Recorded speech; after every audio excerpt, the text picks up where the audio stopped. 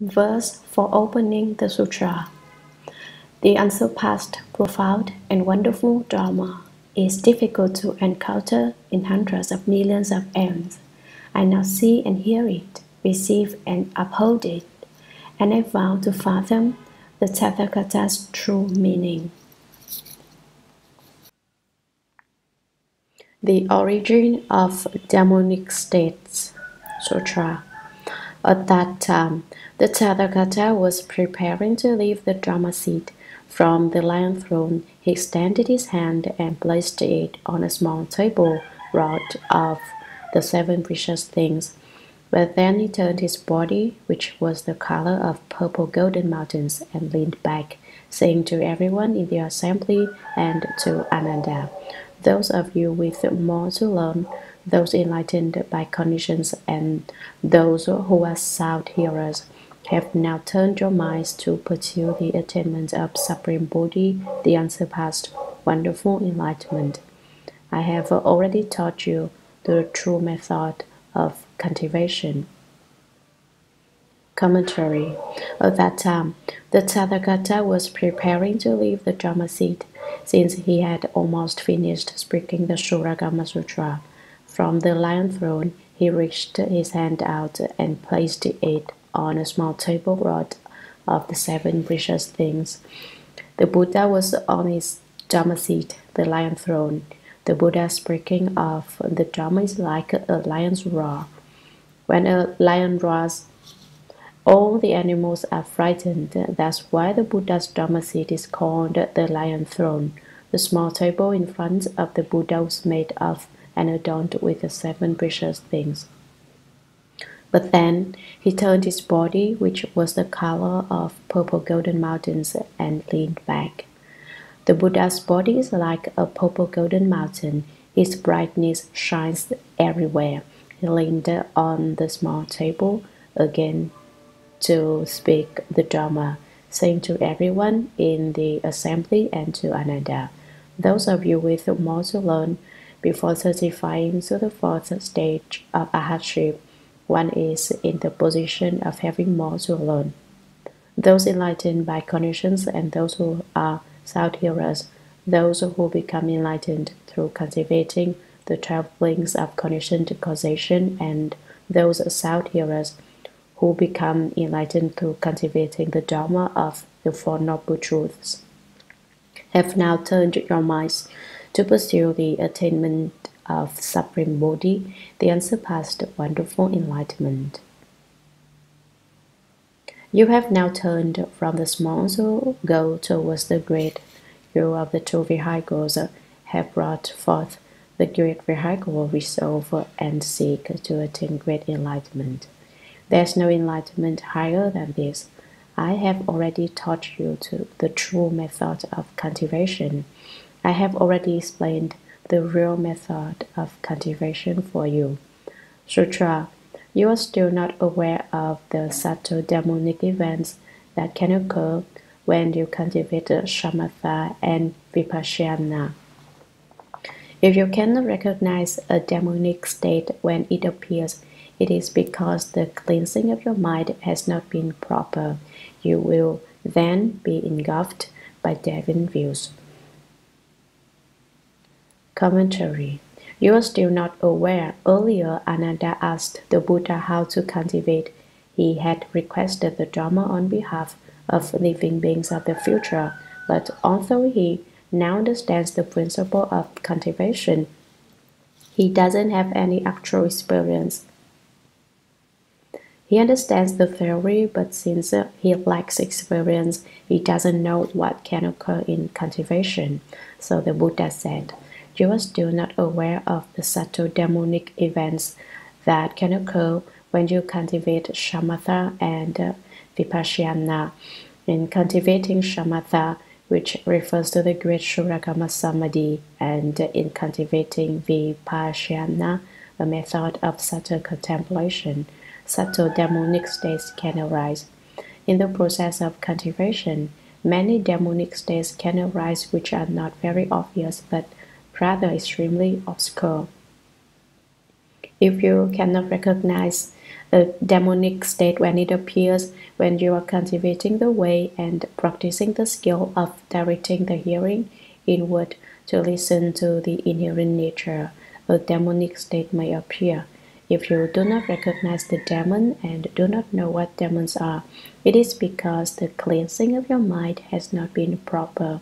You have been cleansing your mind, but what you have done is slightly incorrect, not in accord with proper knowledge and views. For that reason, you will then be engulfed by deviant views. If your knowledge and views are the slightest bit improper, you will be caught up in deviant views. Sutra. You may be troubled by a demon from your own skandhas, or a demon from the heavens, or you may be possessed by a ghost or spirit, or you may encounter a Li ghost or a Mei ghost. If your mind is not clear, you will mistake a thief for your own son. Commentary. You may be troubled by a demon from your own skandhas, that is, a demon produced from your own mind, or one of the 10 kinds of demons produced from the fourth skandha, which is also of your own making. Or it may be a demon from the heavens. Why should a demon from the heavens come to disturb you? It's because you have cultivated to the point that you have some samadhi. Having samadhi is no problem in itself, but what happens is that the demon king's palace starts to shake. It seems just like an earthquake.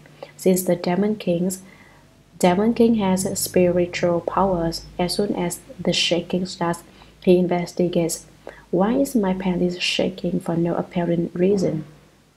Why is it breaking apart? Aha! He discovers that someone in the world is about to accomplish the way, and that the strength of that person's samadhi is shattering his palace. The demon king thinks, so you want to destroy me? Well, I'm going to destroy your samadhi first. Then he comes to wipe out your samadhi power. Or you may be possessed by a ghost or spirit. When the ghosts and spirits see that you are about to realize the fruition in your cultivation, they become jealous. They think, oh, so you are going to realize the fruition. We are going to destroy your cultivation first. Then they enter your mind and possess your body, making it impossible for you to perfect your samadhi power. They cause you to catch on fire and become possessed. Didn't the preceding passage of text talk about being possessed by a demon? This is very important. Why do you become possessed by a demon? Because the cleansing of your mind has not been proper, and because your motivation is improper. With even the slightest deviant thought, you get caught by a demon. This is known as catching on fire and entering a demonic state. Or you may encounter a Li ghost, or a Mei ghost, or a Wan Liang. Those are types of ghosts and goblins. If your mind is not clear, you will mistake the thief for your own son. If you encounter such a state and fail to recognize or understand it, you will end up mistaking a thief for your son. Think about it. How can they not rob or steal your possessions? If you invite a thief into your home, then all the priceless treasures in your house will be stolen. What are your priceless treasures? I will tell you frankly. And be sure to remember this. You should believe what I say. Whatever you do, don't fail to believe what I say. Why? Because it is important for your future and to your life. What are your treasures? They are your very own treasury of the Tathagata. Can your treasury of the Tathagata be stolen? Didn't I mention essence, energy, and spirit before? If you want to regain your treasury of the Tathagata, you first have to protect your essence, energy, and spirit. If you fail to guard these three, you will allow your wealth to be robbed from you, so be careful. January 1983. All people like money. They think what heaven has conferred is called money. According with nature is called money. Money may not be left for an instant. If it could be left, it would not be money.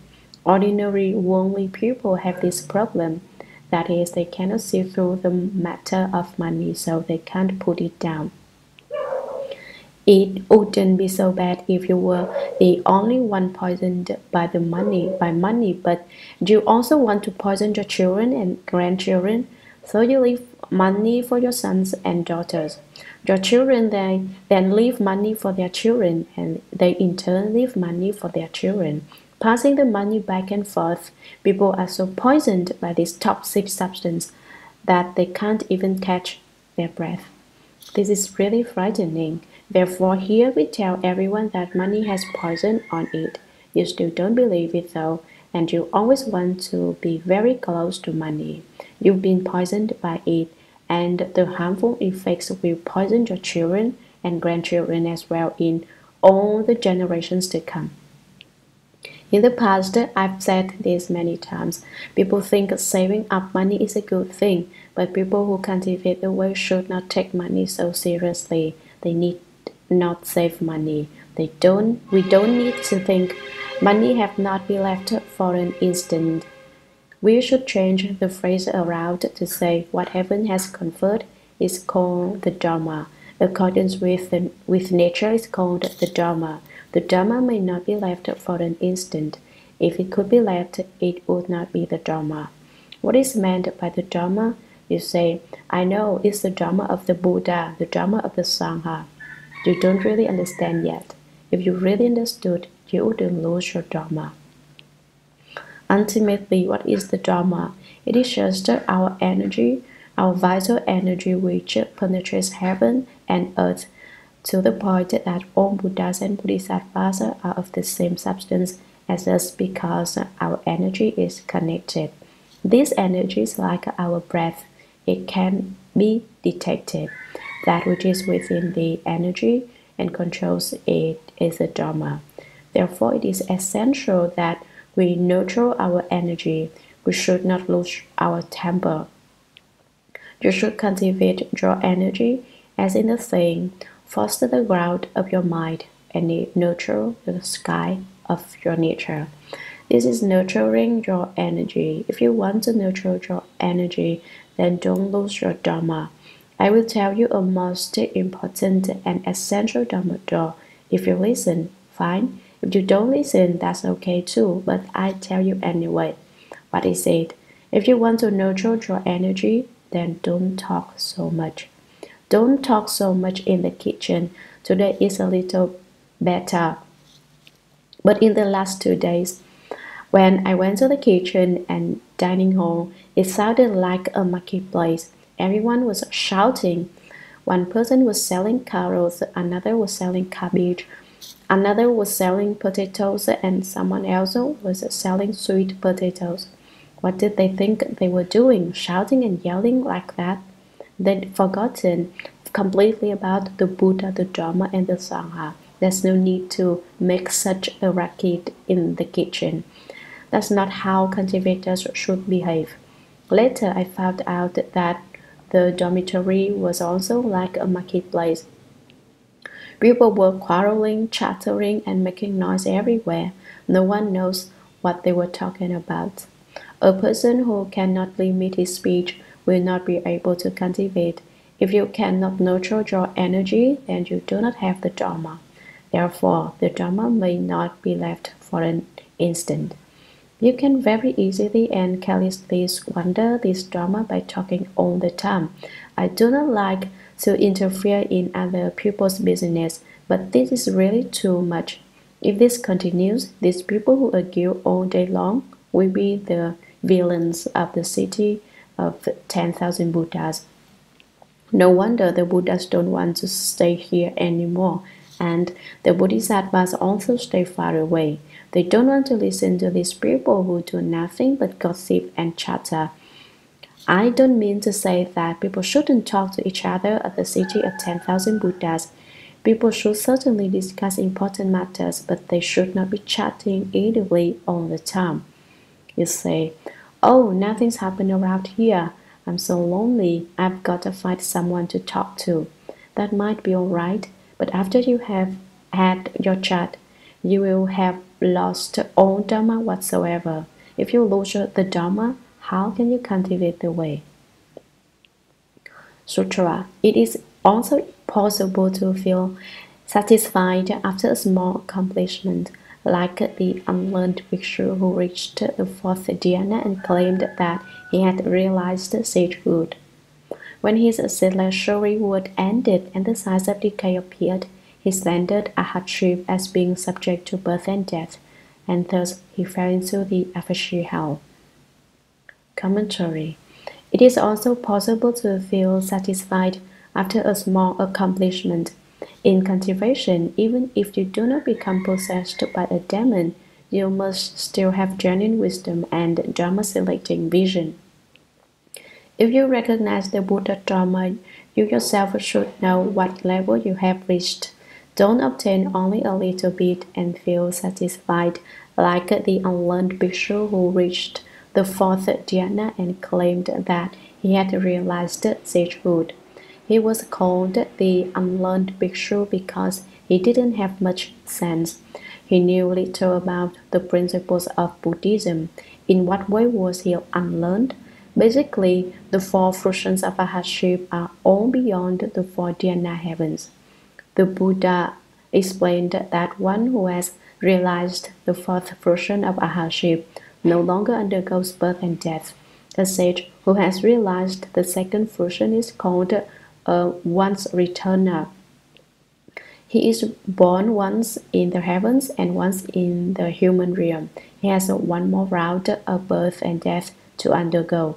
The sage of the first fruition has 7 more rounds of birth and death to undergo. All of these days surpass the 4 dhyana heavens. The unlearned bhikshu had only reached the level of the 4th dhyana heaven in his cultivation, but he thought he had already realized the 4th fruition of Arhatship.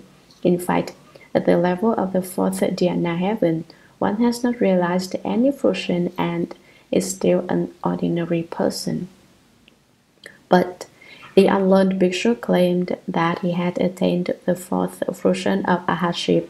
Now, however, people think that the level of the 4th stage Arhat is still too low for them, and they brazenly claim that they themselves are Buddhas.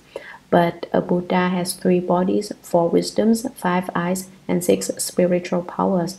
You can ask those people who claim to be Buddhas how many spiritual powers they have. Ghosts have 5 of the 6 spiritual powers. They lack the spiritual power of freedom from outflows. Of the fruition of Buddhahood, one has all 6 spiritual powers. I believe that anyone who claimed to be a Buddha would not have even 1 spiritual power, let alone 5 or 6. Only someone lacking spiritual powers would claim to be a Buddha. Anyone with even 1 spiritual power wouldn't tell such a great lie. When his celestial reward ended, when his life in the heavens came to an end and the signs of decay appeared. Do you remember the 5 signs of decay? When the life of a heavenly being comes to an end and he is about to die, these the 5 signs appeared. He slandered Arhatship as being subject to birth and death, and thus he fell into the Avashi hell. When his blessings in the heavens ran out, the 5 signs of decay appeared, and his life in the heavens came to an end. The unlearned bhikshu got angry. What was he angry about? He said, "I've been deceived by the Buddha. The Buddha is a charlatan." He said that when you realize the 4th fruition of Arhatship, you don't have to undergo birth and death ever again. Why is my life coming to an end now? Why do I have to be reborn? Why do I have to undergo transmigration again? The 5 signs of decay are: the flowers on the gods' crowns wilt, their clothes become dirty, their armpits sweat, Their bodies become smelly and filthy, and they cannot sit still. Buddha is a liar. Guess what happened when he slandered the Buddha like that? He fell into the Avashi hell. The Avashi hell is also called the relentless hell. Basically, he had not realized the fourth fruition of Ahaship at all, but he claimed that he had. When he used up his celestial blessings and reached the end of his life, he fell into the lower realms. He did not realize his mistake and said that the Buddha had spoken the Dharma incorrectly. In fact, the Buddha had said, "You have not realized the fourth fruition of Ahaship. If you had, naturally there would be no more birth and death for you. How could the five signs of decay appear?" Upon slandering the Buddha, the unlearned bhikshu immediately fell into the relentless hell, the Avashi hell. Where do you suppose those people who claim to be Buddhas go? I don't know where they end up. Sutra, you should pay attention. I will now explain this for you in detail. Commentary. You should pay attention, Ananda. You should pay special attention. Listen carefully. I will now explain this for you, Ananda, and for everyone else in great detail, so don't disappoint me. Sutra. Ananda stood up and, with the others in the assembly, who had more to learn, bowed joyfully.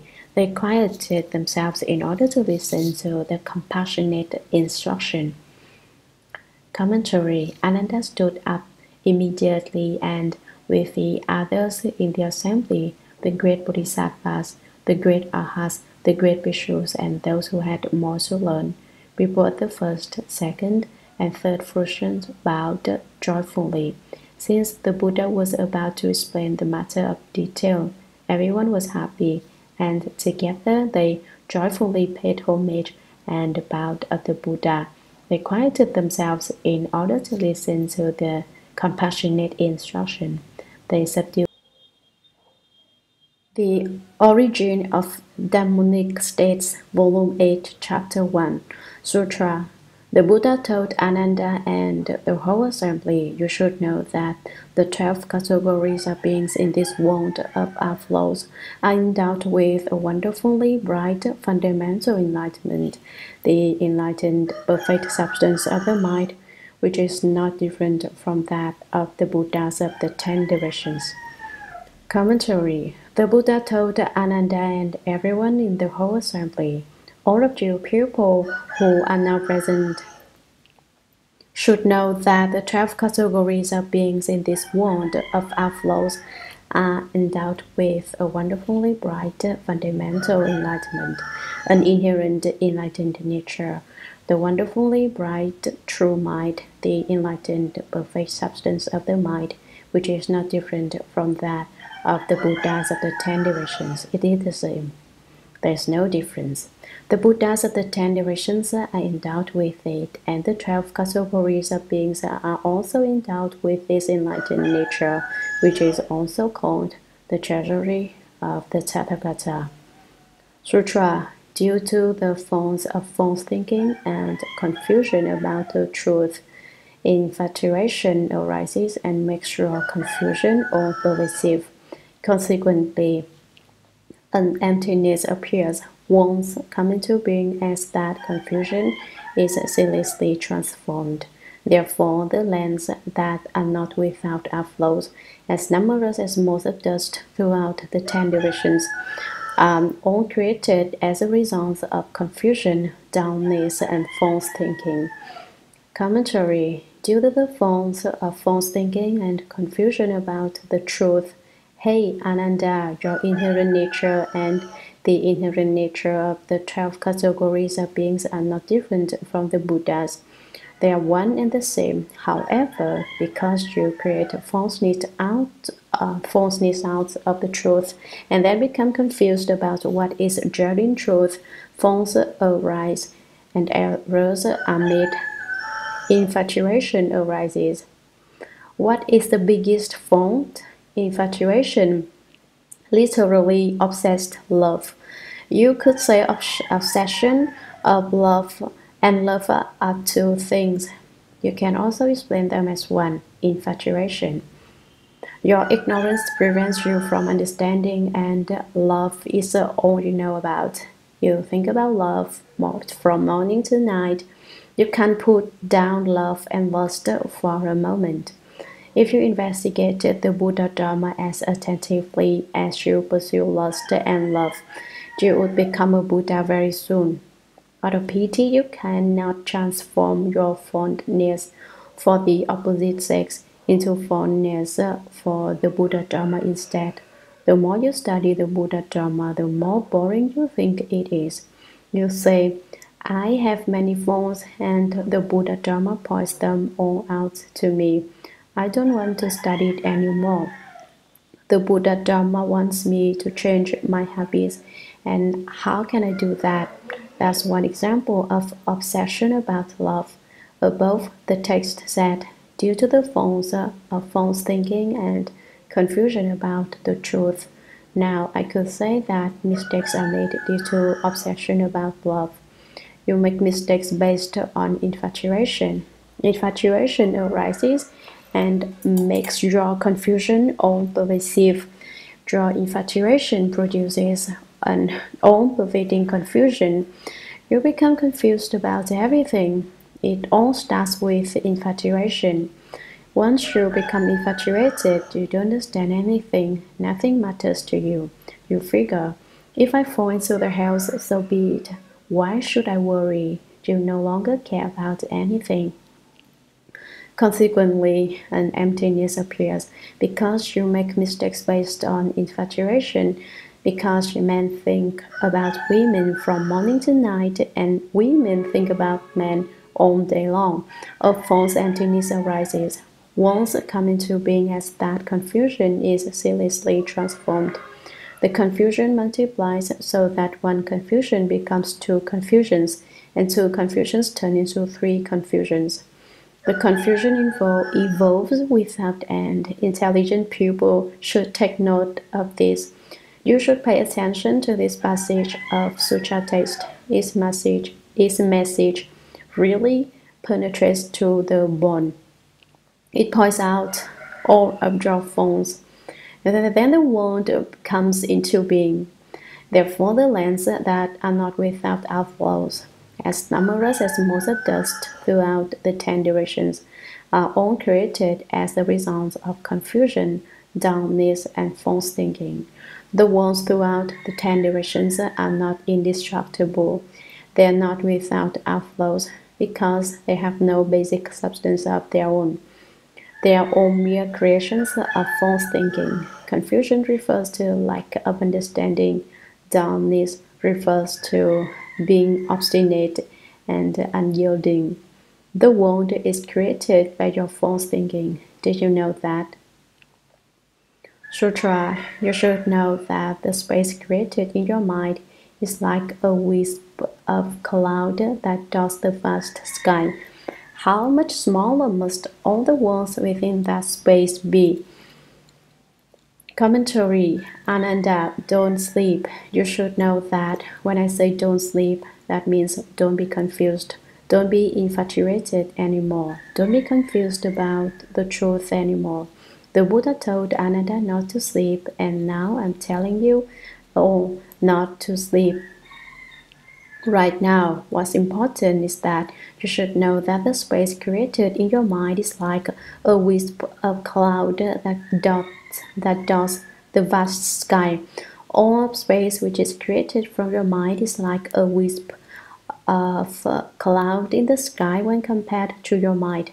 A wisp of cloud in the sky is tiny, and the sky representing your mind is vast. Earlier, the sutra said, the space created within great enlightenment is like a single bubble in all the sea.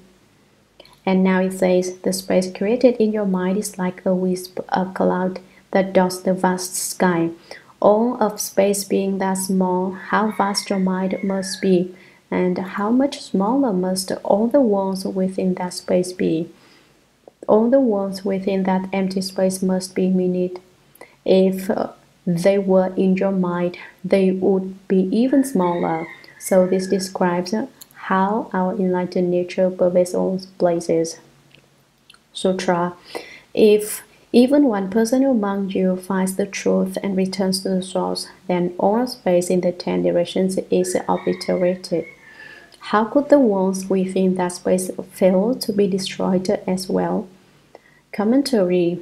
If even one person among you finds the truth and returns to the source, finding the truth and returning to the source means becoming a Buddha. Realizing the fourth fruition of Arhatship can also be called finding the truth and returning to the source. Ananda, if one person among you becomes a Buddha, then all of space in the 10 directions is obliterated. How could the worlds within that space fail to be destroyed as well?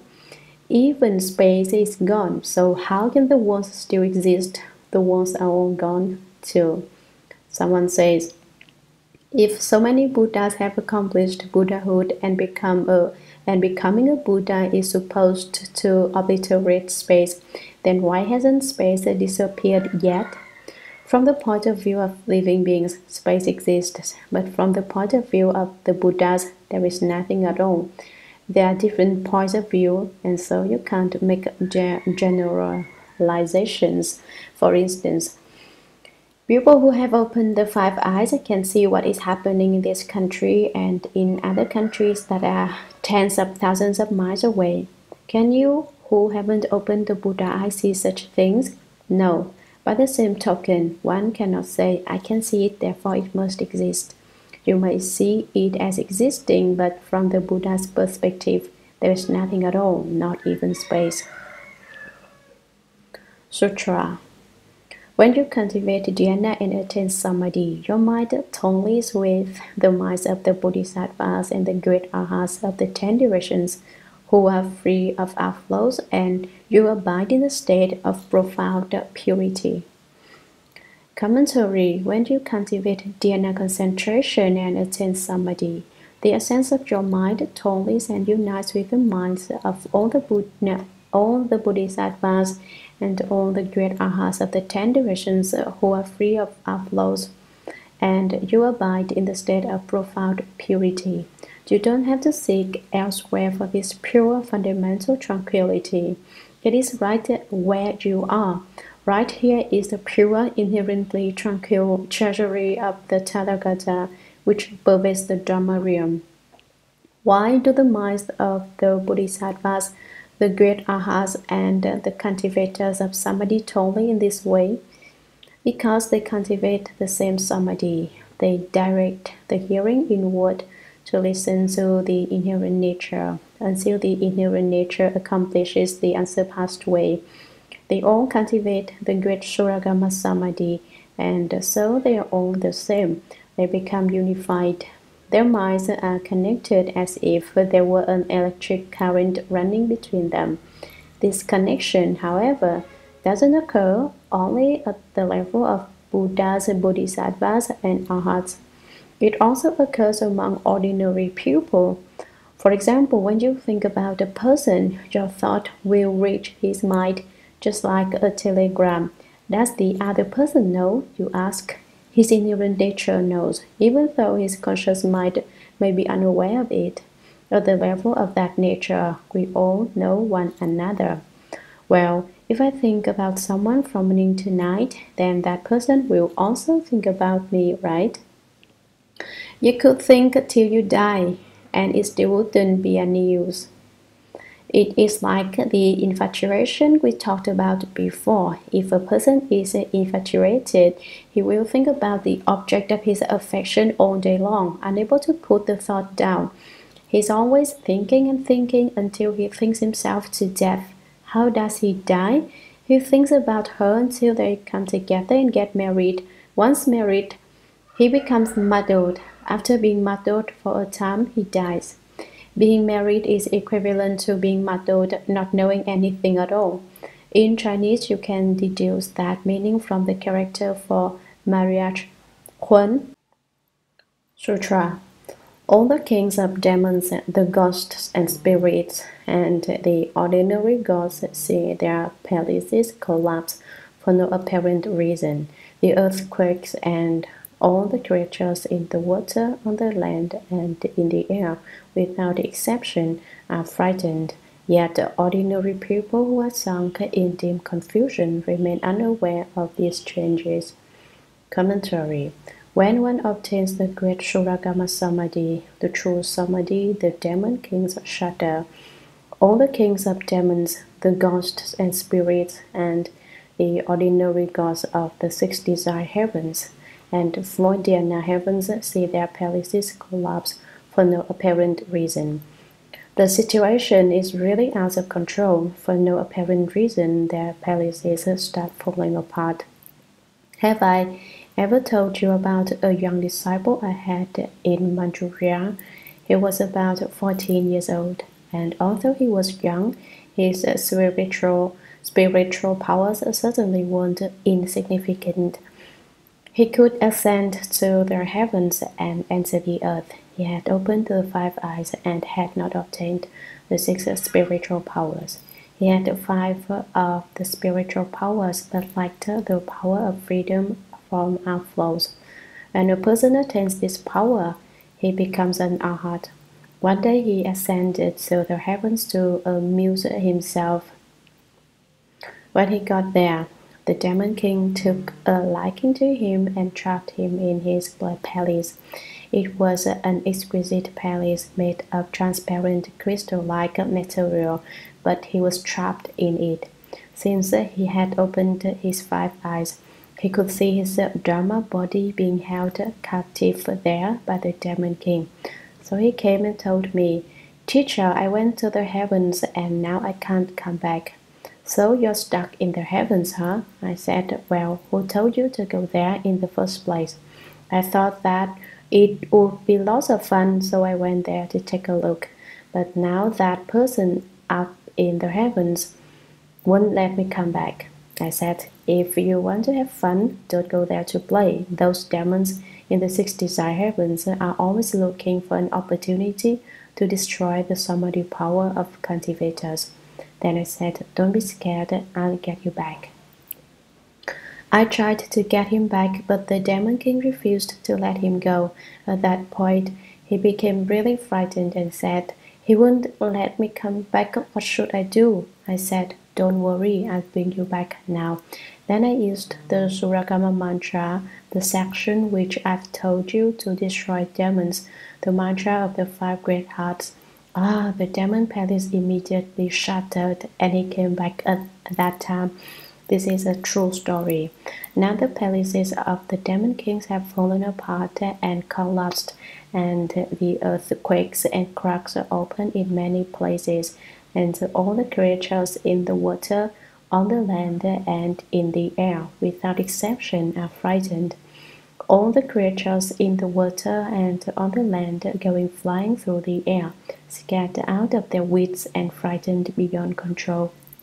Yet, ordinary people who are sunk in deep confusion remain unaware of these changes. Ordinary people do not have such sharp perception, and they do not realize the earth is undergoing all these changes. They are not sensitive enough to perceive the six kinds of quaking occurring in the earth. Sutra. All these beings have five kinds of spiritual powers. They lack only freedom from outflows because they are still attached to worldly passions. How could they allow you to destroy their palaces? That is why the ghosts, spirits, celestial demons, sprites, and goblins come to disturb you when you are in samadhi. Commentary. Now do you understand why do the demons come? It is just because all these celestial beings, ghosts, and spirits have five types of spiritual powers, which are the celestial eye, the celestial ear, the knowledge of others' thoughts, the knowledge of previous lives, and the complete spirit. But they don't have the power of freedom from outflows. If they obtained that power, they wouldn't trouble you anymore. But since they haven't obtained it, they still want to be evil and come to destroy you. They lack only freedom from outflows. It is not easy to attain the power of freedom from outflows. What does this mean?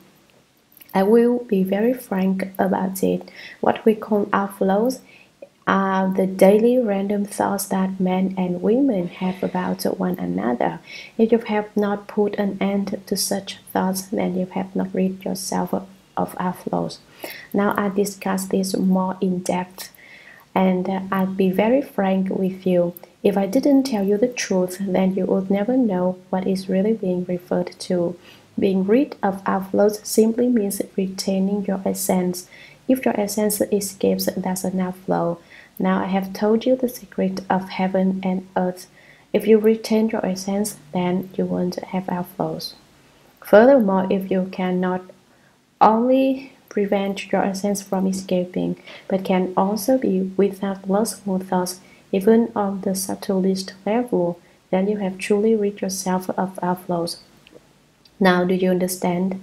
Why haven't the celestial demons achieved freedom from outflows?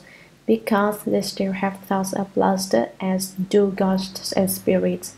Because they are still attached to worldly passions. Worldly passions are simply a form of lust. That's what they indulge in. How could they allow you to destroy their palaces? Since they are attached to lust, they do not want to see you renounce it. They want you to be greedy for it too. The two of us are good friends, they will say. I haven't put this down, so you can't just run away and renounce it. That's why they come.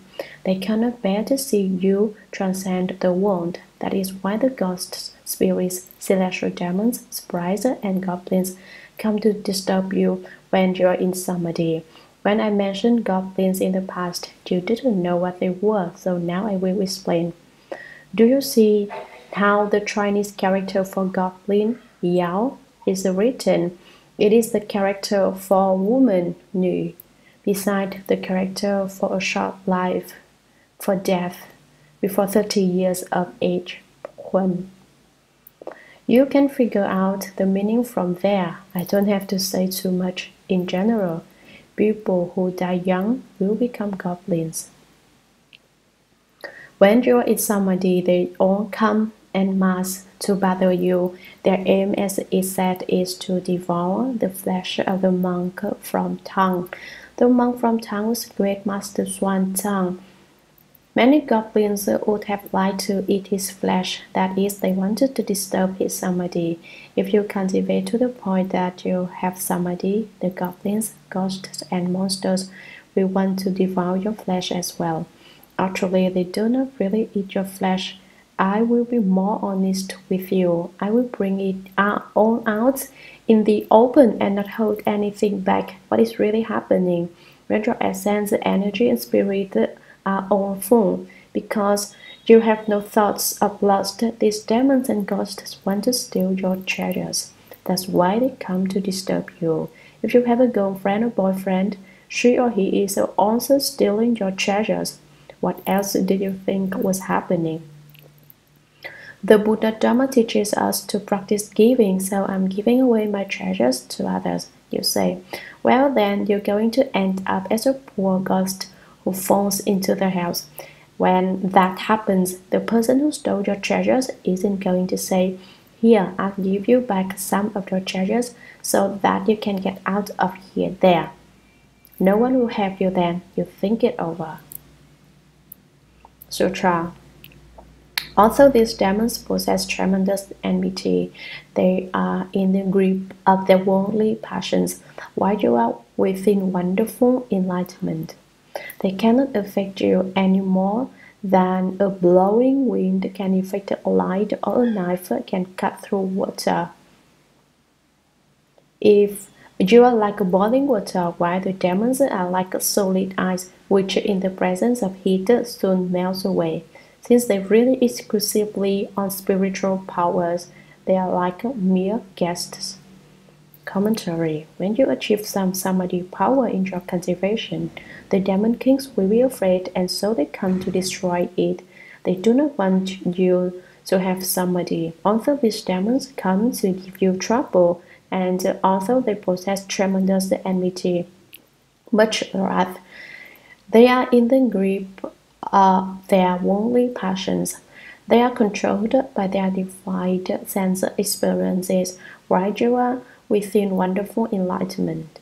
They cannot affect you any more than a blowing wind can affect light or a knife can cut through water. They cannot do anything to you just as a blowing wind could not make light move. And just as a knife, however many times it is slashed through water, could not harm the water.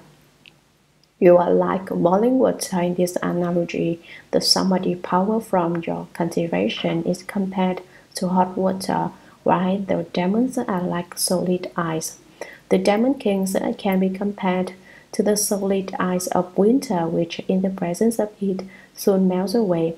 As hot as the ice is, the heat of boiling water gradually causes it to melt. Since they rely exclusively on spiritual powers, they are like mere guests.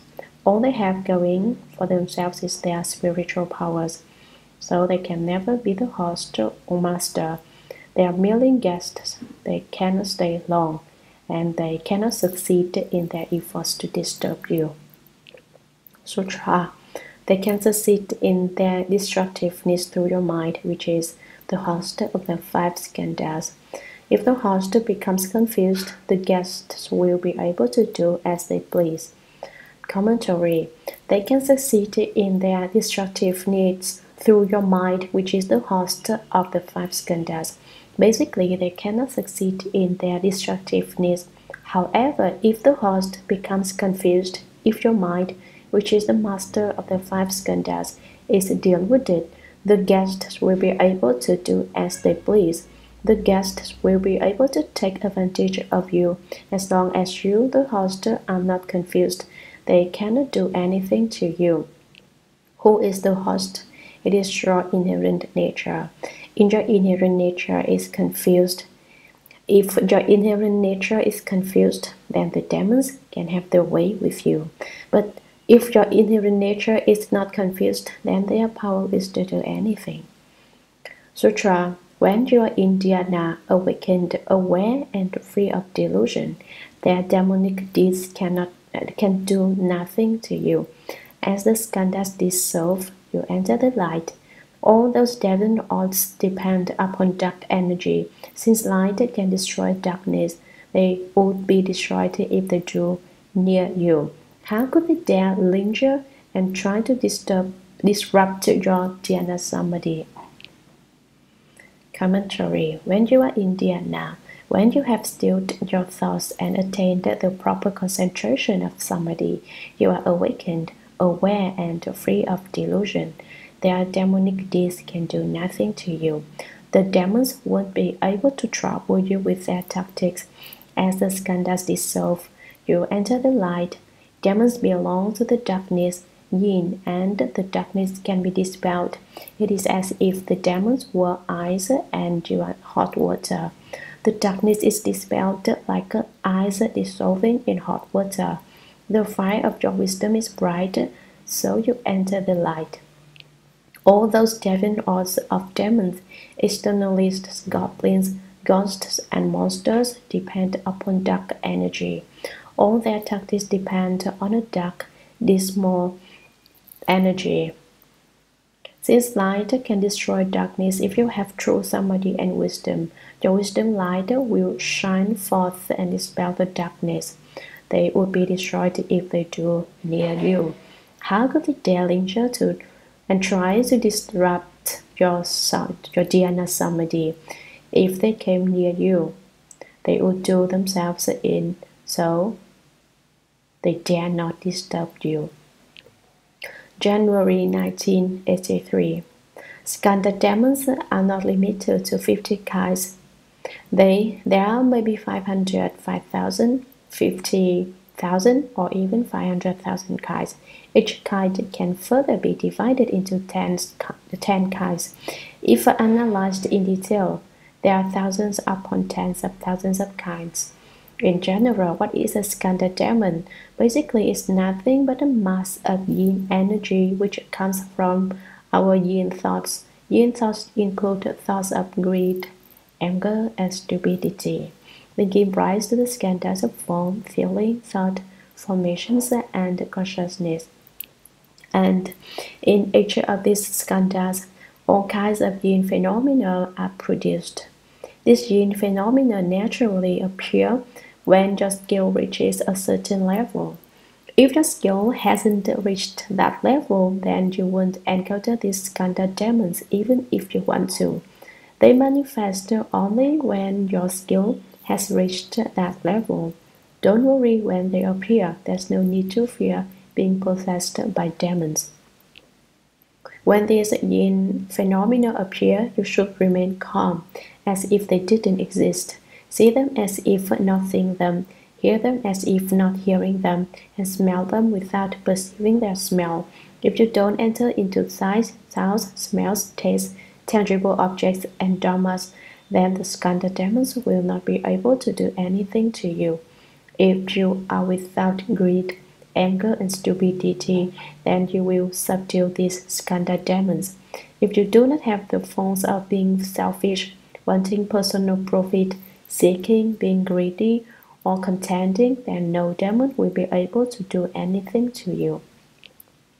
Now, as we are investigating the skandha demons, we should not be afraid of demons. There's no need for fear.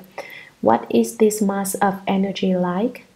There's a rough analogy. When water boils and gives off steam, the rising of the steam indicates that the water is boiling. The demons that you encounter in cultivation are illusory transformations produced from the yin thoughts and yin energy in your nature. If you can remain unmoved by these illusory transformations, then there's no problem. For example, there's nothing strange about boiling water and letting the steam rise. After the steam has risen, you can drink the water. When a person manifests demonic energy, it's like gold being smelted. All the dross is smelted away, leaving only pure gold. Cultivation is like smelting gold. It is said, true gold does not fear the fire of the furnace. You must smelt the pure gold and forge your vara in the indestructible body. To obtain the vara indestructible body, you must apply effort in cultivation at all times, in thought after thought, no matter what level you reach in your cultivation. Do not become happy or afraid.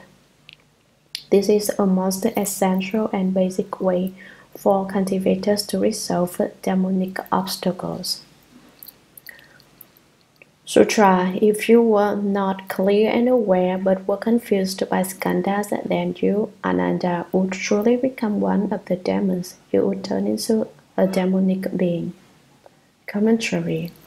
If you were not clear and aware, if you did not understand and wake up, but were confused by the demons of the five skandhas, then you, Ananda, would surely become one of the demons.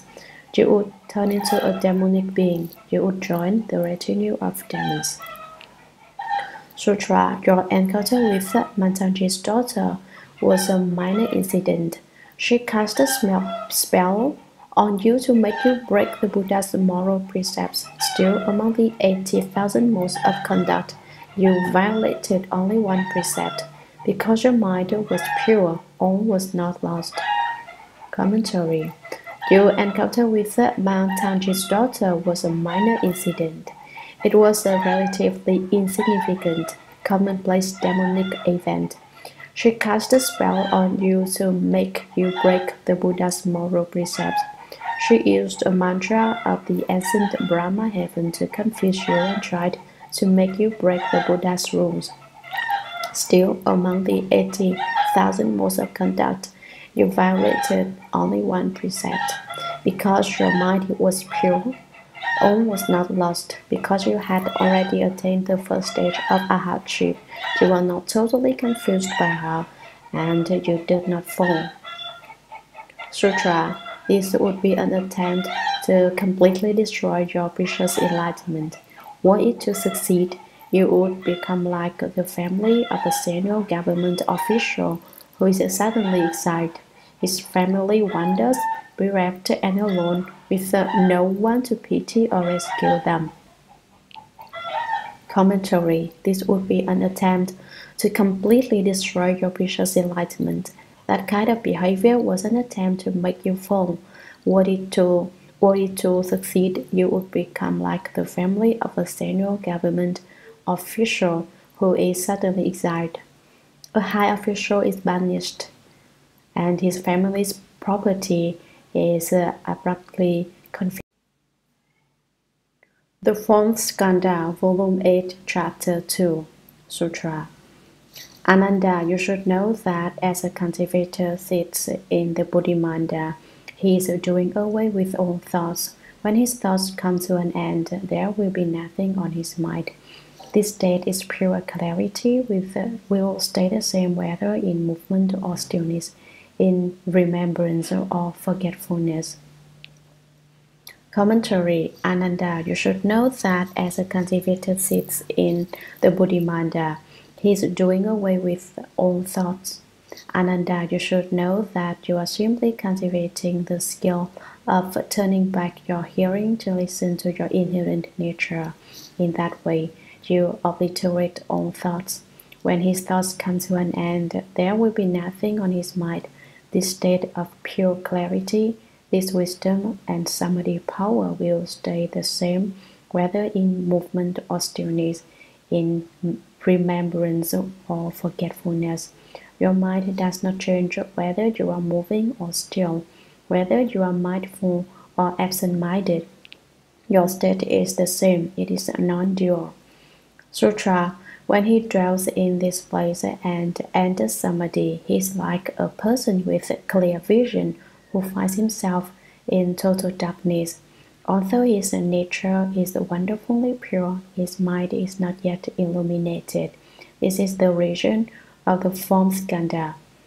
Commentary. When he dwells in this place and enters samadhi, Ananda, when he cultivates samadhi power and resides in a state of purity, that remains the same whether he is moving or still, mindful or forgetful. He is like a person with clear vision who finds himself in total darkness.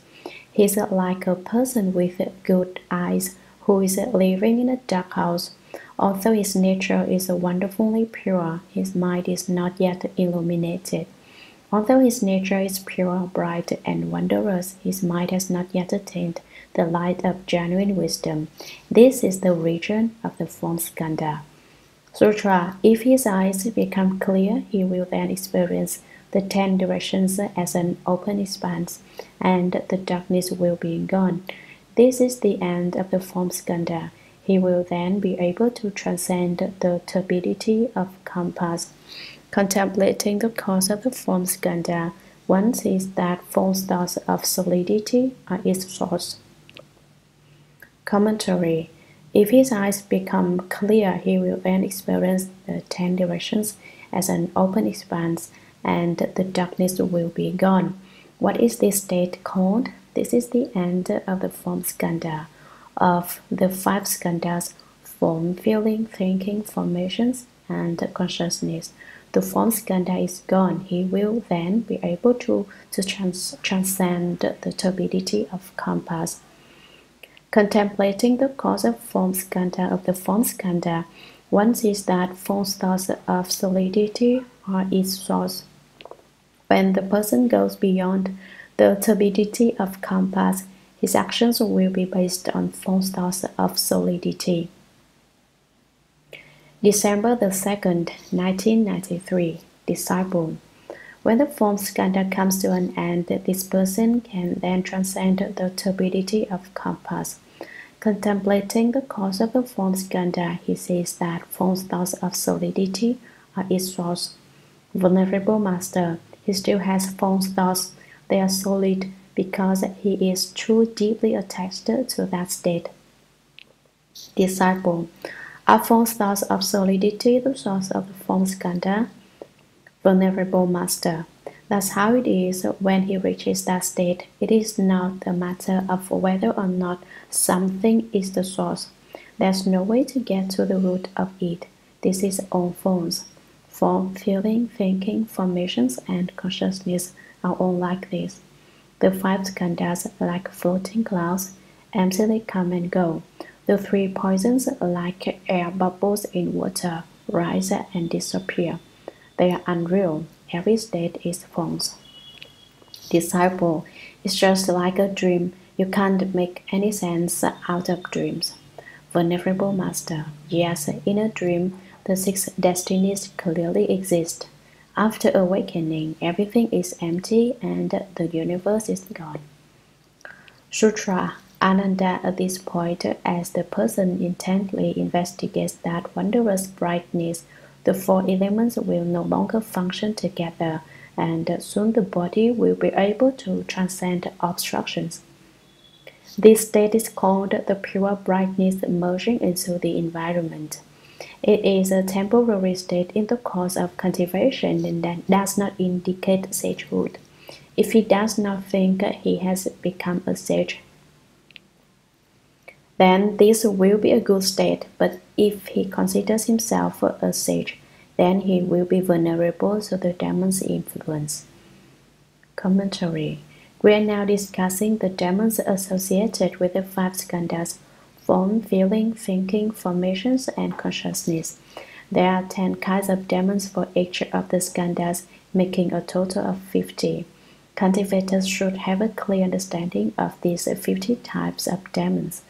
If you are not clear about these states, you could easily end up in the Demon King's retinue, and you won't even know how you got there.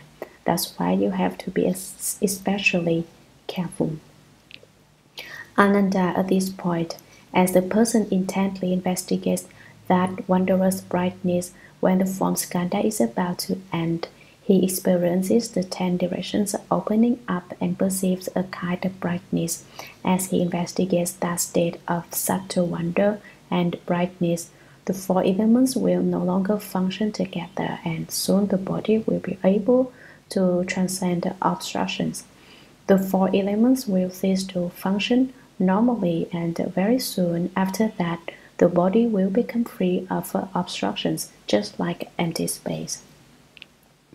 This is known as the body produced by intent. It is another body that can leave the physical body. Earlier, I mentioned my disciple who went to the heavens in his Dharma body, which is also the body produced by intent.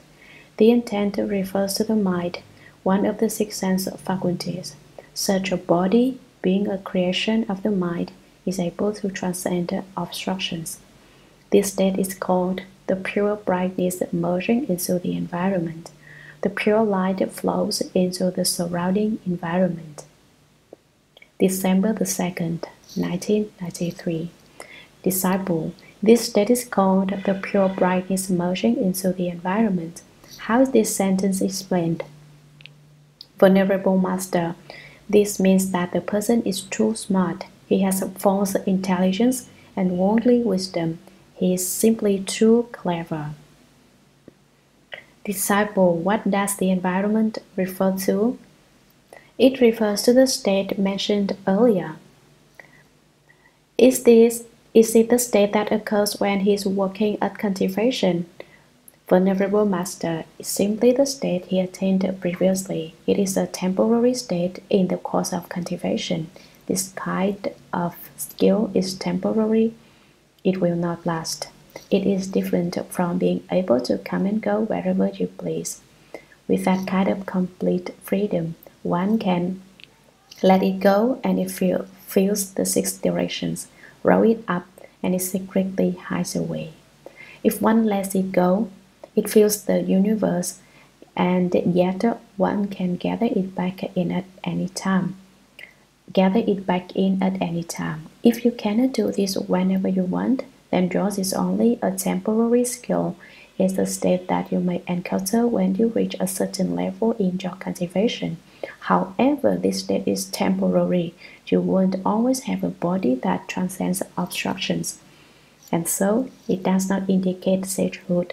You have not reached the fruition of a sage. This isn't what it's like when a sage realizes the fruition. If he does not think he has become a sage, then this will be a good state. That is, you don't say, "Oh, I truly have some skill in my cultivation. I can actually send a body out through the top of my head." If you become arrogant like that, what happens? It's all over you. However, if you don't interpret this state as proof that you have attained to sagehood, then this state is no great hindrance. There is nothing particularly wrong with it. But if he considers himself a sage, then he will be vulnerable to the demon's influence. You might say, "Oh, my skill is extraordinary. I'm fantastic. I'm a sage who has transcended the world. I'm an arhat."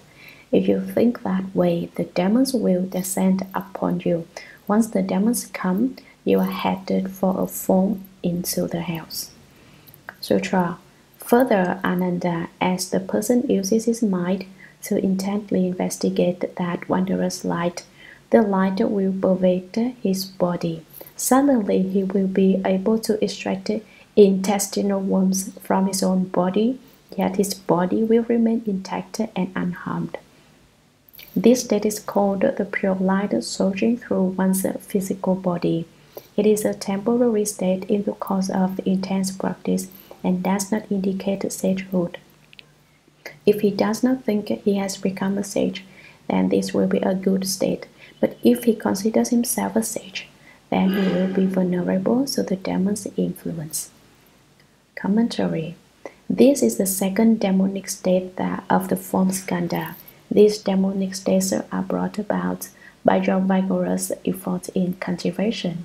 If you were not working hard, you could not attract such demonic states even if you wanted to.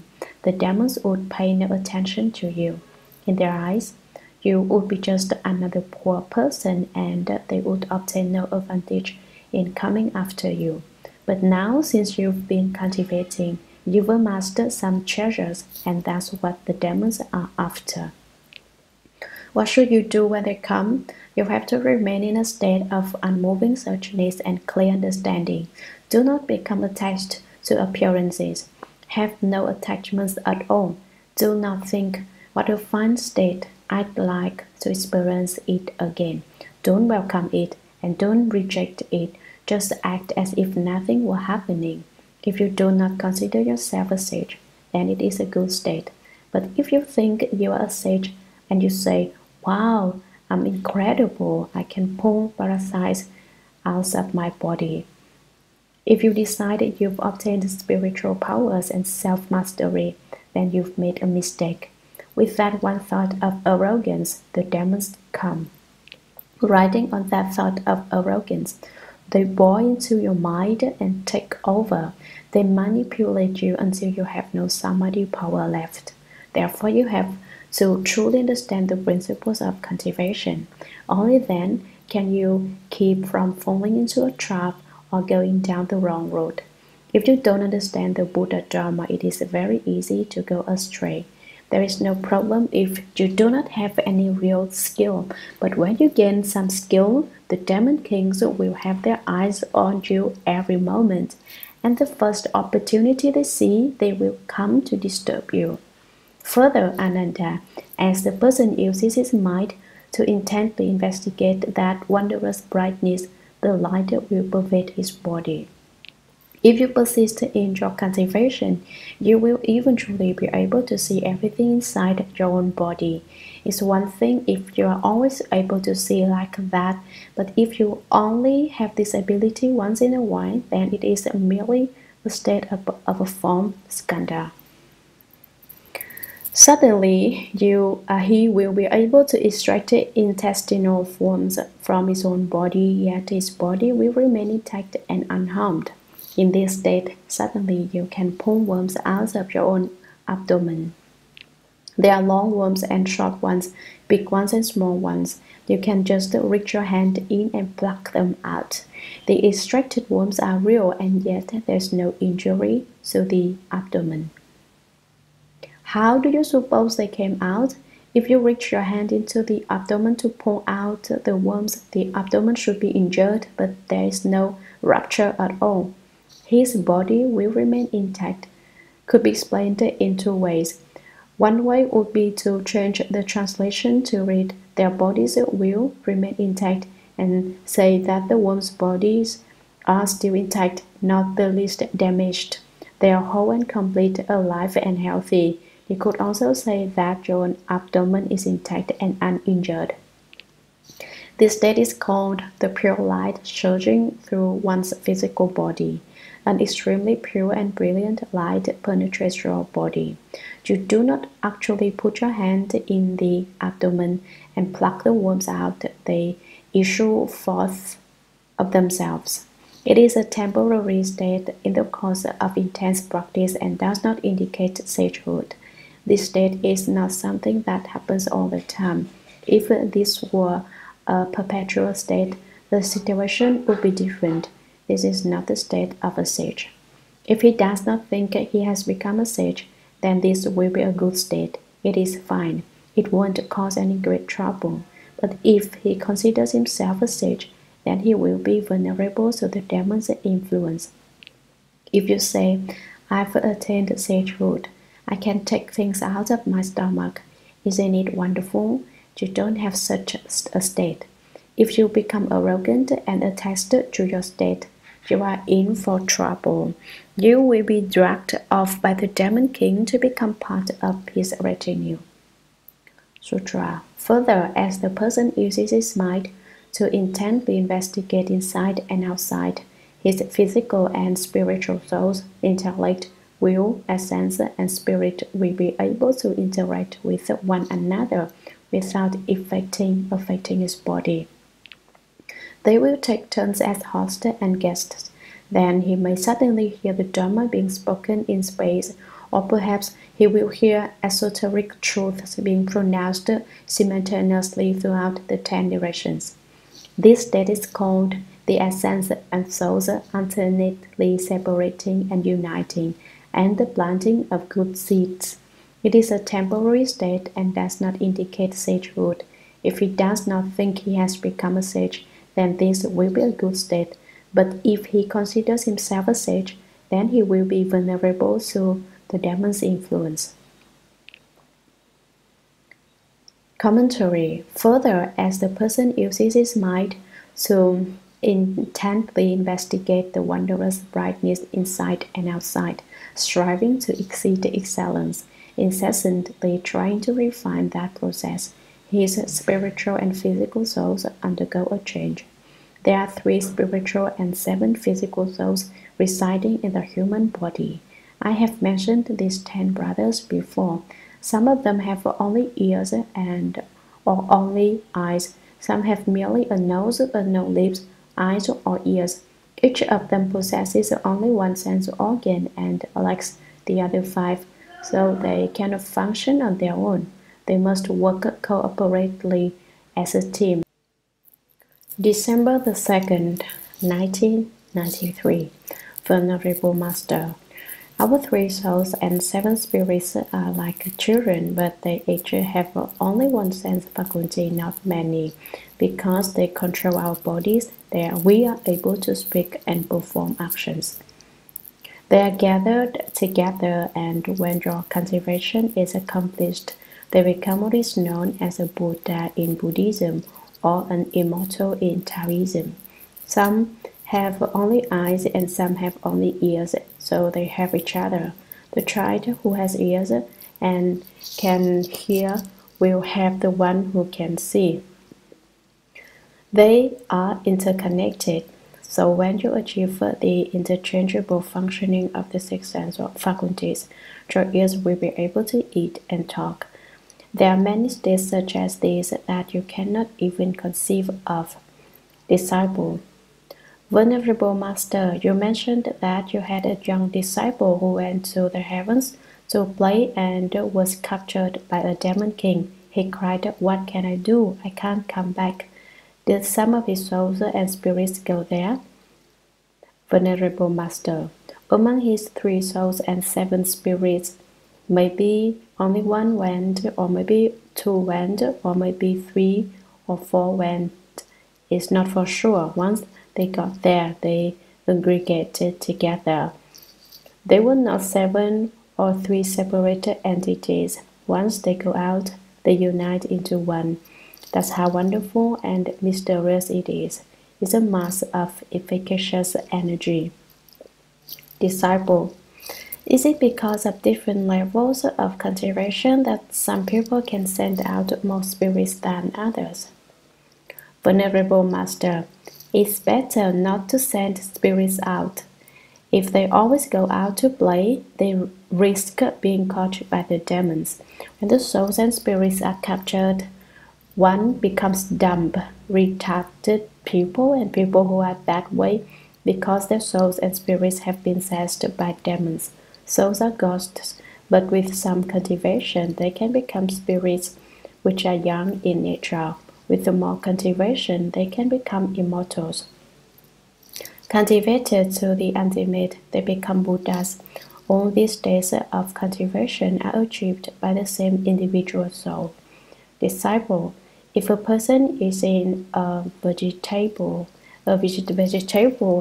or comatose state, or has lost some of his 3 souls and spirits and 7 spirits, although his physical body is still intact, will the spirits and souls which have left him become another person?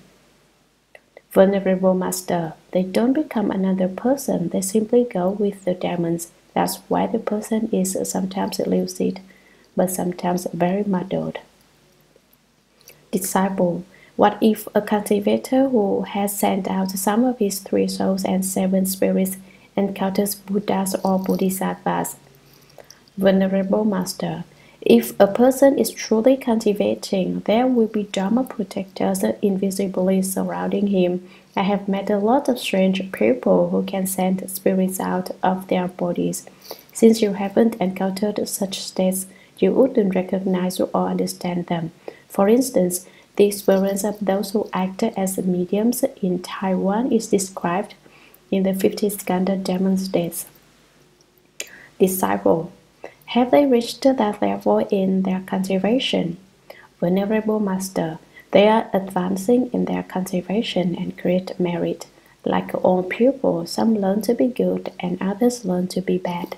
Those who learn to be bad join the retinue of the demon kings. These 10 souls, together with the intellect, will, essence, and spirit, will be able to interact with one another without affecting his body. They will take turns as host and guests. They trade off roles and assist each other. They take turns playing the roles of the host and the guests. Then he may suddenly hear the Dharma being spoken in space. Someone is lecturing on the sutras in space. Who is it? He can hear the voice, but he can't see the person. In fact, it is just his own spiritual and physical selves. His intellect, will, essence, and spirit take turns as host and guests to lecture. Or perhaps he will hear esoteric truths about truths being pronounced simultaneously throughout the 10 directions. Maybe you hear the sutras and the Dharma being spoken in space. Why? Because in your cultivation in previous lives, you heard the sutras and the Dharma being spoken, and your spiritual and physical souls, intellect, will, essence, and spirit have not forgotten that. Thus, in this life, when the pressure in your cultivation reaches a peak, these past experiences come forth. This state is called the essence and souls alternately separating and uniting, and the planting of good seeds. They cooperate with one another, coming together as one party or forming groups. They may speak the Dharma to enable you to understand what you didn't understand before, so that you can plant the seeds for future good roots. It is a temporary, not a permanent state, and does not indicate sagehood. Don't get the idea that this state is extraordinary and say, look at me, I don't need to go to the sutra lectures. I can hear the Dharma being spoken in space at any time I want. You may hear Dharma being spoken, but that doesn't mean you have realized sagehood. If he does not think he has become a sage, if you don't become arrogant and think yourself extraordinary, if you don't try to deceive others, then this will be a good state. Suppose you say, wow, I can hear the Dharma even when no one is lecturing the sutras. Has that ever happened to you? No. Well, that is happened to me. But if you advertise your state to get people to believe in you, what will happen? If he considers himself a sage, then he will be vulnerable to the demon's influence. As soon as you become self-satisfied and attached, thinking you're really great, the demons will possess you and make you fall.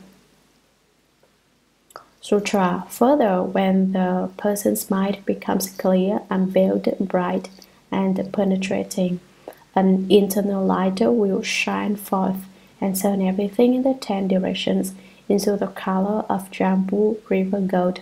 All the various species of beings will be transformed into Tathagatas.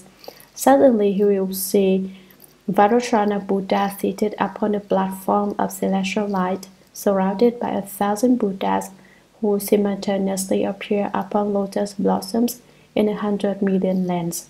This state is called the mind and soul being instilled with spiritual awareness.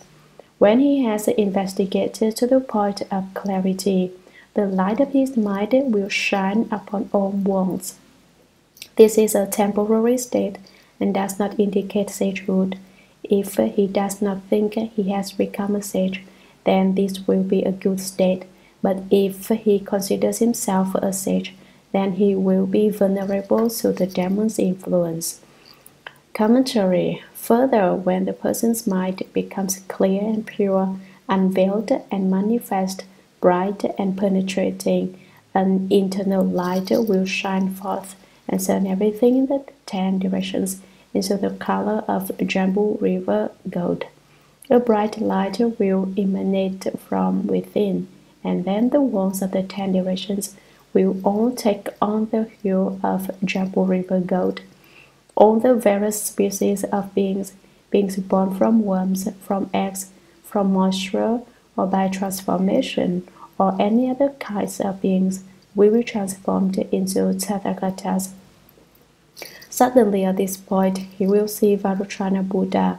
Vajrayana means pervading everywhere and is the name of the Buddha.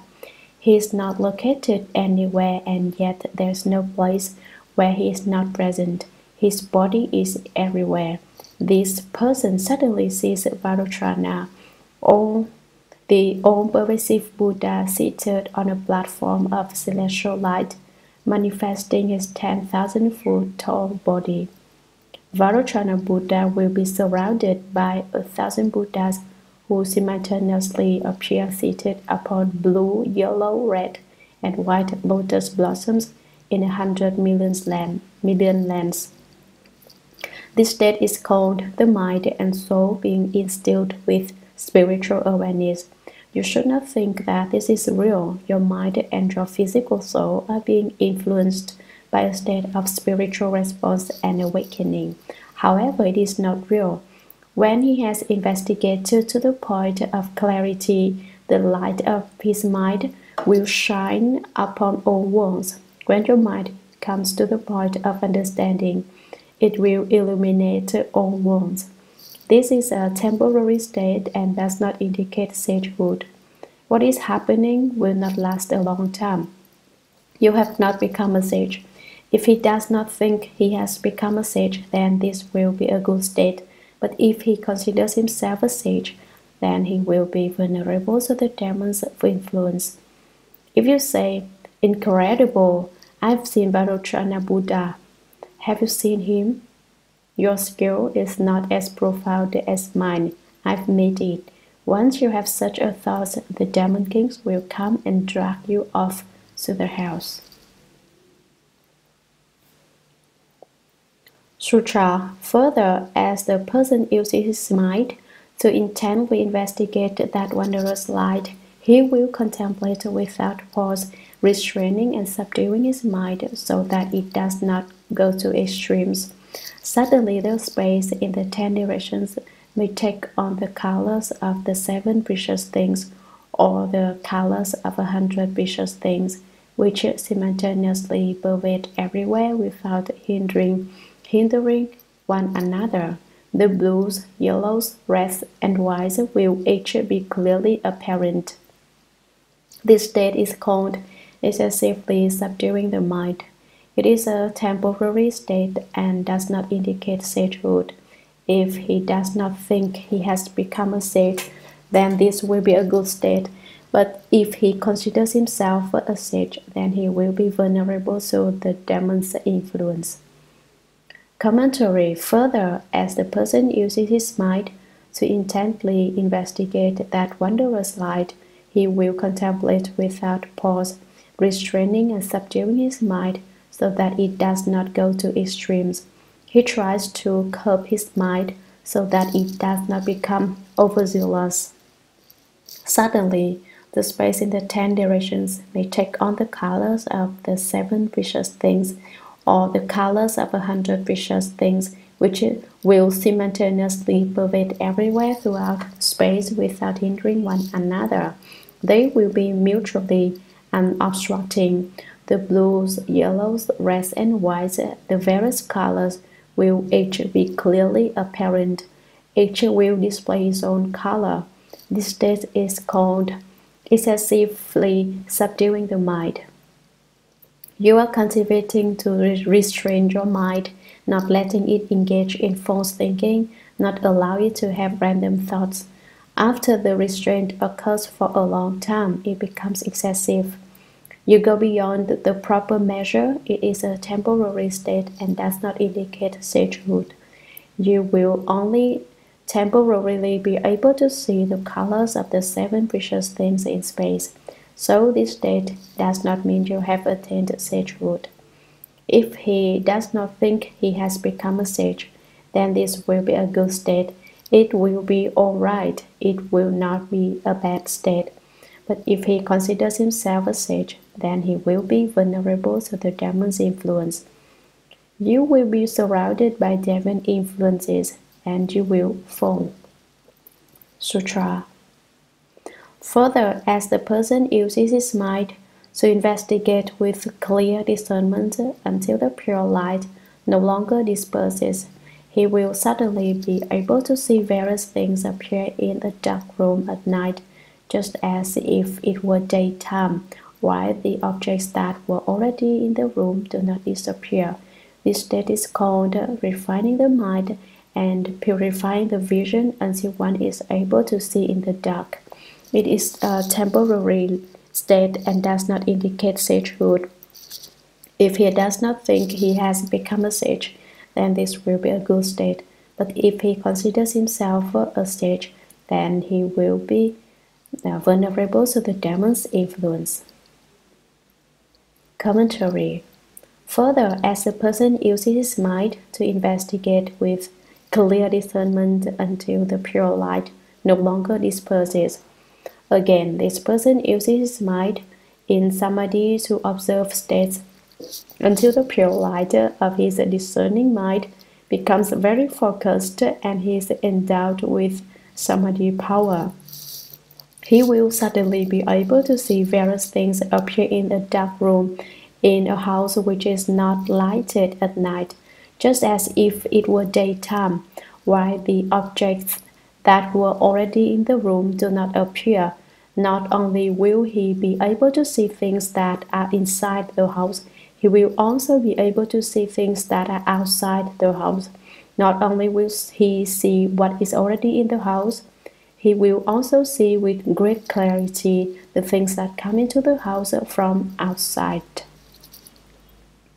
This state is called refining the mind and purifying the vision until one is able to see in the dark. Your mind is refined to the utmost extent, and your vision is purified to the extreme point. With such pure vision, you will be able to see even in dark places, but it is a temporary state and does not indicate sagehood. You shouldn't think that this is the fruition of sagehood, because it certainly isn't. If he does not think he has become a sage, then this will be a good state. But if he considers himself a sage, then he will be vulnerable to the demon's influence. If you become conceited and think that you have achieved great skill in cultivation, you will attract demonic obstructions.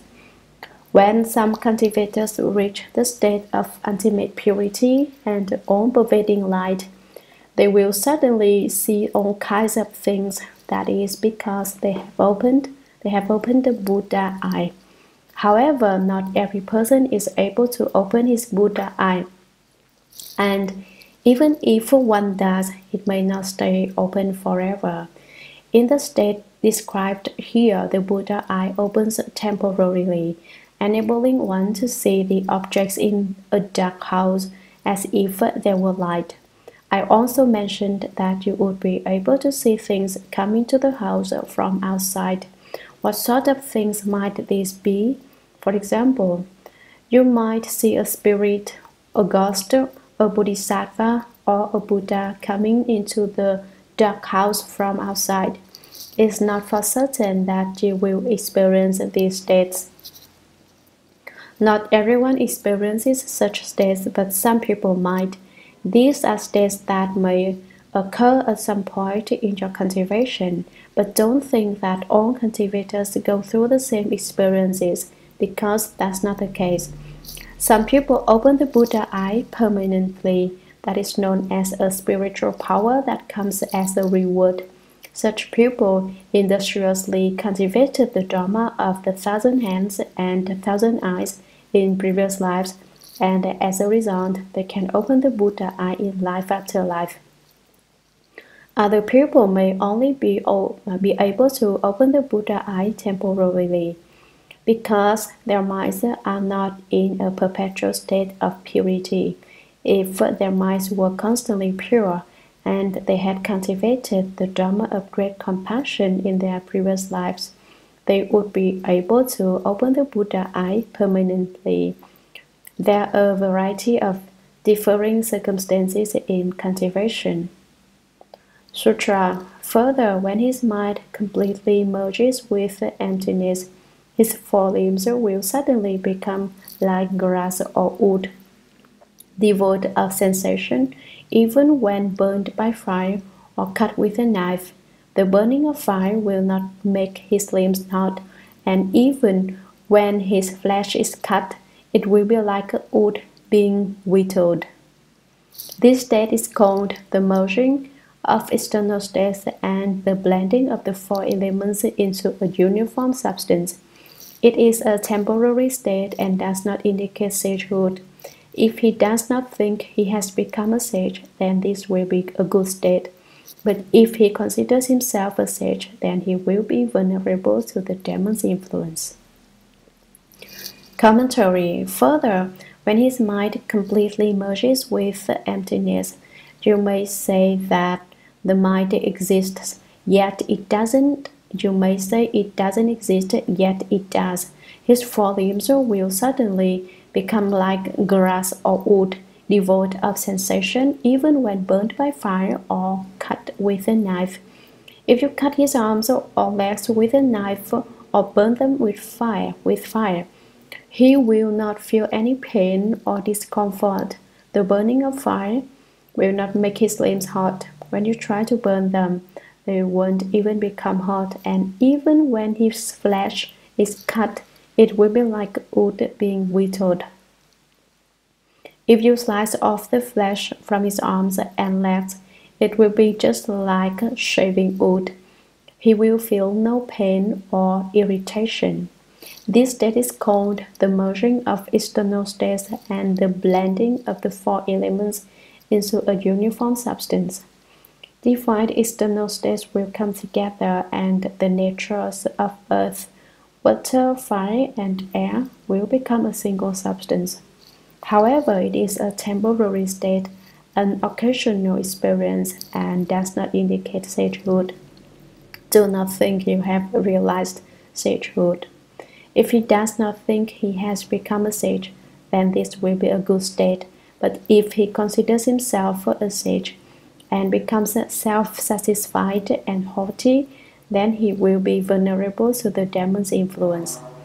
You will be attacked and surrounded by all of divine beings. Sutra. Further, when his mind accomplishes such purity that his skill in purifying the mind has reached its ultimate, he will suddenly see the earth, the mountains, and the rivers in the 10 directions turn into Buddha lands replete with the 7 precious things, their light shining everywhere. He will also see Buddhas, Tathagatas, as many as the sands of the Ganges, filling all of space. He will also see pavilions and palaces that are resplendent and beautiful. He will see the house below and the celestial palaces above, all without obstruction. This state is called the gradual transformation of concentrated thoughts of fondness and loathing. It does not indicate sagehood. If he does not think he has become a sage, then this will be a good state. But if he considers himself a sage, then he will be vulnerable to the demon's influence. Commentary. Further, when his mind accomplishes such purity that his skill in purifying the mind has reached its ultimate, applying his mind to cultivation of the way and to the practice of samadhi, he achieves a state of extreme purity. At that point, he will suddenly see the earth, the mountains, and the rivers in the 10 directions turn into Buddha lands replete with the 7 precious things, their light shining everywhere. Every place will be adorned with the 7 precious things: gold, silver, lapis lazuli, mother of pearl, red pearls, carnelian, and coral.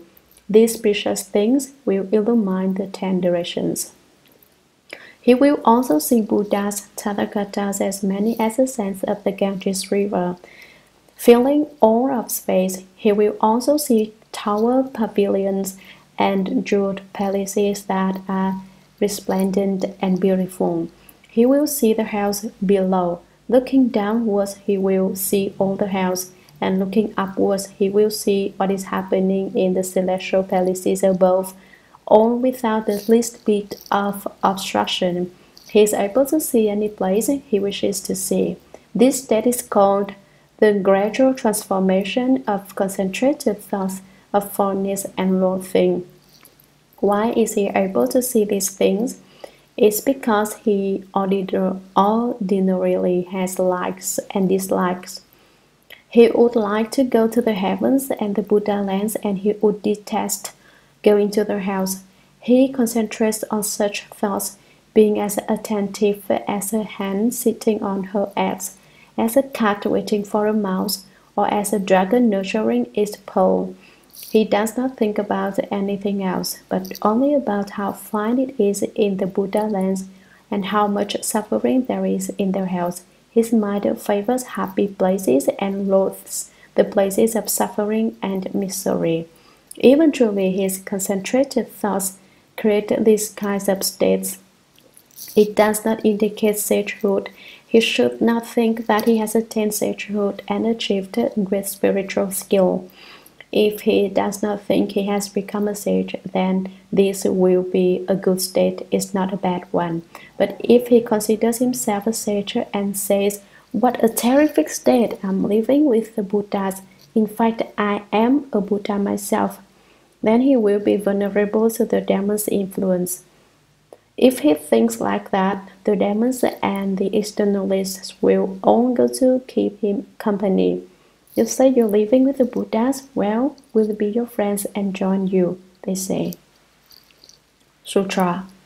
Further, as a person uses his mind to investigate what is profound and far away, he will suddenly be able to see distant places in the middle of the night. He will see city markets and community wells streets, and lanes, and relatives and friends, and he may hear their conversations. This state is called having been suppressed to the utmost. The mind flies out and sees much that had been blocked from view. It does not indicate sagehood. If he does not think he has become a sage, then this will be a good state. But if he considers himself a sage, then he will be vulnerable to the demon's influence. Commentary. Further, as the person uses his mind to investigate what is profound and far away, he will suddenly be able to see various situations in distant places in the middle of the night.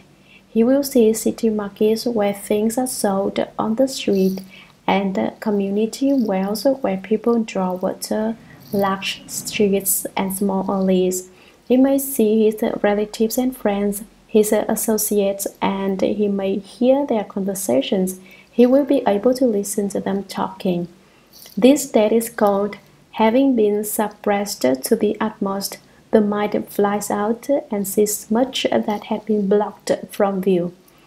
In his cultivation, he restrained the mind from indulging in idle thinking.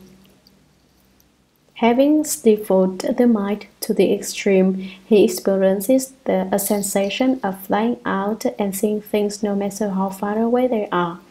Usually he tries not to look at things, but now all of a sudden his mind breaks loose and he can see everything. It does not indicate sagehood. He should not think that this is a good state. If he does not think he has become a sage, then this will be a good, passable state. But if he considers himself a sage, then he will be vulnerable to the demon's influence. If he claims to have realized sagehood when he hasn't, or if he claims to have attained what he hasn't. Sutra. Further, as the person uses his mind to investigate to the utmost point, he may see a good and wise advisor whose body undergoes changes. Within a brief interval, various transformations will occur which cannot be explained. This state is called having an improper mind which is possessed by a living ghost, a May ghost, or a celestial demon, and without reason speaking Dharma that fathoms wondrous truths. It does not indicate sagehood. If he does not think he has become a sage, then the demonic formations will subside. But if he considers himself a sage, then he will be vulnerable to the demon's influence. Commentary. This is the 10th demonic state of the form skandha called false visions and false words. Further, as the person uses his mind to investigate to the utmost point, he may see a good and wise advisor with whom he studied the Dharma in the past, whose body undergoes changes. Right before his eyes, the good and wise advisor suddenly turns into an old man. In the next moment, he becomes a middle-aged person, and in another instant, he turns into a young person. Then, if the good and wise advisor is a man, for example, he suddenly changes into a woman, and the person thinks, oh, probably in his previous life he was a woman. Actually, what he is seeing is not real. These changes are the result of his false thinking. Within a brief interval, various transformations will occur which cannot be explained. Everything changes and becomes different from normal. This is similar to what people who take LSD experience. To them, everything becomes brightly colored and they cannot see clearly. They paint some bizarre paintings which no one can figure out because they just recklessly splash on the colors. After they finish painting, some people say, wow, what a masterpiece. People actually praise them. You see, that's the way it goes. Is it the case that this cultivator has taken a drug? You ask. No, this experience is caused by the demon king. When you take LSD, the demons are also at work, making you experience changes. January 1983. Venerable Master, in our investigation of the 50 skandha demon states, everyone is welcome to bring up an opinion. We want to use everyone's wisdom to investigate the principles. In the Dharma Ending Age, everyone is greedy for quick results and shortcuts. They think they can get a lucky break, just like people who gamble and win at the first try. So some people go running around to a lot of different places. They study esoteric practices and various other dharmas. They hear this place as something to offer, so they go there. Then they hear that place has something, so they run over there. Running here and there, they waste all their time on the road, but in the end, they don't understand anything. We should all recognize this kind of state. If we don't, it will be very easy for us to go astray. Disciple is like taking drugs, which is a serious problem in Western society.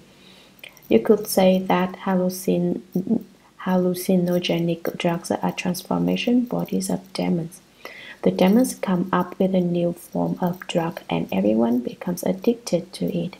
Even though people don't really need to take the drug, a demonic energy combined with their own habits causes them to get hooked. Nowadays, there are many demon teachers who, without the help of drugs, hypnotize people and cause them to see lies and various things.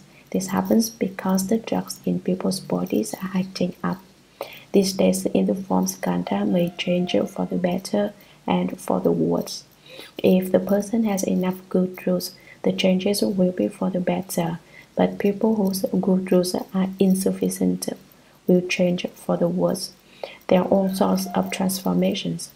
This state is called having an improper and demon mind, which is possessed by a lean ghost, a male ghost, or a celestial demon, and without reason speaking Dharma that fathoms wondrous truths. When a ghost or a demon from the heavens enters your mind, you may act like those people who claim they know how to lecture the sutras or speak the Dharma, or who call themselves enlightened elder masters. Such people start speaking the Dharma for no reason, with no idea what they are talking about. They say they have fathomed wondrous truths, but they have not really done so. They are not really speaking the Dharma either. They take what is wrong to be right and claim that their Dharma is the most wonderful. Praising themselves and putting others down, they call themselves the foremost elder masters. It does not indicate sagehood. This state is not a good one. If he does not think he has become a sage, then the demonic formations will subside. They will disappear. But if he considers himself a sage, then he will be vulnerable to the demon's influence. If he thinks he has attained the fruition of a sage, he will soon find himself in the house. He will attain the fruition of the house. Sutra. Ananda, these 10 states may occur in dhyana as one's mental effort interacts with the form skandha. Commentary. Ananda, these 10 states described above may occur in the still contemplation of dhyana as one's mental effort interacts with the form skandha. These states involve the form skandha when the mind interacts with and investigates the form skandha to the ultimate. One may experience such states. Sutra. Dull and confused living beings do not evaluate themselves. Encountering such situations, in their confusion, they fail to recognize them and say that they have become sages, thereby uttering a great lie. They will fall into the relentless house. Commentary. Dull and confused living beings who do not evaluate themselves. Living beings are stubborn and intractable, and they do not wake up from their delusion. They do not take stock of themselves to see what level they are at. Encountering such situations, such demonic states, in their muddled confusion, they fail to recognize them and say that they have become sages. They claim, "Oh, I am a Buddha, I am enlightened, I've attained sagehood," thereby uttering a great lie. They are really telling the greatest lie. They will surely fall into the relentless hells. January 1983. We have to be very cautious in all aspects. As he said, if you are off by a hair's breadth in the beginning, you'll miss by 1,000 miles in the end. We keep studying the Buddha Dharma, but we end up falling into the hells. Why? Because we haven't really been able to follow the teachings. We haven't really been able to refrain from lying, stealing, sexual misconduct, taking intoxicants, and killing. If you can't even hold the 5 precepts, how can you think of accomplishing Buddhahood? First of all, you must not kill. That doesn't simply mean eating vegetarian food. I haven't killed any creature with my own hands, you may say. That doesn't necessarily mean you haven't violated the precept of not killing. Holding this precept means you must not even harbor anger toward people in your heart. That is not easy to do. As I said earlier, I also have a strong urge to kill, but I want to stop killing. I want to liberate creatures instead of killing them. If I wanted to kill creatures, all the fine hairs on my body could turn into flying swords, sharp knives, lances, and spears to stab people to death. That's how fierce my fine hairs could be. That's how powerful the urge to kill is. But I'm not going to kill. Why not? Because I realize that killing living beings is equivalent to killing bodhisattvas, killing arhats, breaking up the harmonious sangha, and shedding the Buddha's blood. That's why I don't kill. Not stealing, gaining something by improper means, or taking something that does not belong to you without informing the owner is considered stealing. If you take something from its place without anyone knowing about it, you are stealing. The causes, conditions, methods, and karma of stealing are explained very clearly in the Brahmana Sutra. The causes, conditions, methods, and karma of killing are also explained dearly in that text. Not engaging in sexual misconduct is also like that. It only counts if you don't have thoughts of lust in your mind and your nature. To hold the precepts against lying, you shouldn't lie under any circumstances, nor should you take intoxicants. The stimulating effect of alcohol causes you to be unable to function normally. It also makes you lose your wisdom, and once that happens, you do stupid things.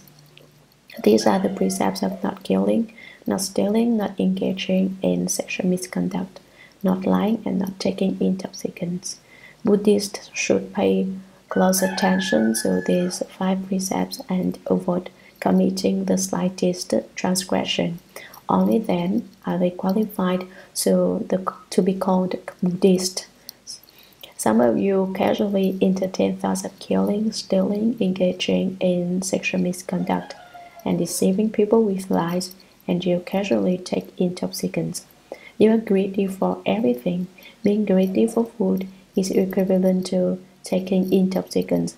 If you are so greedy for food that you eat until you're fat as can be, you are also taking intoxicants.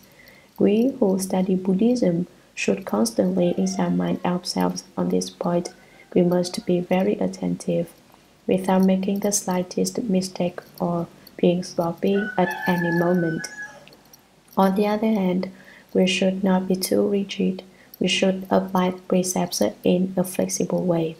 Then I can be a little more expedient. I can still kill, still engage in sexual misconduct, lie, and take intoxicants, you say.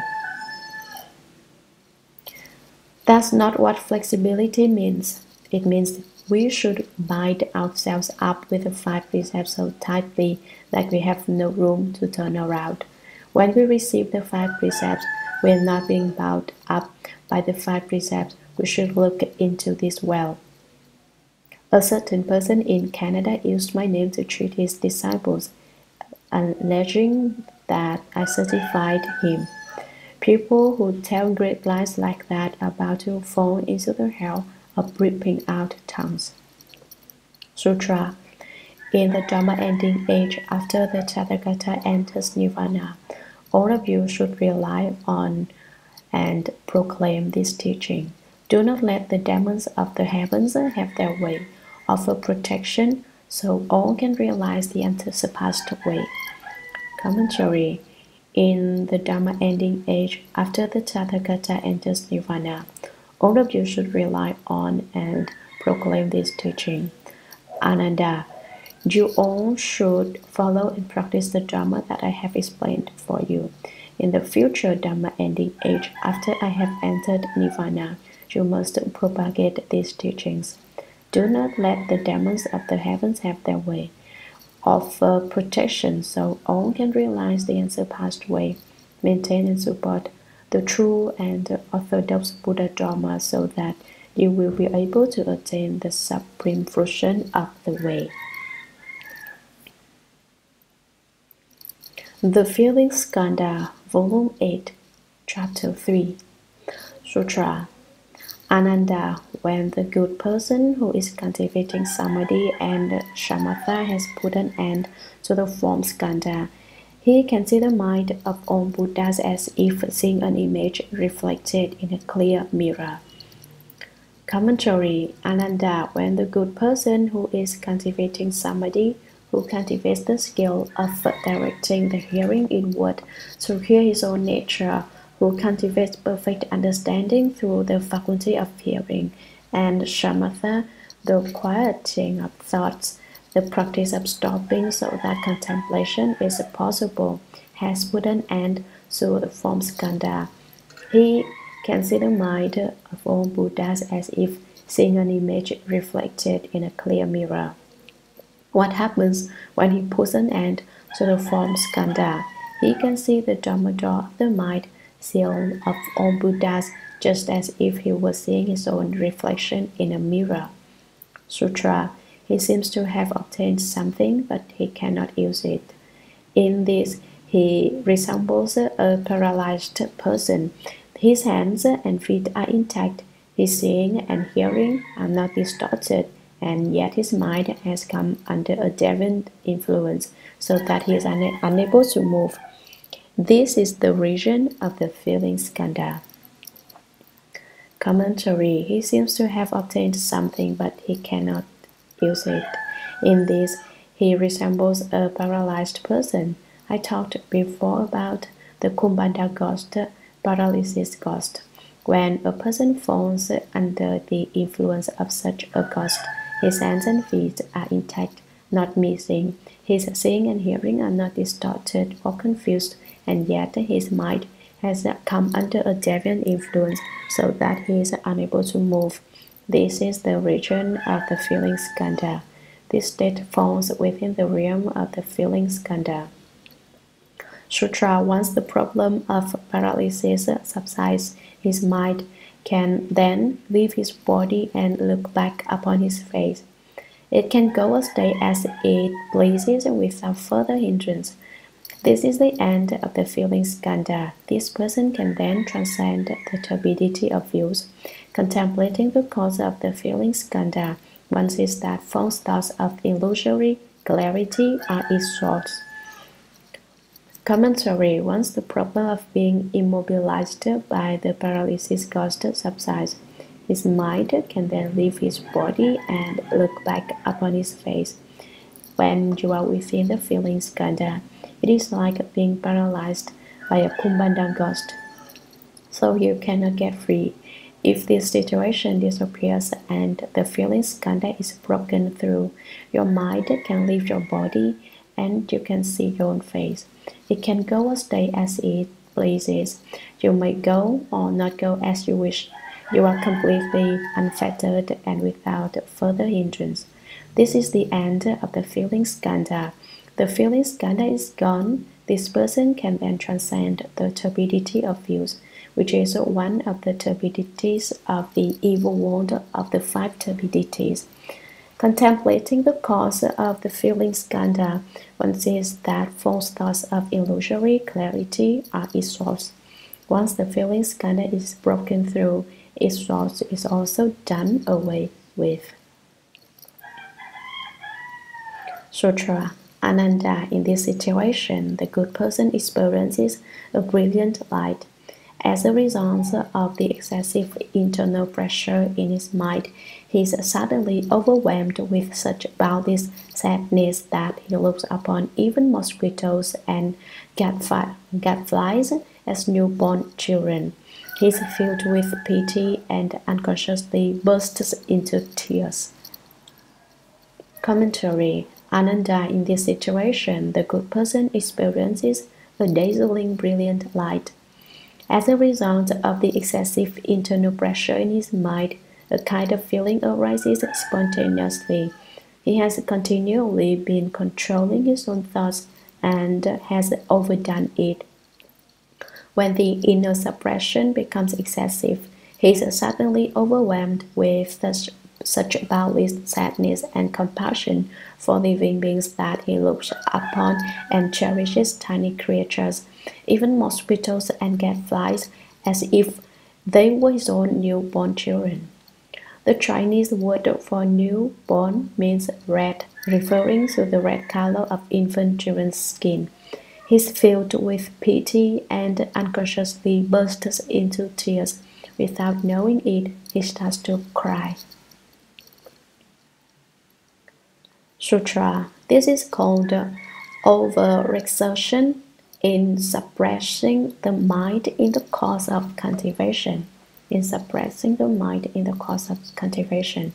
If he understands, then there's no error. This experience does not indicate sagehood.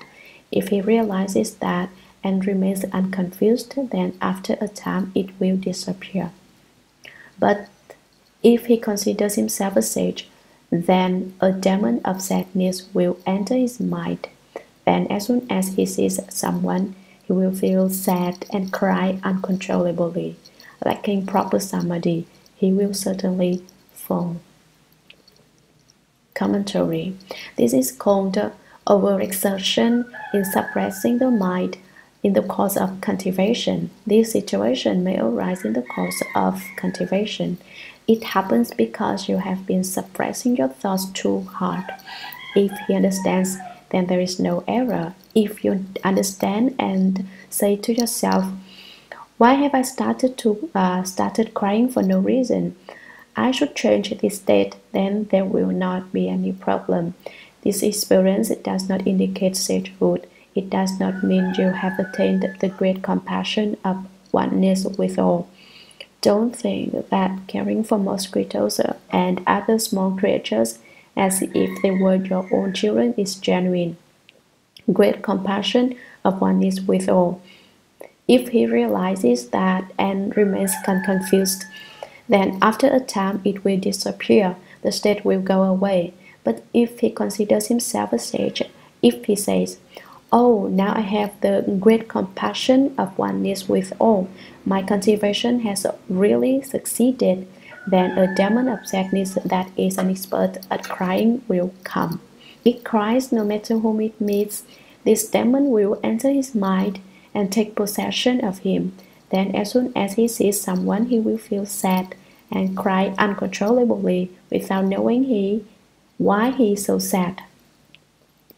When I was in Manchuria, I knew a woman named Liu Qintong who was like that. Whenever she met someone, she would start crying and say, "In the past, you were my son, and now you've come back. You found your mother." With her tears, she managed to confuse the other person into believing that he had actually met his mother. In fact, he'd encountered a demon. Lacking proper samadhi, proper concentration, he will certainly fall. If you follow a demon, you will fall into the house. December the 2nd, 1993. In the past, Liu Qintong was possessed by the demons described in the 50 skandha demon states, and now there are two others, one of whom is especially powerful because she knows a Dharma for summoning spirits. A woman from San Jose who took refuge with me later went to study under her and contracted cancer upon her return. It was that person's doing. The San Jose woman came back to see me, but I paid no attention to her. Even if I were to do something to help her, I wouldn't let other people know. Sutra. Further, Ananda, in this state of samadhi, the good person sees the disintegration of the form skandha and understands the feeling skandha. At that time, he has a sublime vision and is overwhelmed with gratitude. In this situation, he suddenly invites tremendous courage. His mind is bold and keen. He resolves to equal all Buddhas and says he can transcend 3 asamkhya's of ends in a single thought.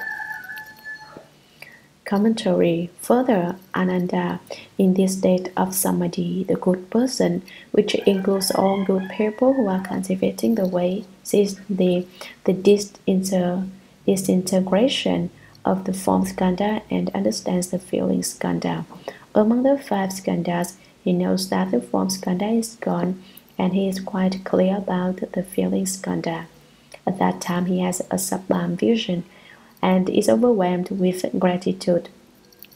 A very special and rare vision appears in his mind, and he feels excessively grateful for it. However, it is as bad as insufficiency. There's little difference between going too far and not going far enough. Neither is in accord with the middle way. For example, while traveling, if you go beyond your destination, it is the same as if you had not arrived at all. In this situation, in this state of samadhi, he suddenly invites tremendous courage. His mind is bold and keen, fearlessly vigorous. He resolves to equal all Buddhas, saying, "The Buddha and I are the same."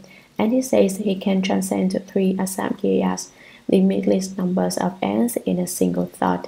He says that he can transcend the first, second, and third asamkhya's of ends in the space of a single thought. Therefore, he says he is a Buddha. Not only does he say he is a Buddha, he says everyone is a Buddha. Such a person has fallen prey to wrong knowledge and views. It's true that everyone is potentially a Buddha, but one has to cultivate in order to realize Buddhahood. Even when one cultivates, it is not possible to become a Buddha in a single thought. It takes a long time. Although the time can be shortened if one understands the Buddha Dharma and practices according to it, one still cannot attain Buddhahood in a single thought. This person cultivates, but he lacks wisdom and does not have a good and wise advisor to instruct him. Although he works hard at cultivation, he develops wrong views along the way. Seeing that such a long time has passed without his becoming a Buddha, he simply states that he is a Buddha. This is the experience of praising oneself as the equal of the Buddhas that occurs during the breakdown of the feeling skandha. He says he is the same as all Buddhas. Actually, with that one mistaken thought, he is already possessed by a demon. Sutra. This is called being too anxious to excel in cultivation. If he understands, then there is no error. This experience does not indicate sagehood. If he realizes that and remains unconfused, and then after a time it will disappear. But if he considers himself a sage, then a demon of insanity will enter his mind. As soon as he sees someone, he will boast about himself. He will become extraordinarily haughty to the point that he recognizes no Buddha above him and no people below him. Lacking proper samadhi, he will certainly fall. Commentary.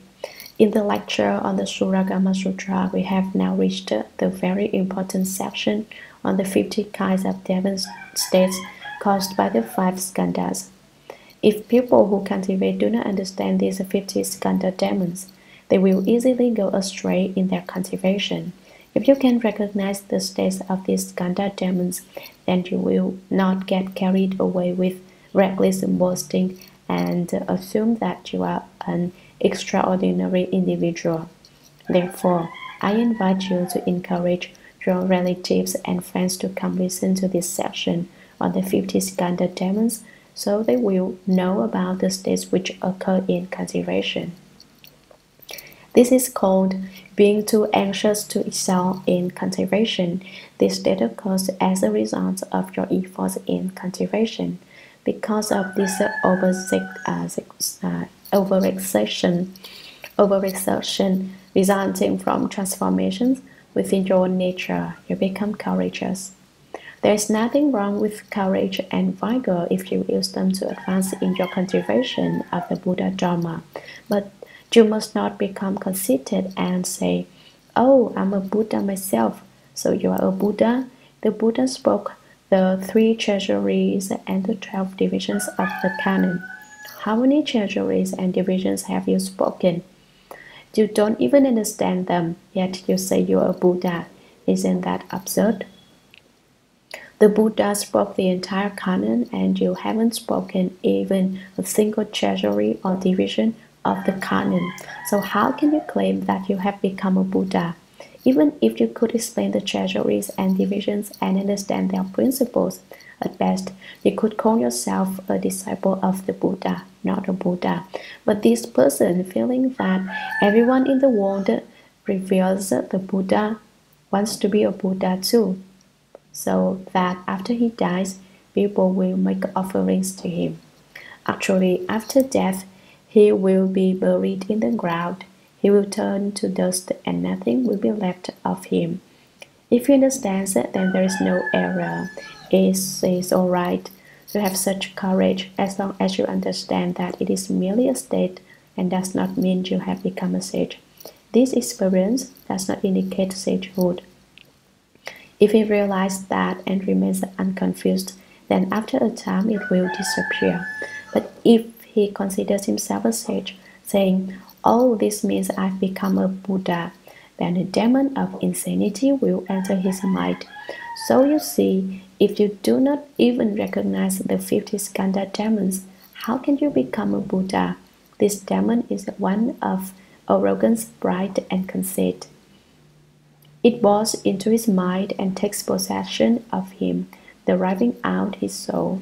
The demon king takes over and acts as his soul. As soon as he sees someone, no matter who the person is, he will boast about himself and how he is right and everyone else is wrong. He denigrates others to exalt himself. They are all in the wrong and he alone is honored. He thinks he has become a Buddha. He will become extraordinarily haughty toward everyone to the point that he recognizes no Buddha above him.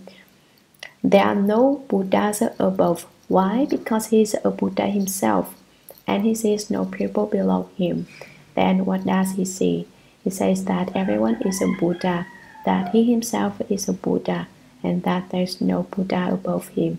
He himself is Buddha, and in the future everyone will become a Buddha along with him. That is why he sees no Buddha, no people below. Lacking the proper state of samadhi, he will sutra. Further, in this state of samadhi, the good person sees the disintegration of the form skandha and understands the feeling skandha. With no new realization immediately ahead of him, and having lost his former status as well, his power of wisdom weakens, and he enters an impasse in which he sees nothing to anticipate. Suddenly a feeling of tremendous monotony and thirst arises in his mind. At all times he is fixated in memories that do not disperse. He mistakes this for a sign of diligence and vigor. Commentary. Further, in this state of samadhi, the good person who cultivates the way sees the disintegration of the form skandha and understands the feeling skandha, with no new realization immediately ahead of him, and having lost his former status as well. His power of wisdom weakens. Going forward, there's nothing new to attain, and behind him, the state where he dwelt before is also gone. His wisdom is inadequate now, and he isn't as bold and keen as before. This is a case of suddenly advancing and then suddenly retreating in one's skill, and he enters an impasse, a place where he is about to fall, in which he sees nothing to anticipate. He does not feel or see anything. Suddenly a feeling of tremendous monotony and thirst arises in his mind. His feeling is one of enormous monotony, dryness, and thirst. He feels everything is meaningless and boring, and he is thirsty because he needs to be moistened by the water of the Buddha Dharma. He feels his drying up and withered away because for him there is nothing at all. This is similar to the way ordinary people who do not cultivate start to feel lonely and bored. This loneliness and boredom are sure to lead to trouble, the same old trouble. I did not intend to bring this up, but because I'm afraid people might not understand, I will still talk about it. It is as when a woman thinks about a man, she keeps thinking about him until she feels incredibly anxious and restless. When men think about women, they also have this feeling of restlessness. They are lonely and bored as if they have lost something which they cannot find. At all times, he is fixated in memories that do not disperse. It is the way a man and a woman who are lovesick for each other keep thinking and thinking about each other and never forget. He mistakes this for a sign of diligence and vigor. This state of fixation on thoughts that don't disperse appears to him to indicate vigor. Sutra. This is called cultivating the mind but losing oneself due to a lack of wisdom. If he understands, then there is no error. This experience does not indicate sagehood, but if he considers himself a sage, then a demon of memory will enter his mind. Day and night, it will hold his mind suspended in one place. Lacking proper samadhi, he will certainly fall. Commentary. Within the states of the feeling skandha, this is called cultivating the mind but losing oneself due to a lack of wisdom. You don't have any wisdom, but don't worry about having no wisdom, for if he understands, then there's no error. If you realize that it's only a state, then there's no problem. But if you don't understand, then you are always getting attached to emptiness and caught up in stillness. If you are always lost in reverie, then you will wither away without any accomplishment. This experience does not indicate sagehood. This does not mean you have attained something or have realized sagehood. Do not mistake a thief for your son. But if he considers himself a sage, then a demon of memory will enter his mind. Did you hear that? This is truly dangerous. If you consider it a fine state, a demon of memory will come and help you remember things. So you can't remember something? It will help you to think. It sees how much you would like to remember, so it comes to help you and enters into your mind. Day and night, it will hold his mind suspended in one place. Your mind will be preoccupied and kept in one spot, lacking proper samadhi. Unable to attain samadhi, he will certainly fall into the hells in the future. Sutra. Further, in this state of samadhi, the good person sees the disintegration of the form skandha and understands the feeling skandha. His wisdom becomes stronger than his samadhi, and he mistakenly becomes impetuous, cherishing the supremacy of his nature.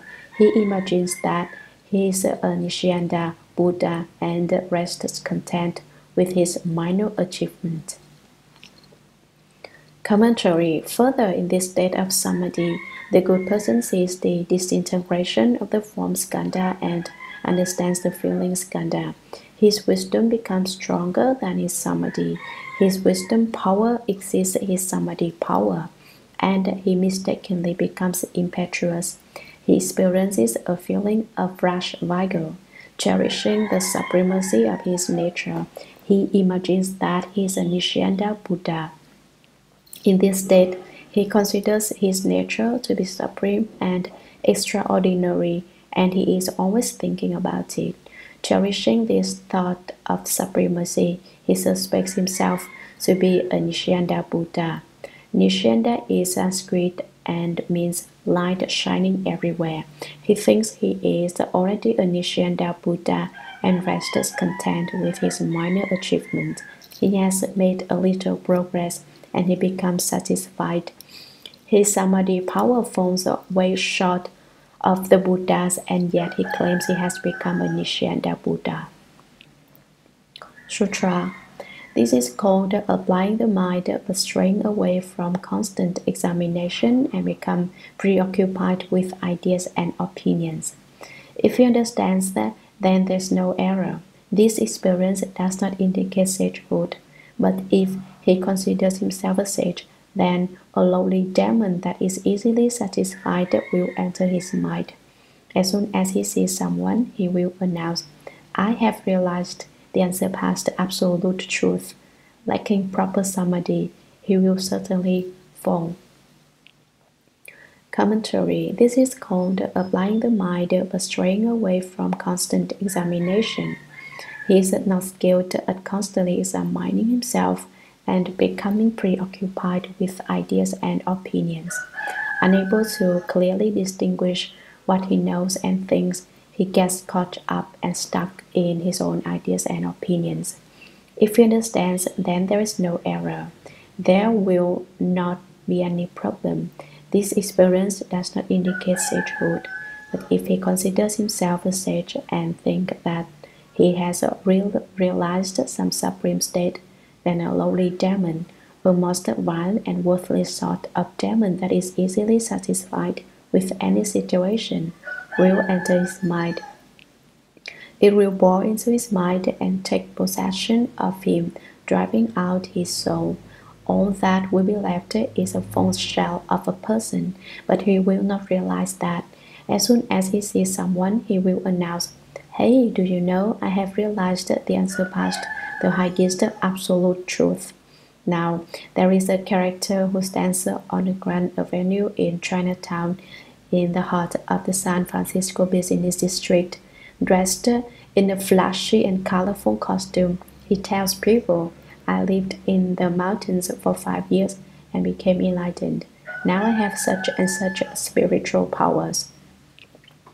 Earlier, he took me as his teacher and became my disciple, but he did not follow what I taught him. Before I came to America, guess what he did? He carried a big gourd on his back with a sign painted on it that proclaimed he was my disciple and that he had learned many skills from me. Further, he claimed he could solve any problem people might bring him. He used my name to swindle others before I arrived in this country. Now that I am here in America, he is still cheating people, but he no longer uses my name." This is the very kind of demon the sutra is talking about here. He claimed to have attained the absolute truth, lacking proper samadhi, and he will certainly fall. He has lost the proper state of concentration, and he doesn't follow what I taught him either. Since I arrived here, he has never come to listen to the sutra lectures or Dharma talks, but just says he has attained the way, is enlightened, and has spiritual powers. Ultimately, what are his spiritual powers? You would never guess. They are money, money, money. He swindles people. I don't know why he wants so much money. Therefore, he will certainly fall. Sutra. Further, in this state of samadhi, The good person sees the disintegration of the form skandha and understands the feeling skandha. He has not yet obtained any results, and his prior state of mind has already disappeared. Surveying the two extremes, he feels that he is in great danger. Suddenly he becomes great distraught, as if he was seated on the iron bed, or as if he has taken poison.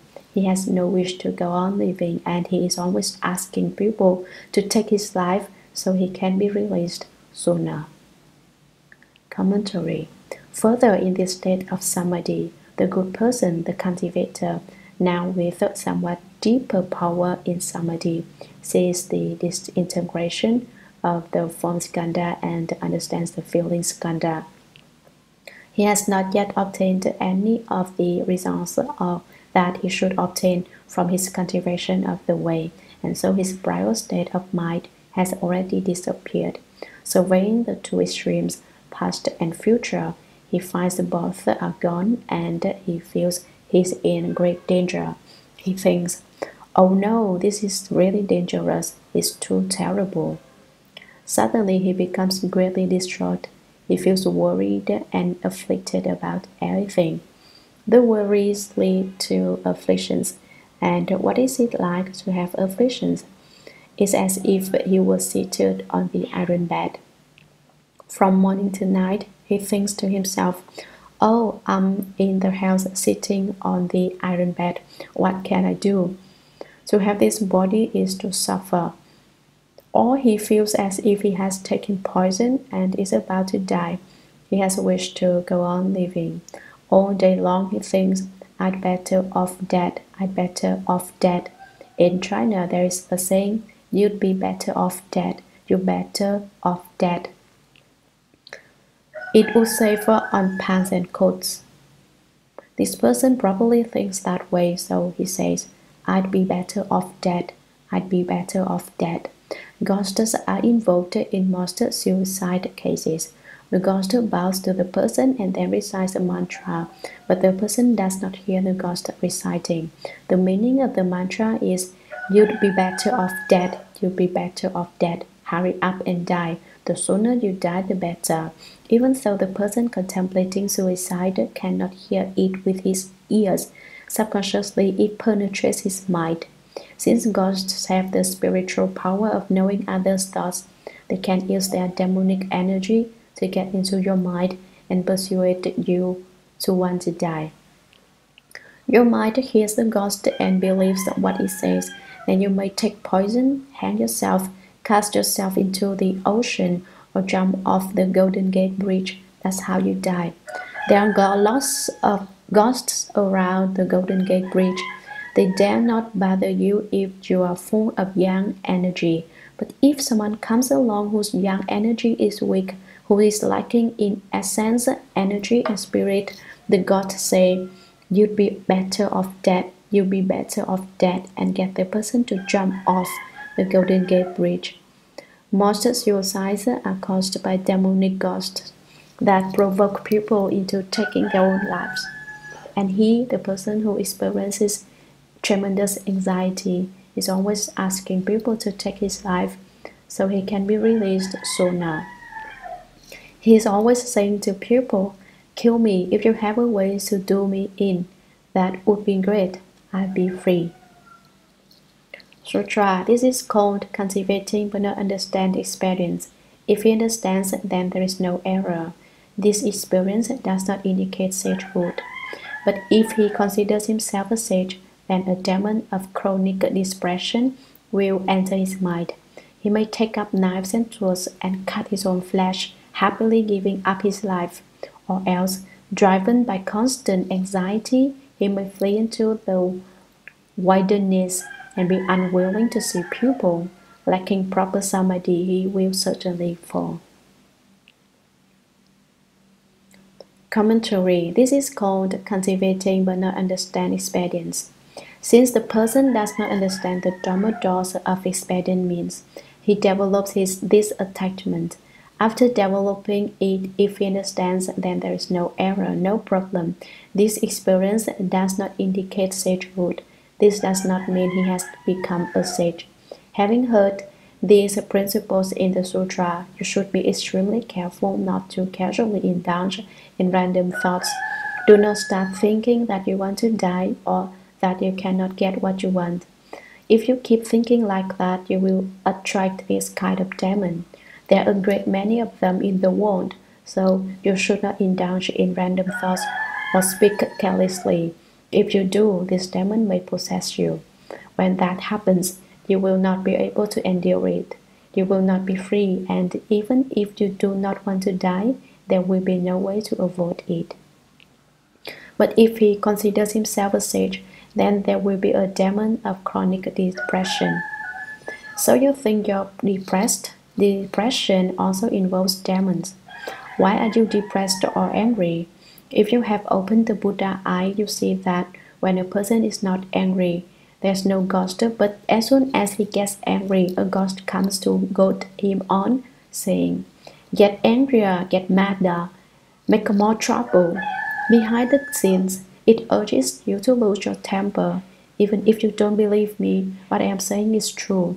If you do not believe it, just take your time and try it out. The demon will enter his mind and possess his body. He may take up knives and swords and cut his own flesh. Did I not tell you about the Venerable Hsuan Hua, Great Master Hsuan, who practiced filiality beside his parents' graves? Once while in Samadhi, Venerable Hsuan Hua saw that bandits had captured his nephew and were about to shoot him. Venerable Hsuan Hua was about 5 miles away, but just as the bandit was about to pull the trigger, from within Samadhi he used his hand to ward off the gun so that the shot missed his nephew, who was able to escape. Behind this incident, there was a ghost that wanted the nephew's life, but it had caused the bandits to tie the body up and try to kill him. Those were the causes and effects involved.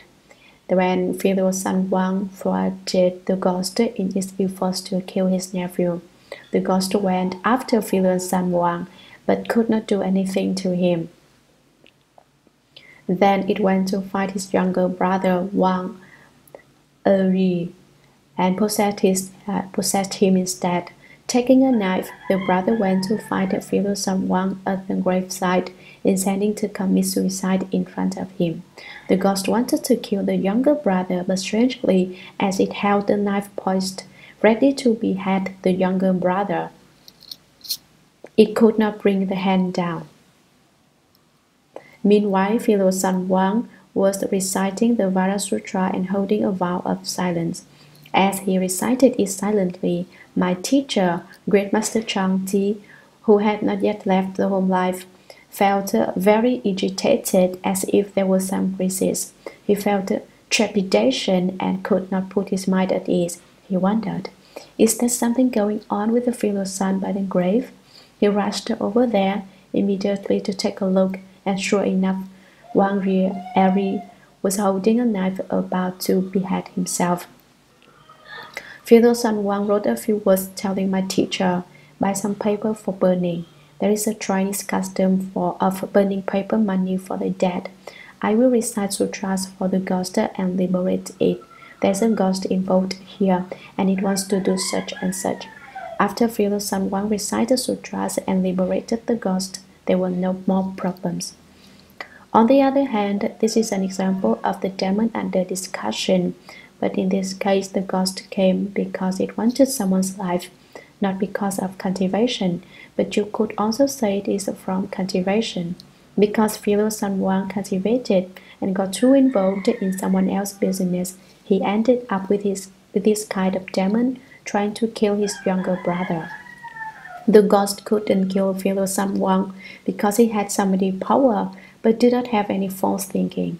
The ghost couldn't do anything to him, so it went after his younger brother. Happily giving up his life, he may wish to die, or else he may be driven to by constant incredible anxiety. Now that you've heard this passage, take care not to be unhappy all the time. Do not always cry and feel melancholy. If you keep feeling worried and depressed, this demon will take possession of you. That is based on half on the demon's power and half on your own. The demon avails itself of your energy. If your thoughts are proper, there will be no problems. But if your thinking is improper, you will be influenced by the demon. If it tells you you worry and you become more and more worried until you flee into the mountains, refusing to see people and unable to tolerate people. He may flee into the mountain forests. Lacking proper samadhi, he will certainly fall. Such a person will fall into the house.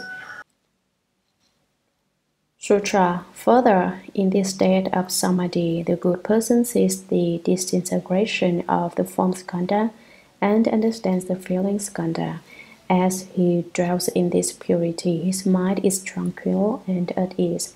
Suddenly, a feeling of boundless joy wells up in him. There is such bliss in his mind that he cannot contain it.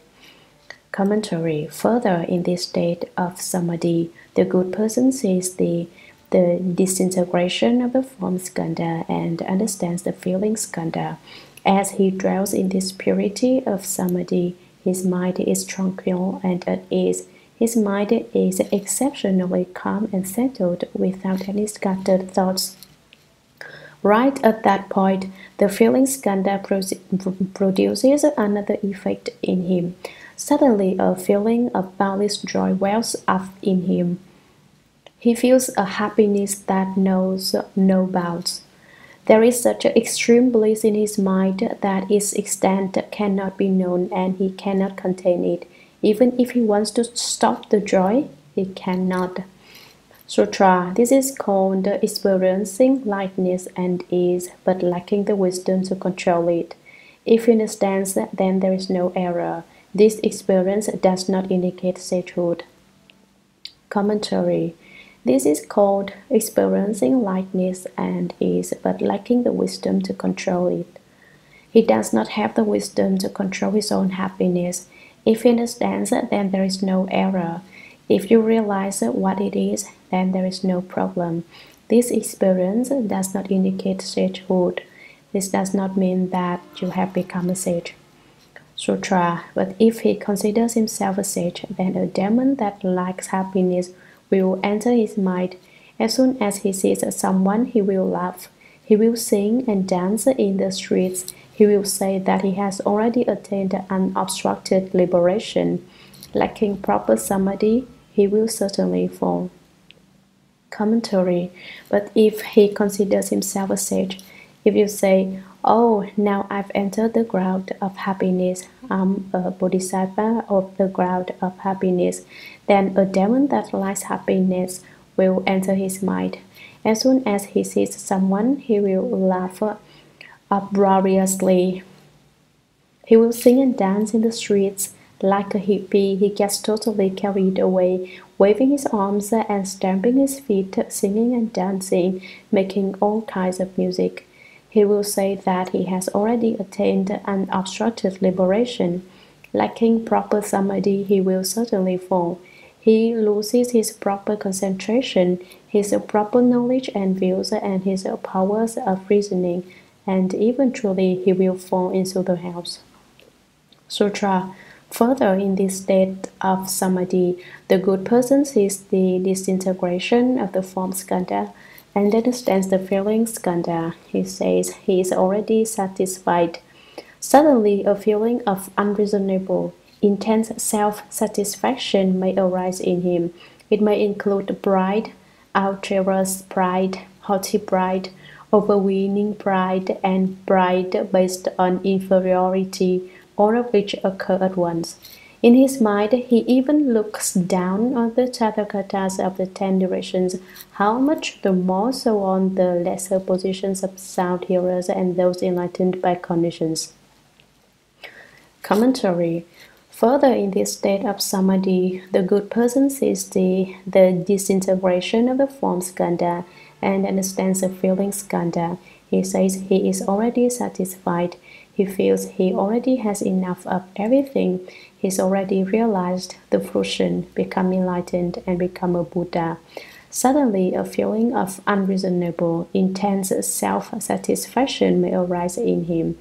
Self-satisfaction is a form of haughtiness. He respects no one. He looks down on everyone and thinks no one is as good as he is. It may include pride, arrogance, outrageous pride, which is extreme arrogance. Haughty pride, there's no greater arrogance than this. Overweening pride, pride added to pride, and pride based on inferiority, feeling that everyone is inferior to him and looking down on everyone. These are different kinds of pride, all of which occur at once. In his mind, he even looks down on the Tathagatas of the 10 directions. To what extent does his pride go? Not only is he arrogant toward people, he is arrogant toward the Buddhas. So he regards even the Tathagatas of the 10 directions with contempt, feeling that they are not as good as he is. How serious would you say this pride is? It's really difficult to deal with. How much the more so on the lesser positions of sound hearers and those enlightened by cognitions. He looks down on them even more. His attitude is, "You're nothing but an arhata of the small vehicle. What's so special about you?" He thinks he's higher than the Buddha, but he hasn't come up with another name yet. Sutra. This is called viewing oneself as a supreme but lacking the wisdom to save oneself. If he understands, then there is no error. This experience does not indicate sagehood. Commentary. This is called viewing oneself as a supreme. It is an occasional state that occurs in the feeling skandha, but it involves lacking the wisdom to save oneself. The person doesn't have the wisdom to save himself. If he understands, then there is no error. If he understands that this is an error, then the demon will not have its way with him, as it is said. If you understand, then you won't be confused, but when you are confused, you lack understanding. If you understand, it is like taking a sword of wisdom and hacking through the confusion. This experience does not indicate sagehood. It does not mean you have realized sagehood. Sutra. But if he considers himself a sage, then a demon of intense arrogance will enter his mind. He will not bow to stupas or in temples. He will destroy sutras and images. He will say to the Dhanapatis, "These are gold, bronze, clay, or wood. The sutras are just leaves or cloth. The flesh body is what is real and eternal, but you don't revere it. Instead, you venerate clay and wood. That is totally absurd. Those who have deep faith in him will follow him to destroy the images or bury them. He will mislead living beings so that they fall into the relentless house. Lacking proper samadhi, he will certainly fall." Commentary. But if he considers himself a sage, if you say that this is a good state, then a demon of intense arrogance, an extremely haughty demon, will enter his mind and possess him. He will not bow to stupas or in temples. He will not bow to Buddhas or stupas when he sees them, nor will he make obeisance when he goes into temples. He will destroy sutras and images. He will burn sutras and break images of the Buddhas. Destroying sutras and images are offenses that lead to the hells. But he will say, "These things are all false." He will say to the Dhanapatis, he has his own disciples and he tells his disciples these things. Dana means giving and pati means to transcend. So in Buddhism, one who makes offerings to the triple jewel is called a Dhanapati. He says to his own Dhanapatis and followers, "These are gold, bronze, clay, or wood. The sutras are just leaves or cloth. Buddha images are made of gold or of bronze, or they may be constructed of clay or wood. Sutras are written out on leaves or on silk or cotton cloth. What's the use of worshipping them? They have no consciousness. The flesh body is what is real and eternal. This flesh body of mine is real, but you don't revere it. You don't revere me. Instead, you venerate clay and wood. You'd rather bow to idols of clay and wood. What's the use of that? It would be better for you to bow to me than to them. That is totally absurd. What awareness do these pieces of wood have? It's ridiculous for you to bow to them. Those followers who have deep faith in him, who deeply believe in him, will follow him to destroy the Buddha images and burn the sutras, or to bury them in the ground. Through such behavior, he will mislead living beings so that they will not believe in Buddhism, but will have doubts instead. He will hinder them like that, and they will definitely fall into the relentless hells. Lacking proper samadhi, he will certainly fall. Sutra. Further, in this state of samadhi, the good person sees the disintegration of the form skandha and understands the feeling skandha. In his refined understanding, he awakens completely to subtle principles.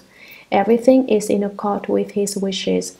He may suddenly experience limitless lightness and ease in his mind. He may say that he has become a sage and attained great self-mastery. This is called attaining lightness and clarity due to wisdom. If he understands, then there is no error. This experience does not indicate sagehood. Commentary.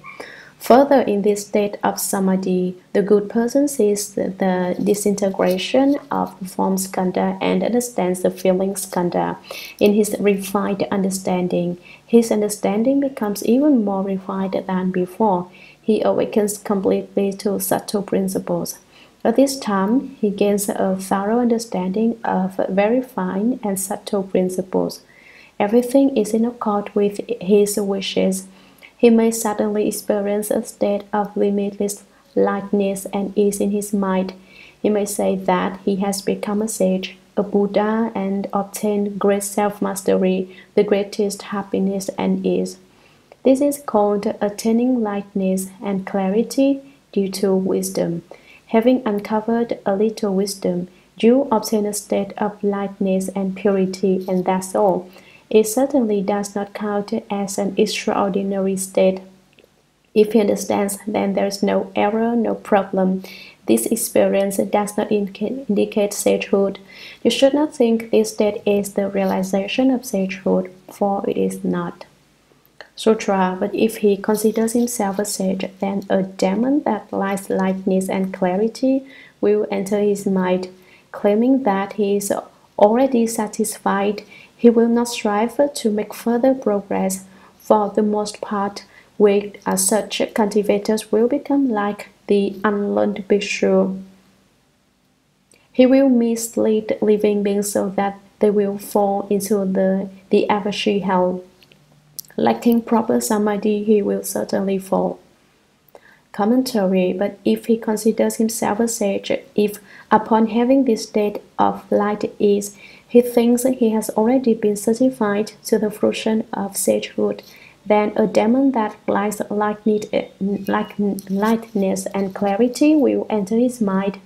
This demon, who also experiences the state of light ease and sublime clarity, will possess the person, claiming that he is already satisfied, that he has perfected everything. He will not strive to make further progress. Above, there is no Buddhahood to accomplish, and below, there are no living beings to save. He does not need to become a Buddha, for he has already become one.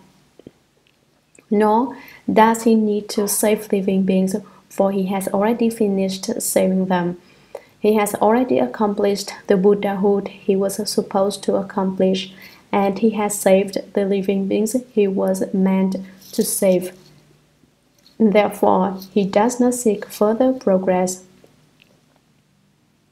For the most part, such cultivators will become like the unlearned bhikshu mentioned earlier. Lacking wisdom, he thought The fourth dhyana was a fourth fruition of arhatship. He will mislead living beings so they don't know the proper path and do not recognize the Buddha Dharma. He confuses and hinders living beings so that they will fall into the Avashi hell. In the future, this sort of person will fall into the relentless hell. Why? Lacking proper samadhi, he will certainly fall. Since he has lost his proper samadhi, he is bound to fall into the relentless hell. Sutra. Further, in this state of samadhi, the good person sees the disintegration of the form skandha and understands the feeling skandha. In that clear awakening, he experiences an illusory clarity. Within that, suddenly he may veer towards the view of eternal extinction, deny cause and effect, and take everything as empty. The thought of emptiness so predominates that he comes to believe that there is eternal extinction after death. This is called the mental state of samadhi dissolving so that one loses sight of what is right. If he understands, then there is no error. This experience does not indicate sagehood. Commentary. Further, in this state of samadhi, the good person sees the disintegration of the form skandha and understands the feeling skandha.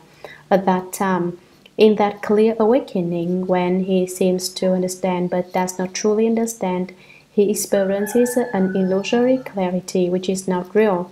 Within that illusory clarity, suddenly a change occurs. What is it?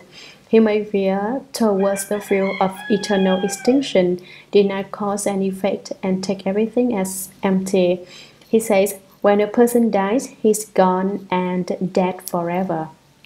Therefore, to talk in terms of cause and effect is incorrect. There's no cause and effect. When people die, they no longer exist. So how could there be cause and effect? Everything is empty. Committing offenses is empty, and so is creating blessings. It is all empty. The thought of emptiness so predominates that he comes to believe that there is eternal extinction after death. The more he thinks, the more he feels he's right. All is empty. Once you die, it is all over. Everything is empty. At that point, he becomes convinced that people are gone forever after they die. The text reads, if he understands, then there's no error. It is not an indication of sagehood. One sentence must have been left out of the text when it was originally copied. We can insert it here.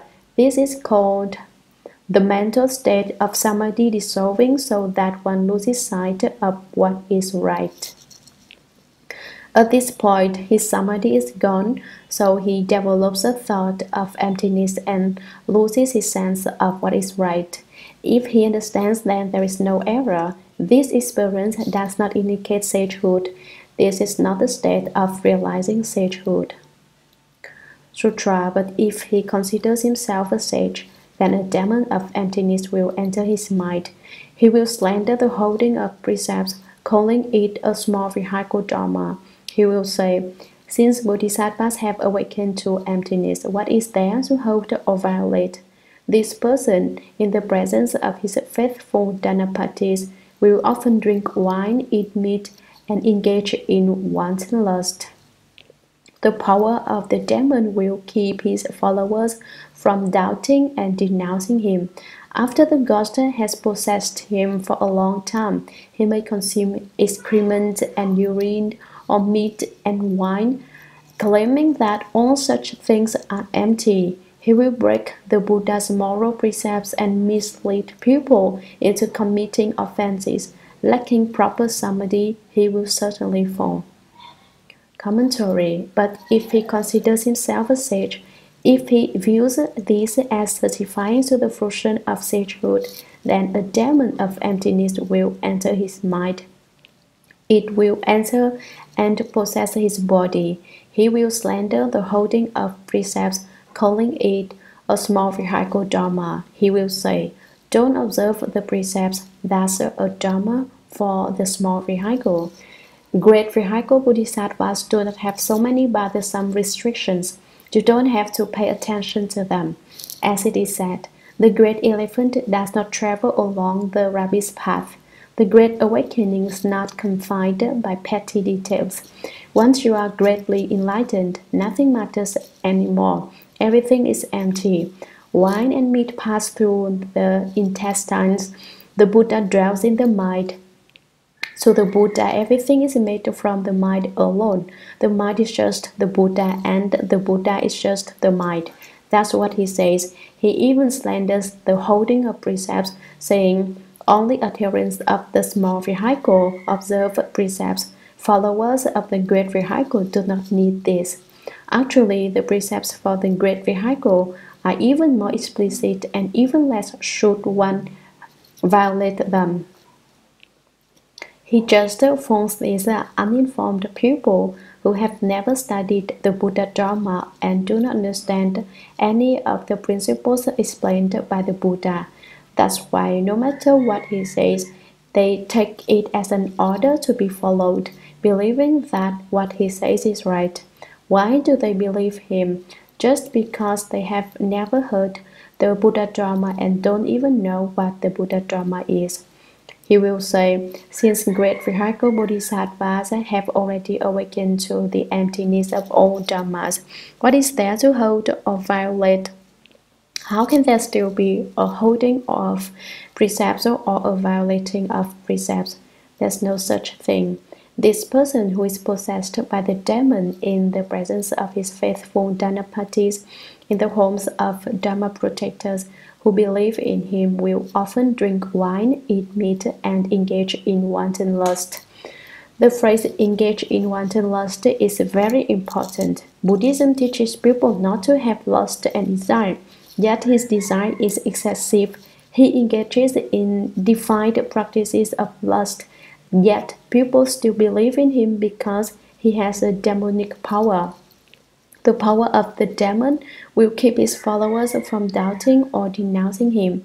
They have tremendous faith in him. After the ghost has possessed him for a long time, he may consume excrement and urine or meat and wine, claiming that all such things are empty. Because he is possessed by a ghost, he will not think of excrement as something unclean, and he will also casually drink urine. He will say that eating excrement and drinking urine are neither defined nor pure, using the phrase from the Heart Sutra. That's how he will distort the sutra's meaning. This demon will behave in a way which shows that he doesn't care whether something is clean or dirty. He will say that eating meat and drinking wine are empty, and that eating excrement and drinking urine are empty. In general, everything is empty. He will break the Buddha Sutra. Further, in this state of samadhi, the good person sees the disintegration of the form skandha and understands the feeling skandha. He savors the state of illusory clarity, and it deeply enters his mind and bones. Boundless love may suddenly well forth from his mind. When that love becomes extreme, he goes insane with greed and lust. This is called when an agreeable state of samadhi enters one's mind, lacking the wisdom to control oneself and mistakenly engage in lustful behavior. If he understands, then there is no error. This experience does not indicate sagehood. Commentary. Further, in this state of samadhi, when the cultivator has attained the samadhi of the feeling skandha, the good person sees the disintegration of the form skandha. The form skandha is gone, and he understands the feeling skandha, being clear about it. He savors the state of illusory clarity, which he has already attained, and now it deeply enters his mind and bones. A mental transformation may suddenly occur. What transformation? A boundless, immeasurable love may suddenly well forth from his mind. This is like a certain person who says he loves everyone. He has the kind of temperament being discussed. When that love and desire in his mind build up and become extreme, he goes insane with greed and lust. He cannot control his emotions. When he goes crazy, he's just like the woman Liu Qintong I mentioned earlier. Seeing a man, she would hug him and cry and make all sorts of seductive gestures. She was an example of this type of demon. How could the average man remain unmoved by such tricks? After she had confused him, she would tell him, "Take this amount of money and buy me that piece of jewelry." And he would say, "Okay, okay." Then she would say, "Take that amount of money and buy me that other thing." And he would agree to do it. Why? Simply because she engaged in lust with the man and he was taken in by her demonic power. Here, when the love becomes extreme, the person goes insane with greed and lust. Lust arises from greed. This is called when an agreeable state of samadhi enters one's mind, lacking the wisdom to control oneself and mistakenly engaging in lustful behavior. A state of samadhi with light ease and compliance comes into his mind, but he lacks the wisdom to control his emotions and desire, and ends up indulging in all manner of lust. If he understands that, then there is no error. This is only a temporary and occasional state. He should understand that this experience is a demonic state and does not indicate sagehood. If you understand, then it's all right. It is just to be feared that you do not recognize the state when you are in it, and you fall into an inescapable maze of confusion. Sutra. But if he considers himself a sage, then a demon of desire will enter his mind. He will become an outspoken advocate of lust, calling it the way to Bodhi. He will teach his lay followers to indiscriminately engage in acts of lust, calling those who commit acts of lust his Dharma hears. The power of spirits and ghosts in the ending age will enable him to attract a following of ordinary, naive people numbering 100, 200, 500, or 600, or as many as 1,000 or 10,000. When the demon becomes bored, it will leave the person's body. Once the person's charisma is gone, he will run afoul of the law. He will mislead living beings so that they fall into the relentless hells. Lacking proper samadhi, he will certainly fall.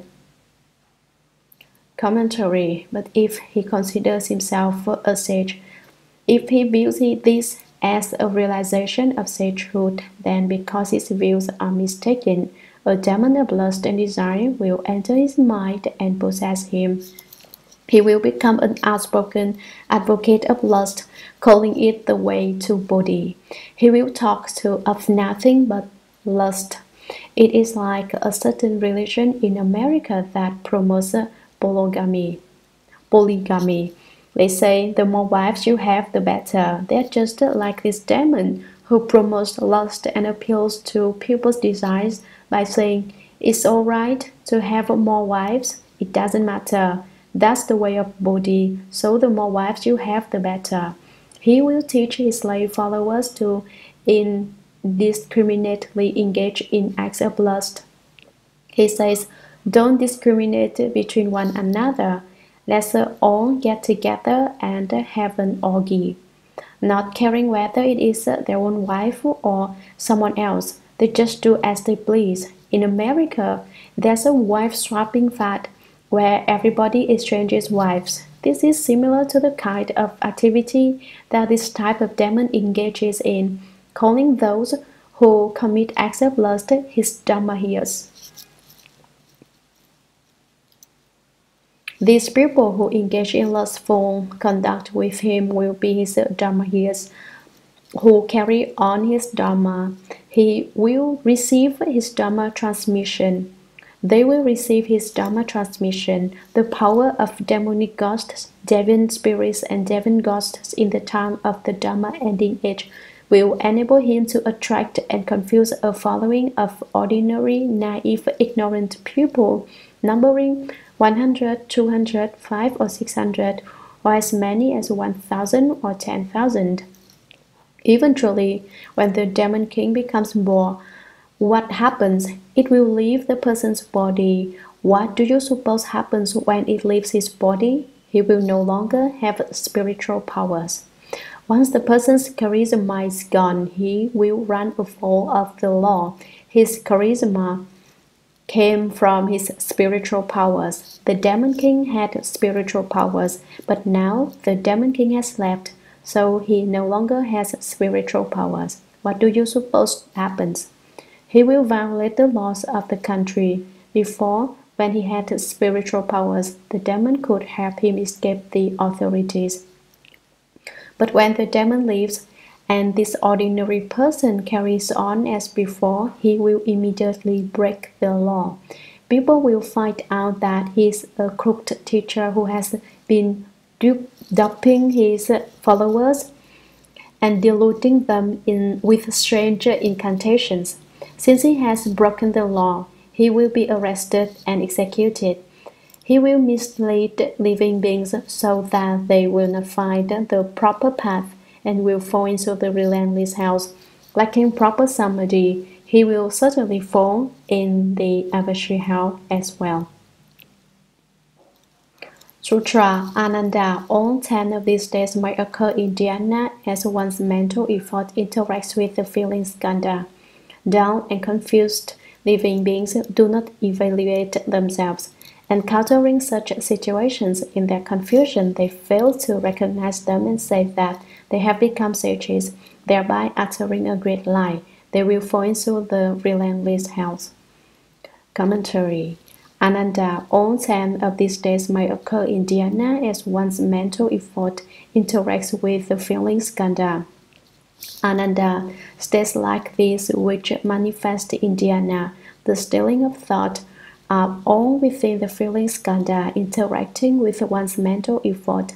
These events are a result of the various interactions that happen as one works hard at his cultivation. Down and confused living beings do not evaluate themselves. They do not reflect within and take stock of themselves. Encountering such situations in their confusion, they fail to recognize them. They do not recognize who they are, and they say that they have already become sages. They say that they have attained what they have not attained and have been certified to what they have not been certified to.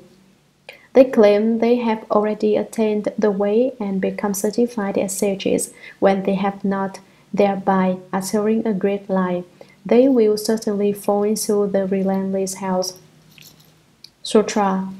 In the Dharma Ending Age, after my nirvana, all of you should pass on the Tathagata's teachings so that all living beings can awaken to their meaning. Do not let the demons of the heavens have their way. Offer protection so that all can realize the unsurpassed way. Commentary. Ananda. In the Dharma Ending Age, after my nirvana, all of you should pass on the Tathagata's teachings. Take these words which the Buddha has spoken and pass them on so that all living beings can awaken to their meaning. Let them all hear these principles, understand them, and awaken to them. Do not let the Thinking Skandha. Volume 8, Chapter 4. Sutra. Ananda. When the good person who is cultivating samadhi has put an end to the feeling skandha, although he has not achieved freedom from outflows, his mind can leave his body the way a bird escapes from a cage. From within his ordinary body, he already has the potential for ascending through the Bodhisattva 60 levels of sagehood. He attains the body produced by intent and can run freely without obstruction. Commentary. Ananda. When the good person who is cultivating the power of samadhi has put an end to the feeling skandha, when the feeling skandha is already gone, although he has not achieved the spiritual power of freedom from outflows, he already has other spiritual powers, and his true mind can leave his body the way a bird escapes from a cage. Before one puts an end to the feeling skandha, One is trapped in one's body, just like a bird trapped in its cage. Just as the bird can now escape from the cage from within his ordinary body, he already, by means of spiritual powers, has the potential for ascending through the Bodhisattva 60 levels of sagehood. Right in this ordinary body, he can become a Bodhisattva and attain the 60 levels of Bodhisattvahood. He attains the body produced by intent and can roam freely without obstruction. He has to formulate the intent before he can have the spiritual power of the body produced by intent. With such a body, he can go wherever he wants. What are the 60 levels of Bodhisattvahood? They are the 55 stages of a Bodhisattva discussed before, the 3 gradual stages and the stage of dry wisdom, making 4 kinds, and wonderful enlightenment, which makes 60 levels altogether. Sutra. This is like someone talking in his sleep. Although he does not know he is doing it, his words are clear, and his voice and inflection are all in order, so those who are awakened can understand what he is saying. This is the region of the thinking skandha. Commentary. This is like someone talking in his sleep. This is an analogy comparing the region of the thinking skandha to someone talking in his dream.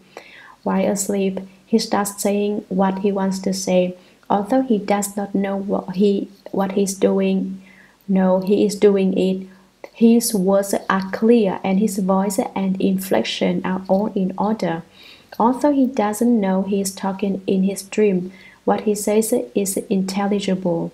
Everything he says follows in logical order and makes sense, but he himself is not aware of it. So those who are awake can understand what he is saying. For instance, he says, I wanted to eat tofu, so bean cake today. So I went to the store and bought 10 pieces of tofu. When I got back, I cooked them and ate them. He's not aware of what he is saying, but other people who are awake know. Oh, he ate tofu today. Why did he say what he said? Because he has not forgotten what he ate. He keeps thinking about it, and he will talk about it even in his dream. This is the region of the thinking skandha. That is what the region of the thinking skandha is like. But don't take this too literally and think the thinking skandha is just talking in a dream. That would be wrong. It is just an analogy. Sutra. If he puts an end to his stirring thoughts and rids himself of superfluous thinking, it is as if he has purged defilement from the enlightened, understanding mind. Then he is perfectly clear about the births and deaths of all categories of beings from beginning to end. This is the end of the thinking skandha. He can then transcend the turbidity of afflictions. Contemplating the cause of the thinking skandha, one sees that interconnected false thoughts are its source. Commentary. If he puts an end to his stirring thoughts, the extremely subtle thoughts in the sixth consciousness, and rids himself of superfluous thinking. Since those very fine thoughts in the sixth consciousness have stopped, superfluous thinking is also eliminated. It is as if he has purged defilement from the enlightened understanding mind. This enlightened clear mind is the eighth consciousness. Now it appears that the eighth consciousness has been purged of defilement. When he is perfectly clear about the births and deaths of all categories of beings from beginning to end. There are 12 categories of beings, from those born from worms and those born from eggs up to and including those not entirely lacking thought. He knows the preceding causes and subsequent effects of every kind of being. This is the end of the thinking skandha. At that time, the person obtains the spiritual power of knowing past lives. He can then transcend the turbidity of afflictions. Contemplating the cause of the thinking skandha, contemplating the reasons behind his actions and deeds. One sees that interconnected false thoughts are its source. At that point, the false thoughts become interpenetrating, and such thoughts become its source. Sutra Ananda. In the unhindered clarity and wonder that ensues after the feeling skandha is gone, this good person is untroubled by any deviant mental state and experiences perfect bright concentration. Within samadhi, his mind craves its perfect brightness, so he sharpens his concentrated thought as he greedily seeks for cleverness and skill. Commentary Ananda. In the unhindered clarity and wonder that ensues after the feeling skandha is gone, this good person is untroubled by any deviant mental state. No deviant thoughts can disturb him. January 1983. In the unhindered clarity and wonder that ensues after the feeling skandha is gone, this good person is untroubled by any deviant mental state. At this point, the feeling skandha is over, and he is in the thinking skandha, which is subtle and wondrous. What is wonderful is that when you have no forms, you will not be troubled by deviant mental states, that is, by feelings of worry and fear. What is meant by worry and fear is like the man of Chi who worried that the sky would fall down. He had a deviant mental state. Now the cultivator is no longer troubled by deviant mental states. He doesn't have them in himself. However, he is not strong enough to resist troubles that come from outside, because love, greed, and seeking are still present in his mind. Since selfish and self-benefiting thoughts are still concealed inside, he is vulnerable to states from the external environment. Deviant mental states refer not only to thoughts but also to feelings of worry and fear. When you are afraid of something, then you have a deviant mental state. When others oppress you and you are afraid to speak out about it, that's also a deviant mental state. January 1983, another day. While we are investigating the 50 skandha demon states, 500 kinds of skandha demons may come, so you should open your doors to them and invite them to come make trouble. Although they are demons, they have your cultivation from the reverse. They test you to see how firmly resolved you are. If you have true determination, then 1,000 demons will not make you waver. 10,000 demons will not make you retreat, and you will not be afraid of anything because you are not seeking anything. As it is said, when you reach the place of seeking nothing, you will have no more worries. Since you seek nothing, you will not fear anything. What is there to be afraid of? Some people are afraid of ghosts because of their grotesque appearance. They know that some people turn into ghosts after they die. No one is afraid of spirits despite the fierce appearance of those spirits clad in golden armor. Confucius said, "One should respect ghosts and spirits, but keep them at a distance." You should be very respectful toward ghosts and spirits, but don't draw near to them. You should fear neither ghosts nor spirits. You need not fear demons. They are just testing you out, trying out your skill in cultivation. If you're afraid, then they will come even if you don't want them to. If you are not afraid, then they will not be able to come even if they want to. The secret is to not be afraid. If you're not afraid, then you are proper and you can subdue anything, because the demon cannot overcome the proper. Demons fear those who are proper, great, and bright. If you can be that way, then the demons will behave themselves and will even bow to you. And he experiences perfect bright concentration. Within samadhi, his mind craves its perfect brightness, so he sharpens his concentrated thought as he greedily seeks for cleverness and skill.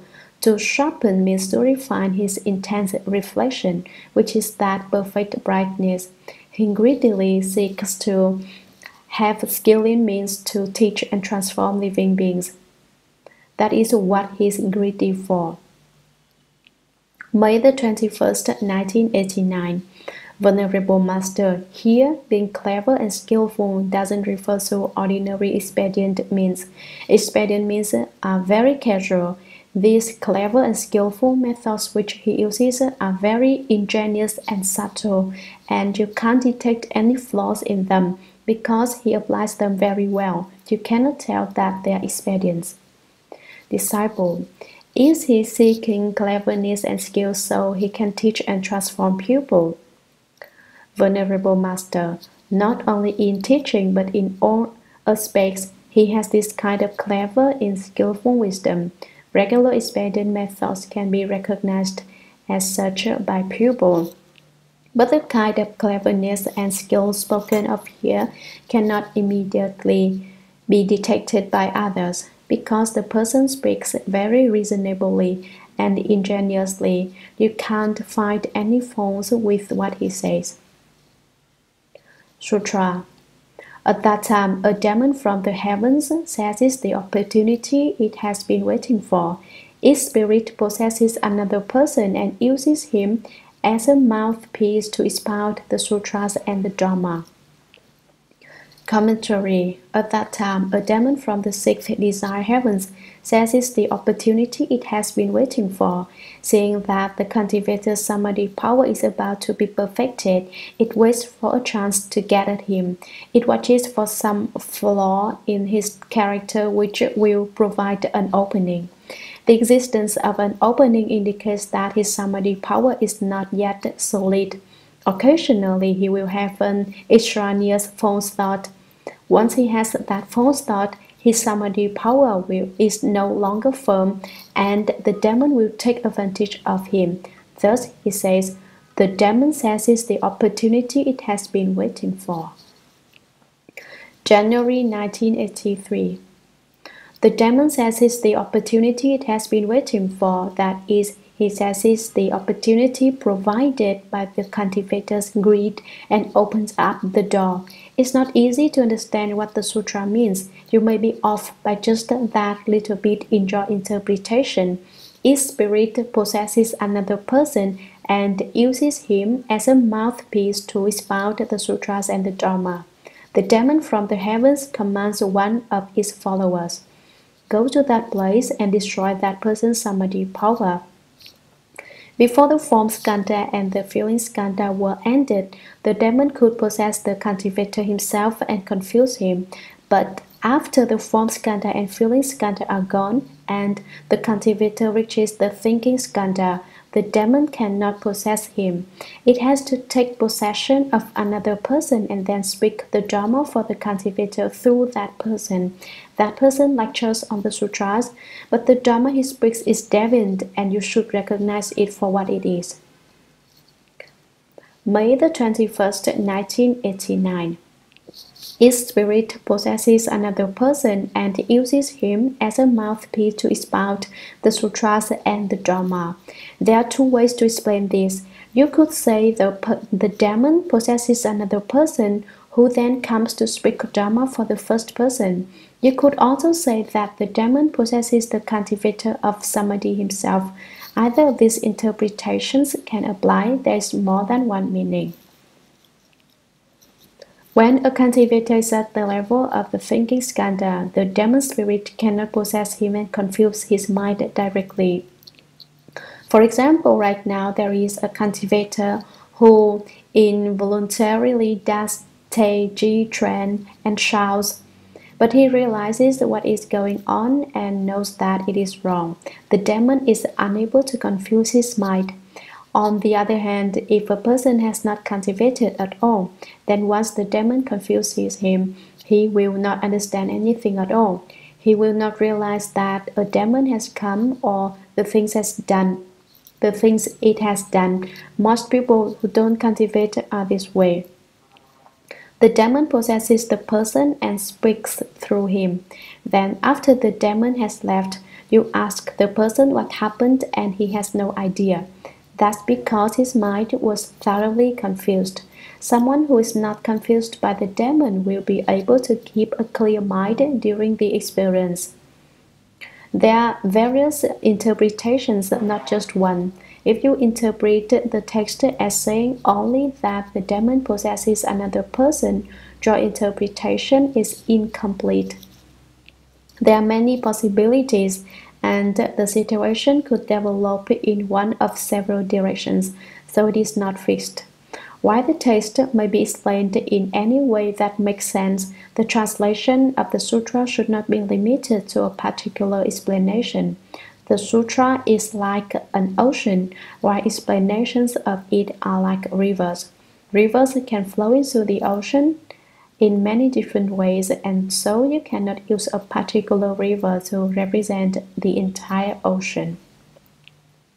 December the 2nd, 1993.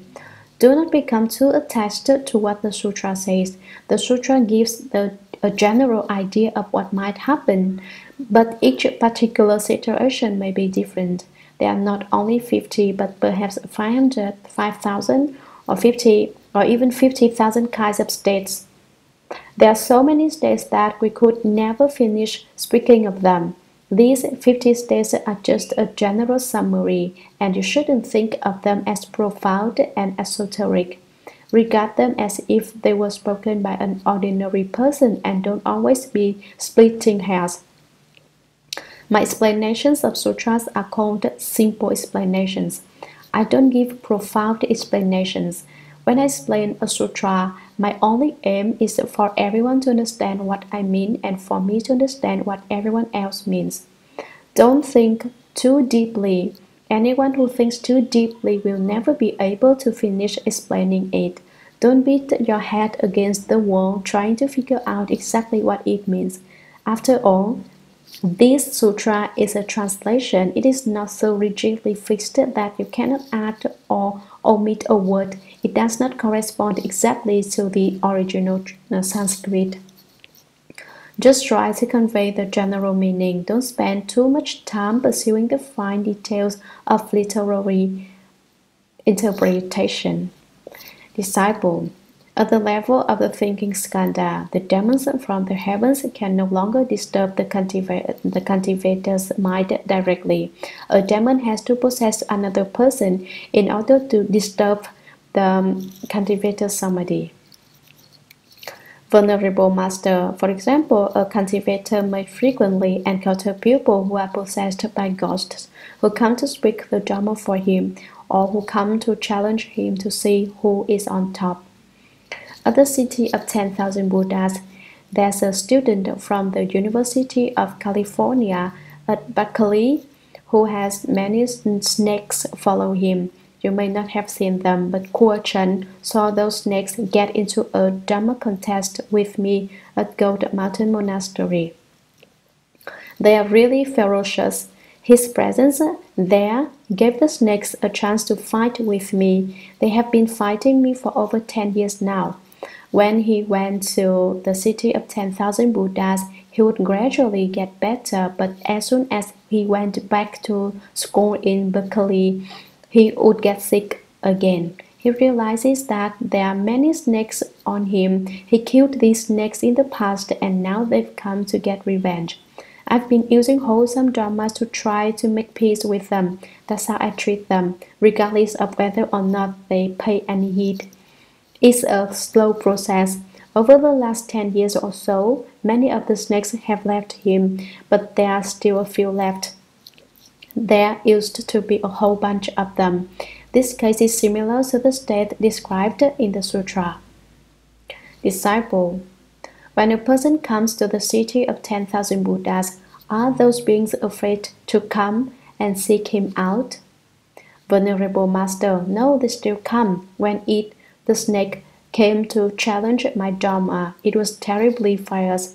At first, the student possessed by the snake, knelt down, but then he stood up and waved his hands and glared at me. His heavy breathing sounded worse than a screeching and hissing cat. Disciple. Master, what did you do? Did you give it a good scolding? Venerable Master, no, I just pretended nothing was happening. People saw me acting as if nothing were going on, but actually I had converted it. It was hostile to me, but I wasn't hostile to it. I used to use the Dharma of subduing, but not anymore. Now I use the Dharma of averting disasters. Disciple, when the form skandha has come to an end, devil demons can no longer possess a cultivator. They have to possess another person. But is there another interpretation in which the demon can directly possess the cultivator? Venerable Master, there are endless possibilities. The demon can even possess a cat. It all depends on whether or not you recognize it. It can also possess other animals. There's no fixed rule. Disciple, can it possess the cultivator himself? Venerable Master, no, it can't get to him. Disciple, but when the Venerable Master explained the 50 skandha demons in the past, you said it could possess the cultivator himself. Venerable Master, as I said, none of this is fixed. The text gives one example, but that's not the only way it can be. There are many variations. Each case encompasses many possibilities. Disciple, but didn't the Venerable Master just say that the demons can't get to the cultivator himself? Venerable Master, if he truly cultivates, then the demons can't get to him because they are Dharma protecting spirits protecting him. Disciple, if the cultivator starts entertaining false thoughts, then Venerable Master, then they get to him. Disciple, it's just like living at the city of 10,000 Buddhas. If we follow the rules set down by the Master, then those beings cannot bother us. If we don't follow the rules, then they can come.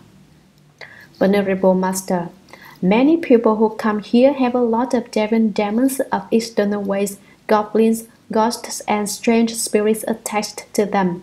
Yet the Bodhisattvas who guard the Dharma don't try to keep them out. We practice kindness and compassion here. Thus we haven't fortified our place and set up any defense against them. Disciple, if someone truly cultivates, then the demons can't get to him. But if he's not cultivating and he starts indulging in false thoughts, then they can come. Venerable Master, right, it's a case of the deviant attracting the deviant. Disciple, if the demons can't get to him now, it doesn't necessarily mean that they can't get to him ever. For instance, when National Master Wu Da entertained the thought of arrogance. Venerable Master, right, that's a very clear illustration. Disciple, the ghost hadn't been able to get to him for 10 lives, but with that one improper thought it was able to get in. Venerable Master, it came to demand his life. Disciple, so would you say that the demons can get to the cultivator or not? It's not fixed. If he truly cultivates, then they can't get to him, but if he doesn't, then they can. Venerable Master, right, it's not fixed. Whatever can be put into words loses its real meaning. Once you understand this principle, you shouldn't pursue the details too intently. As I just said, there are infinite variations and possibilities. These 50 states can be transformed into 500, 5,000, or 50,000 states. Don't spend too much time on these examples. You should understand that there are other cases that are variations of these. In general, whatever can be said has no real meaning. You could say all the sutras are false, but you must find the true principles within this falseness. Any sutra that makes sense can be believed. If it doesn't make sense, if it's incorrect, then don't believe it. Sutra. This person, unaware that he is possessed by a demon, claims he has reached unsurpassed nirvana. When he comes to see that good person who seeks cleverness and skill, he arranges a seat and speaks the Dharma In an instant, he may appear to be a bhikshu, enabling that person to see him as such, or he may appear as a chakra, as a woman, or as a bhikshuni, or his body may emit light as he sleeps in a dark room. Commentary. You can see how formidable these demonic states are. This person, unaware that he is possessed by a demon, has no idea a demon is helping him. He claims that he has reached unsurpassed nirvana. He claims to have obtained the truth of nirvana, the wonderful fruition of nirvana. January 1983. Yesterday, someone mentioned a certain person who recited the Buddha's name and then suddenly started jumping around as if dancing. He was possessed by a demonic state. He didn't know what was happening and he thought, wow, I've been entered samadhi. He was like a rambunctious kid. He hopped about like a bunny. When it comes to see that good person, the cultivator who seeks cleverness and skill, he arranges a seat and speaks the Dharma for that good person who seeks to be clever and skillful. In an instant, very briefly, he may appear to be a bhikshu, enabling that person who seeks clever skill to see him as such, or he may appear as Chakra, Lord God, or as a woman, or as a bhikshuni. When the person seeking cleverness and skill sees him going through such transformations, he thinks he must be Kuan Yin Bodhisattva. He has no idea that it is a demon. That's why you shouldn't get carried away by any state you see, no matter what it is. Or his body may emit light as he sleeps in a dark room. When people who do not understand the Buddha Dharma see that, they marvel. Wow, his body emits light. If he isn't a Buddha, he must be at least a Bodhisattva or an Arhat. They do not realize that the person is possessed by a demon king that is manifesting spiritual powers in order to delude the cultivator. Therefore, as ordinary people who do not truly understand the Buddha Dharma, we should not be turned by the things we see, no matter what they are. Don't become moved and run off after those states. How should you treat them? Look upon them as if they didn't exist. Seeing those things should be the same as not seeing them. Be neither elated nor disgusted. If you become elated when you see a demon, then you have been turned by the demon state. If you get disgusted, then you have also been turned by the demon state. How should you act? Just maintain the middle way, neither liking nor disliking it. See as if you haven't seen and hear as if you haven't heard. You shouldn't say, that was a fine state, I'd like to see that again. If you have that thought, you have made a mistake. January 1983.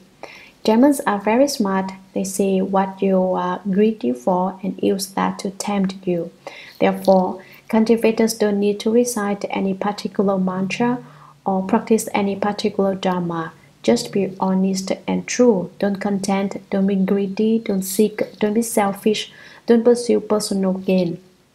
If you put your shoulder to the grindstone and cultivate diligently, no demon can bother you. But as soon as you become greedy or you start scheming for advantages and shortcuts, it's easy for demons to possess you. Demons are very wise. They can see what level of cultivation you've reached and know. Sutra. The good person is beguiled and fooled into thinking that the other is a bodhisattva. He believes the other's teachings and his mind is swayed. He breaks the Buddha's moral precepts and covertly indulges his greedy desires. Commentary. The good person who cultivates samadhi is beguiled and fooled at this point into thinking that the other is a bodhisattva. When he sees how the person can appear as a bhikshu, as a chakra, as a laywoman, and as a bhikshuni, suddenly changing from one appearance to another, he thinks the person must be a bodhisattva. He then deeply believes the other's teachings and his mind is swayed. He breaks the Buddha's moral precepts What should you examine in a cultivator? See whether or not he keeps the Buddha's precepts. If he doesn't, then he is certainly a demon. If he strictly adheres to the precepts without violating them, then he is a genuine Buddhist. However, someone may claim to be a Buddhist, call himself a venerable elder, and assume other ties as well, and yet he covertly indulges his greedy desires. He engages in a clandestine affair and tries to keep people from knowing about it. Sutra. The other person is fond of speaking about calamities, auspicious events, and unusual changes. He may say that a Tathagata has appeared in the world at a certain place. He may speak of catastrophic fires or worse, thus frightening people into squandering their family wealth without reason. Commentary. The other person is fond of speaking about calamities, auspicious events, and unusual changes. What does the person who is possessed by the demon like to speak about? He likes to talk about calamities, which are unlucky events. He may say a calamity is going to occur in a certain place, or that something auspicious is going to happen somewhere, or that an unusual event is going to take place. He may say that a Tathagata has appeared in the world at a certain place. He may say, "Do you know what? Such and such a Buddha has now appeared in the world at such and such a place." He may speak of catastrophic fires, or worse. He may say the three disasters, flood, fire, and wind, and the eight difficulties are upon us. Or the combat is coming to an end. Or he might warn people, "Be careful, war is about to break out there." Or the Soviet Union is about to go to war with a certain country. He speaks in this way, thus frightening people into squandering their family wealth without reason. He always says things that capture people's attention and cause them to be alarmed. When people hear what he says, they panic. "Oh no, there's going to be war. Will my life be in danger?" He might say, "The war is starting, but if you give me some money immediately, I guarantee your safety. If you don't pay me, you will lose your life." He is always saying such things to cheat people. If you want to determine whether a person is genuine or phony, whether he is a bodhisattva or a demon, you can look for the following things. First, see whether he has any desire for sex, and second, see whether he is greedy for money. If he cheats people to satisfy his lust and greed for wealth, then he's not genuine. How might he be greedy for wealth? For example, he may say, "A great calamity is nearly upon us. The world is coming to an end. An atomic bomb is going to explode at such and such a place. A hydrogen bomb will be set off at another place." He says such things to frighten people into giving him their money. If you wake up to his tricks, then even if he emits light, makes the earth quake, or does something else spectacular, you shouldn't believe in him because he is greedy. A person without greed is true. A greedy person is a phony. My method is a practical and effective truth detector. January 1983. If we had no greed or desire, then we would have no trouble. If you have greed and desire, then all sorts of things will happen. All the myriad things, beings, and species in the world are born from greed to desire. Thus it is said, when not a single thought is produced, the entire substance manifests. If you don't have thoughts of greed and desire, then the Buddha nature will appear. When the six sense faculties suddenly move, one is covered by clouds.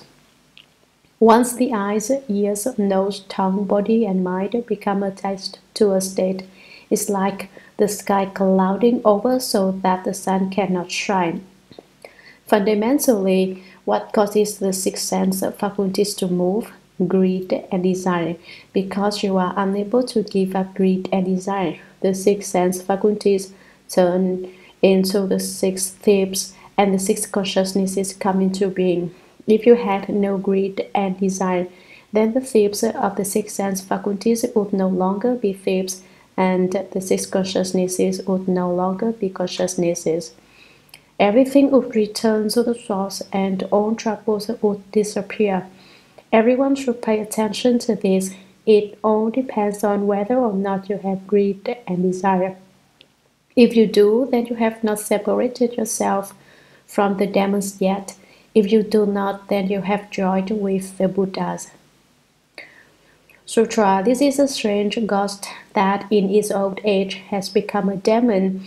It disturbs and confuses the good person, but when it tires of doing so, it will leave the other person's body. Then both the disciples and the teacher will get in trouble with the law. Commentary. This is a strange, weird ghost that after a long time in its old age has become a demon. It disturbs and confuses the good person, but when it tires of doing so, it will leave the other person's body. Eventually, it gets bored of playing this game. It has had enough, and so it stops possessing the person. When that happens, then both the disciples and the teacher will get in trouble with the law. The authorities arrest them, accuse them of rabble-rousing, and either execute them or punish them in some other way. January 1983. This is the time to study, and we must keep studying the states one by one until we finish. Then everyone will have a better understanding. Right now, we've just started studying, and some will understand while others won't. When each of you comes to the front, you are not here to interrogate anyone, but just to investigate what you have seen and understood with everyone else. The person who just came up here had a correct understanding. When the form skandha is obliterated, the view of self is emptied, so that one no longer has a sense of self, and all physical objects, all things with form and appearance, are also emptied. If you don't understand this, you can read over the sutra text a few more times, and then you'll naturally understand. All religions operate in the realm of the five skandhas. Later on, the text talks about how both the teacher and the disciples get in trouble with the law. The words teacher and disciples indicate that this is talking about religion. Being satisfied with their small achievements, they set up their own religion and claim that it is the real one. Without my having to mention any religions by name, everyone should know what I'm talking about. If you want to know which skandhas those religions fall under, what level they have reached, then you have to gain a thorough understanding of the 50 skandha demon states. Instead of just asking questions, you should look into them yourselves. We are all studying together, and it shouldn't be that one person answers everyone else's questions, because our wisdom is equal. In our investigation, if everyone agrees to a principle, then we will consider it correct. We are gathering everyone's opinions, and when we publish the 50 skandha demonstrates in the future, each person's opinion should be included. This is a joint investigation, not one person answering others' questions. Anyone can speak out and express an opinion. Why do we have only 2 people reading aloud? Because these 2 people have possible Chinese and English. They are giving a general explanation of the meaning, and if what they say is incomplete, people can speak up. People should not be simply asking questions. This is not like when we lectured on the Brahmanet Sutra.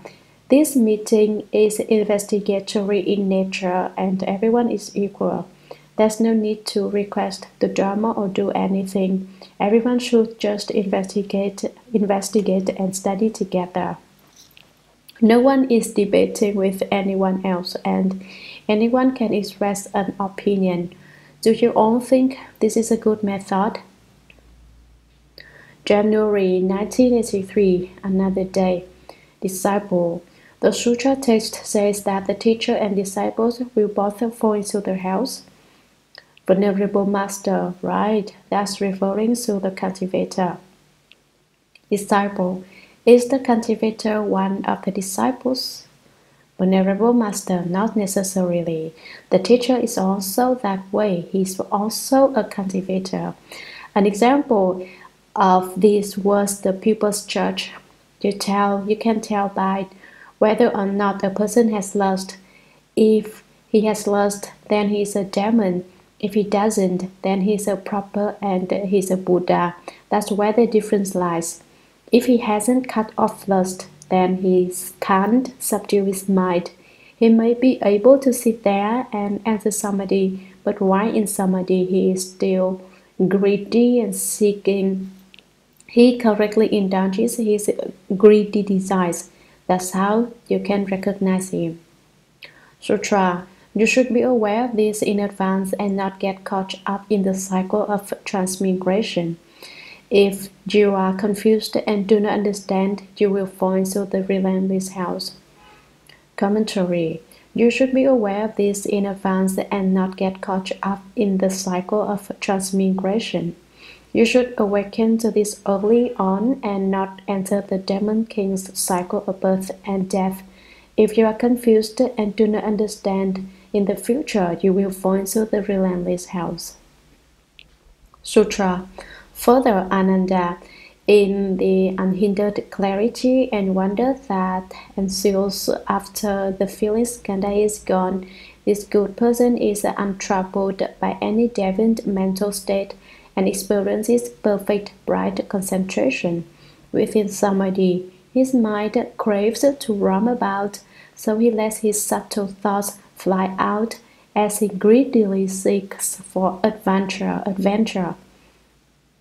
Commentary. Further, Ananda, in the unhindered clarity and wonder that ensues after the feeling skandha is gone, this good person who cultivates samadhi is untroubled by any deviant mental state and experiences perfect bright concentration. Within samadhi, his mind has another false thought and craves to roam about, that is, to go out the top of his head and roam around in his spiritual body. That means his spirit goes out and runs around to various places. So he lets his subtle thoughts fly out as he greedily seeks for adventure. His spirit flies out and wants to go everywhere to see the sights and have some fun. Sutra. At that time, a demon from the heavens seizes the opportunity it has been waiting for. Its spirit possesses another person and uses him as a mouthpiece to expound the sutras and the Dharma. Commentary. At that time, a demon from the heavens seizes the opportunity it has been waiting for. The demon king in the heavens again becomes jealous and waits for an opening to get in. Its spirit possesses another person. It again sends a member of its retinue to possess another person and uses him as a mouthpiece to expound the sutras and the Dharma. It comes to disturb the cultivator. Why does the cultivator get possessed by a demon? Simply because he is greedy for adventure. He longs to travel, to run far and wide. As soon as he entertains the thought of roaming, that gives the demon king the chance to disturb him. The demon would not come if the cultivator did not have that thought. Sutra. This person, unaware that he is possessed by a demon, claims he has reached unsurpassed nirvana. When he comes to see that good person who seeks to roam, he arranges a seat and speaks the Dharma. His own body does not change its appearance, but those listening to the Dharma suddenly see themselves sitting on jeweled lotuses and their entire bodies transformed into clusters of purple golden light. Each person in the audience experiences that state and feels he has obtained something unprecedented. Commentary. This person, unaware that he is possessed by a demon, claims he has reached the wondrous fruition of unsurpassed nirvana. When he comes to see that good person who seeks to roam, that is the cultivator who had a false thought about his spiritual body, going out the top of his head and roaming everywhere, he arranges a seat and speaks the Dharma. His own body does not change its appearance. In the previous passage, the person's own body took on the appearance of a bhikshu, of chakra, of a laywoman, of a bhikshuni, and various other forms, but in this case, his body does not change. There are different kinds of demons, and you should not consider experiencing an unusual state to be something good. If one occurs and you don't recognize it, a demon can possess you. Here, the body of the person who is seeking the Dharma doesn't change. But those listening to the Dharma suddenly see themselves sitting on jeweled lotuses and their entire body is transformed into clusters of purple golden light. Suddenly, everyone feels as if he is sitting on a jeweled lotus and his whole body has turned into a cluster of purple golden light. Each person in the audience experiences that state and feels he has obtained something unprecedented. They think this is rare and unusual, something they have never seen before. They believe it to be a good state, but actually it is a demonic state. Sutra. The good person is beguiled and fooled into thinking the other is a bodhisattva. Lust and laxity corrupt his mind. He breaks the Buddha's moral precepts and covertly indulges his greedy desires. Commentary. The good person is beguiled and fooled into thinking the other is a bodhisattva. Not only this person, but all those listening to the Dharma are very stupid. Their minds are confused and they think, he's really a bodhisattva. He can make me sit on a jeweled lotus and turn the color of purple golden light. You should ask yourself if you are really seated on a lotus blossom and radiant with purple golden light. Actually, it is all false. How can you, an ordinary person, have such a state? Isn't this a demon king that has come to fool you? Why would a bodhisattva make such a state appear? What is the bodhisattva trying to get from you? Lust and laxity corrupt his mind. The minds of those listening to Dharma are moved as well, and they start having thoughts of lust. He breaks the Buddha's moral precepts, and they don't keep the Buddha's precepts anymore. You should all remember, after you take the precepts, never be deceived by such states of confused belief. Even if a Dharma speaker displays mighty spiritual powers, you should look him over carefully and see if he is greedy. If he is out for money or if he has lust, then he is not genuine, he is a phony. If a person does not have any lust, greed, or ulterior motives, then he is genuine. If he violates the Buddha's moral precepts, then he is a fraud. And he covertly indulges his greedy desires. He engages in licentious conduct on the sly. Sutra. The other person is fond of saying that Buddhas are appearing in the world. He claims that in a certain place, a certain person is actually a transformation body of a certain Buddha. Or he says that a certain person is such and such a bodhisattva who has come to teach humankind. People who witness this are filled with admiration. Their wrong views multiply and their wisdom of modes is destroyed. Commentary. The other person is fond of saying that Buddhas are appearing in the world. The person possessed by the demon likes to roam about, and then based on his adventures, he talks about strange and mysterious things. The things he says are so mysterious that no one can conceive of them. He says, All the Buddhas have now come into the world to save people. He claims that in a certain place, a certain person is actually a transformation body of a certain Buddha. He's really Buddha so-and-so, whose transformation body has come here to save living beings. Or he says that a certain person is such and such a bodhisattva who has come to teach humankind. For example, one of my disciples says that the disciples of a certain teacher say that their teacher is a bodhisattva.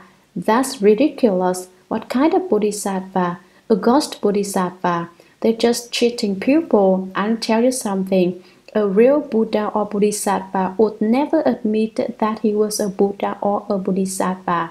Nor would he let his disciples advertise for him, saying, "Our teacher is a bodhisattva." I never told you to talk like that. Why do some of you say that your teacher is a bodhisattva, is a Buddha? You must never speak that way about me. Haven't I told you I'm a ghost? Just tell them your teacher is a ghost. I don't want to be called a bodhisattva or a Buddha. How pathetic those people are. Here the person says, "This is a bodhisattva who has come to teach the world. He has come to save us in this Dharma Ending Age." People who witness this are filled with admiration. Since they have childish views and don't really understand the Buddha Dharma, they think, "Wow, he's a bodhisattva. Fantastic. Let's hurry and go hear him speak the Dharma and ask him to be our teacher." For example, yesterday some came to steal the Dharma. I asked him who his teacher was, and he said it was so-and-so. That's the kind of situation this is referring to. They are filled with awe and admiration. We take this Bodhisattva as our teacher and study Bodhisattva Dharmas with him. Since he is a Bodhisattva, of course, all the people he teaches can become Bodhisattvas too. As a result, their wrong views multiply, gradually growing thicker and thicker, and their wisdom of most is destroyed. Their wisdom of almost and all their various kinds of wisdom are eradicated. The seeds of their wisdom are destroyed. Is that dangerous? January 1983. There's not a very great difference between what is true principle and what is not true principle. It's a very subtle difference, and so it's not easy for us to have a Dharma selecting vision and to distinguish between proper Dharma and deviant Dharmas or good and evil. If a person is proper, then everything he does will be open and upright. If he is a deviant, then he will always be taking risks. Sutra. This is a drought ghost that in its old age has become a demon. It disturbs and confuses the good person, but when it tires of doing so, it will leave the other person's body. Then both the disciples and the teacher will get in trouble with the law. Commentary. This is a drought ghost that in its old age has become a demon. Wherever a drought ghost goes, there will be no rainfall. The drought will last at least 6 months, and it may go on for 1, 2, 3, or 5 years. As long as the ghost is in the area, there will be no rain. While young, it is a ghost, but as it ages, it becomes more crafty and villainous and turns into a demon. A derogatory proverb about old people says, "To be old and not to have died is to be a rascal." That is even more the case with ghosts. If a ghost grows old and doesn't die, it becomes a demon. It disturbs and confuses the good person, but when it tires of doing so, after it has played its tricks for a long time, the demon becomes bored with the whole affair. Having lost interest, it will leave the other person's body. Then both the disciples and the teacher will get in trouble with the law. They are arrested and put in prison. They may be executed or face life imprisonment. It is just as if they were in their house. Sutra, you should be aware of this in advance and not get caught up in the cycle of transmigration. If you are confused and do not understand, you will fall into the relentless house. Commentary. You should be aware of this in advance and not get caught up in the demon king's cycle of transmigration. Don't join the demon's retinue. If you are confused and do not understand, if you don't recognize the workings of the demon king, then you will follow the demon king and fall into the relentless house. Sutra. Further, in the unhindered clarity and wonder that ensues after the feeling skandha is gone, this good person is untroubled by any deviant mental state and experiences perfect bright concentration. Within samadhi, his mind craves spiritual oneness, so he clarifies his concentrated thought as he greedily seeks for union. Commentary. Further, in the unhindered clarity and wonder that ensues after the feeling skandha is gone, this good person is untroubled by any deviant mental state and experiences perfect bright concentration. Within samadhi, his mind craves spiritual oneness. He wants to join in close connection with all sages, so he clarifies his concentrated thought as he greedily seeks for union. He forcefully uses subtle thoughts that have been settled and made clear because of his one secret thought of craving for union. He gives the demon king a chance to come and disturb him. Sutra. At that time, a demon from the heavens seizes the opportunity it has been waiting for. Each spirit possesses another person and uses him as a mouthpiece to expound the sutras and the Dharma. Commentary. The demon sees its chance, so it dispatches a spirit that quickly possesses a person and speaks the Dharma through him. Sutra. This person, unaware that he is actually possessed by a demon, claims he has reached unsurpassed nirvana. When he comes to see that good person who seeks union, he arranges a seat and speaks the Dharma. Neither his own body nor the bodies of those listening to the Dharma go through any external transformations, but he makes the minds of the listeners become enlightened before they listen to the Dharma, so they experience changes in every thought.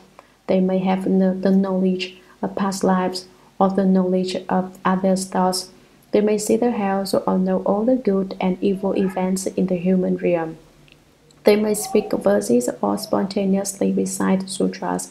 Each person is elated and feels he has obtained something unprecedented. Commentary. This possessed person is unaware that he is actually possessed by a demon. He claims he has reached the wondrous fruition of unsurpassed nirvana. When he comes to see that good person, the cultivator who seeks union, he arranges a Dharma seat, ascends it, and speaks the Dharma. Neither his own body nor the bodies of those listening to the Dharma go through any external transformations. His own appearance does not change, nor do the appearances of his listeners change. Nothing happens on the outside. It is not as in a previous passage where the listeners saw themselves sitting on precious lotus flowers or saw their own bodies radiating purple golden light.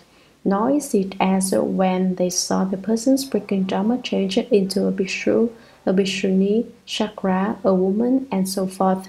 There are no such transformations. But instead, he makes the minds of the listeners become enlightened before they listen to the Dharma. After their enlightenment, they feel as if they are drunk or having a dream in which they strike it rich. This enlightenment is not true enlightenment. It is an illusory state, like watching a movie or taking an hallucinogenic drug. They see everything in an altered state so that in their minds they experience changes in every thought. They may have the knowledge of past lives, but again the knowledge of past lives they attain is not real. What they see is totally illusory, or they may have the knowledge of others' thoughts.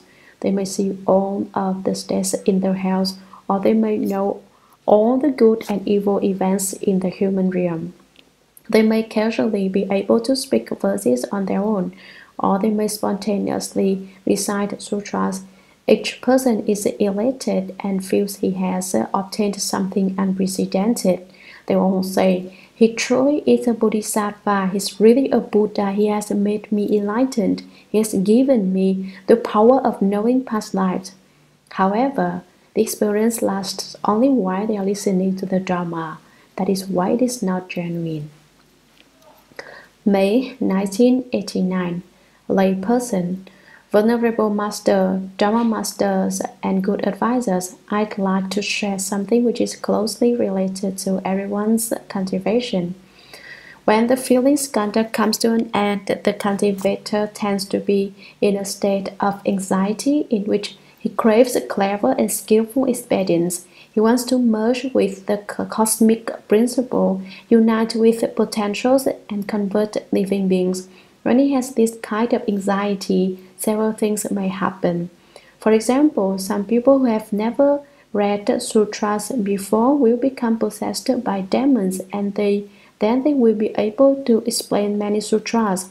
There are many cultivators in Taiwan who have read very little of the sutras and who may have violated the substance of the precepts they received. Yet they want to obtain clever and skillful expedients. When they see other people explaining sutras and gaining a large following, they hope to quickly attain wisdom themselves so that they can also explain sutras to many people. Having such a thought, they become possessed by demons as they sit in meditation. Many people who seem to be very good at explaining sutras are actually possessed by demons.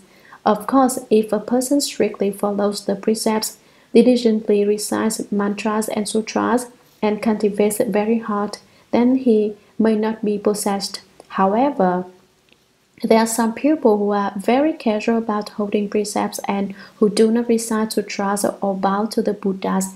Yet, when they go on stage and close their eyes, after 2 or 3 days, not only they themselves, but also those in the audience who gave rise to false thinking will be able to lecture very well on the sutras without having studied them before. I don't think this will happen at the Venerable Master's way places. If you go to other way places where the Dharma protecting spirits don't do a good job and you give rise to false thinking and greedy attachments, then you may have these days, especially if you like to meditate. People who don't meditate usually don't have these days, but there is an elderly woman in Taiwan who was basically illiterate, but after 3 or 5 days, she could write beautiful Chinese calligraphy. I've seen many cases like this where people suddenly become Buddhas in a few days' time. That woman had not been able to explain sutras before, but after 3 days, she was very good at explaining them. Such strange things really happen. That is why everyone wants to learn Devon Dharmas and no one wants to learn the proper Dharma. If you explain the Buddha Dharma to them, they won't listen. Those of us here are probably more aware of such phenomena. These days probably won't happen to people at this way place, but you have to be careful when you go out. Venerable Master, these are all cases of people being possessed by false spirits. This is what is meant by each spirit possesses a person. Sutra. A good person is beguiled and fooled into thinking the other is a bodhisattva. His thoughts become entangled in love. He breaks the Buddha's moral precepts and covertly indulges his greedy desires. Commentary. The good person is beguiled and fooled into thinking the other is a bodhisattva. The cultivator is extremely stupid and thinks the possessed person is a bodhisattva. His thoughts become entangled in love. He falls in love with the demon. He breaks the Buddha's moral precepts, not abiding by them, and covertly indulges his greedy desires. He has licentious relations on the sly. Licentious relations on the sly. Sutra, he is fond of saying that there are greater Buddhas and lesser Buddhas, earlier Buddhas and later Buddhas, that among them are true Buddhas and false Buddhas, male Buddhas and female Buddhas, and that the same is true of Bodhisattvas. When people witness this, their initial resolve is washed away, and they easily get carried away with their wrong understanding. Commentary. He is fond of saying that there are greater Buddhas and lesser Buddhas. What does this demon like to say? He says, "You people study the Buddha Dharma, but do you know that Buddhas are all about? There are great Buddhas and small Buddhas, old Buddhas and young Buddhas." He further elaborates that there are earlier Buddhas and later Buddhas, that among them are true Buddhas and false Buddhas. The Demon King claims that he is a true Buddha, while other Buddhas are false Buddhas. He also says that there are male Buddhas and female Buddhas. He insists intercourse between men and women creates Buddhas. It is the origin of Buddhas. It is the body mind. Of course, this confuses people. They think, oh, so that's how one becomes a Buddha, and then they indulge in wild debauchery. They would rather die than not engage in lust. And he says that the same is true of bodhisattvas, maintaining that there are great and small bodhisattvas, and male and female ones too. Actually, anyone who becomes a Buddha or a bodhisattva is male. There are no female Buddhas or bodhisattvas. Kuan Yin Bodhisattva may manifest in the form of a woman in order to teach and rescue women.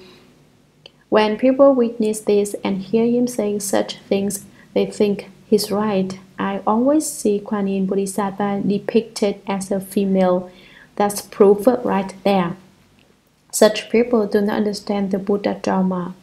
Kuan Yin Bodhisattva is neither male nor female. The Bodhisattva responds to each living being and appears in an appropriate form to teach and transform that being.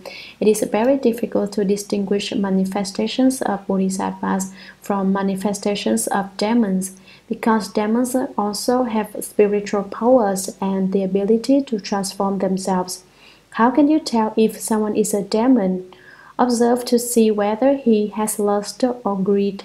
Their initial resolve is washed away. They change their minds and forsake their original resolve to cultivate, and they easily get carried away with their wrong understanding.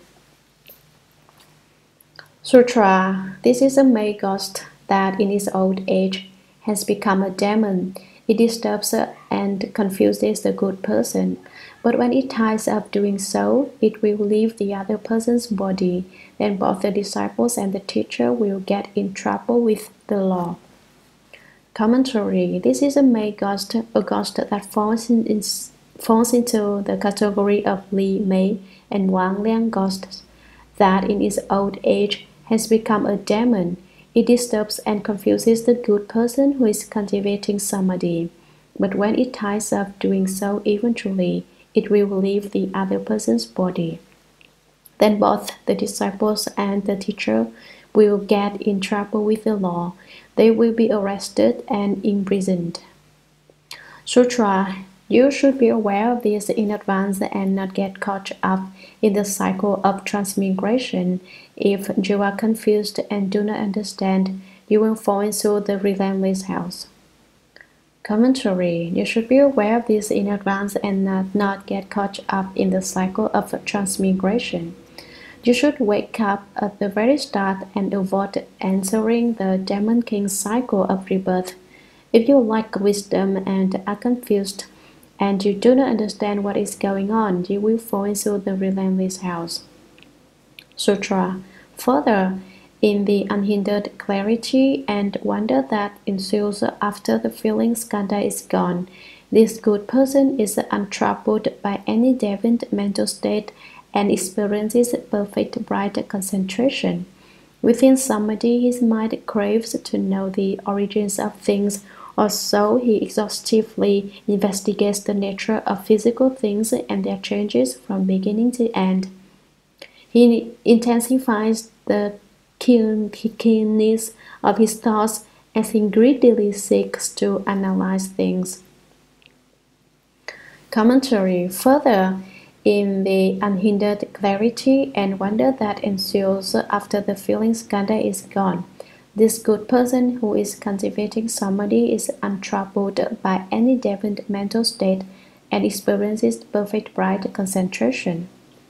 Within samadhi, his mind craves to know the origins of things.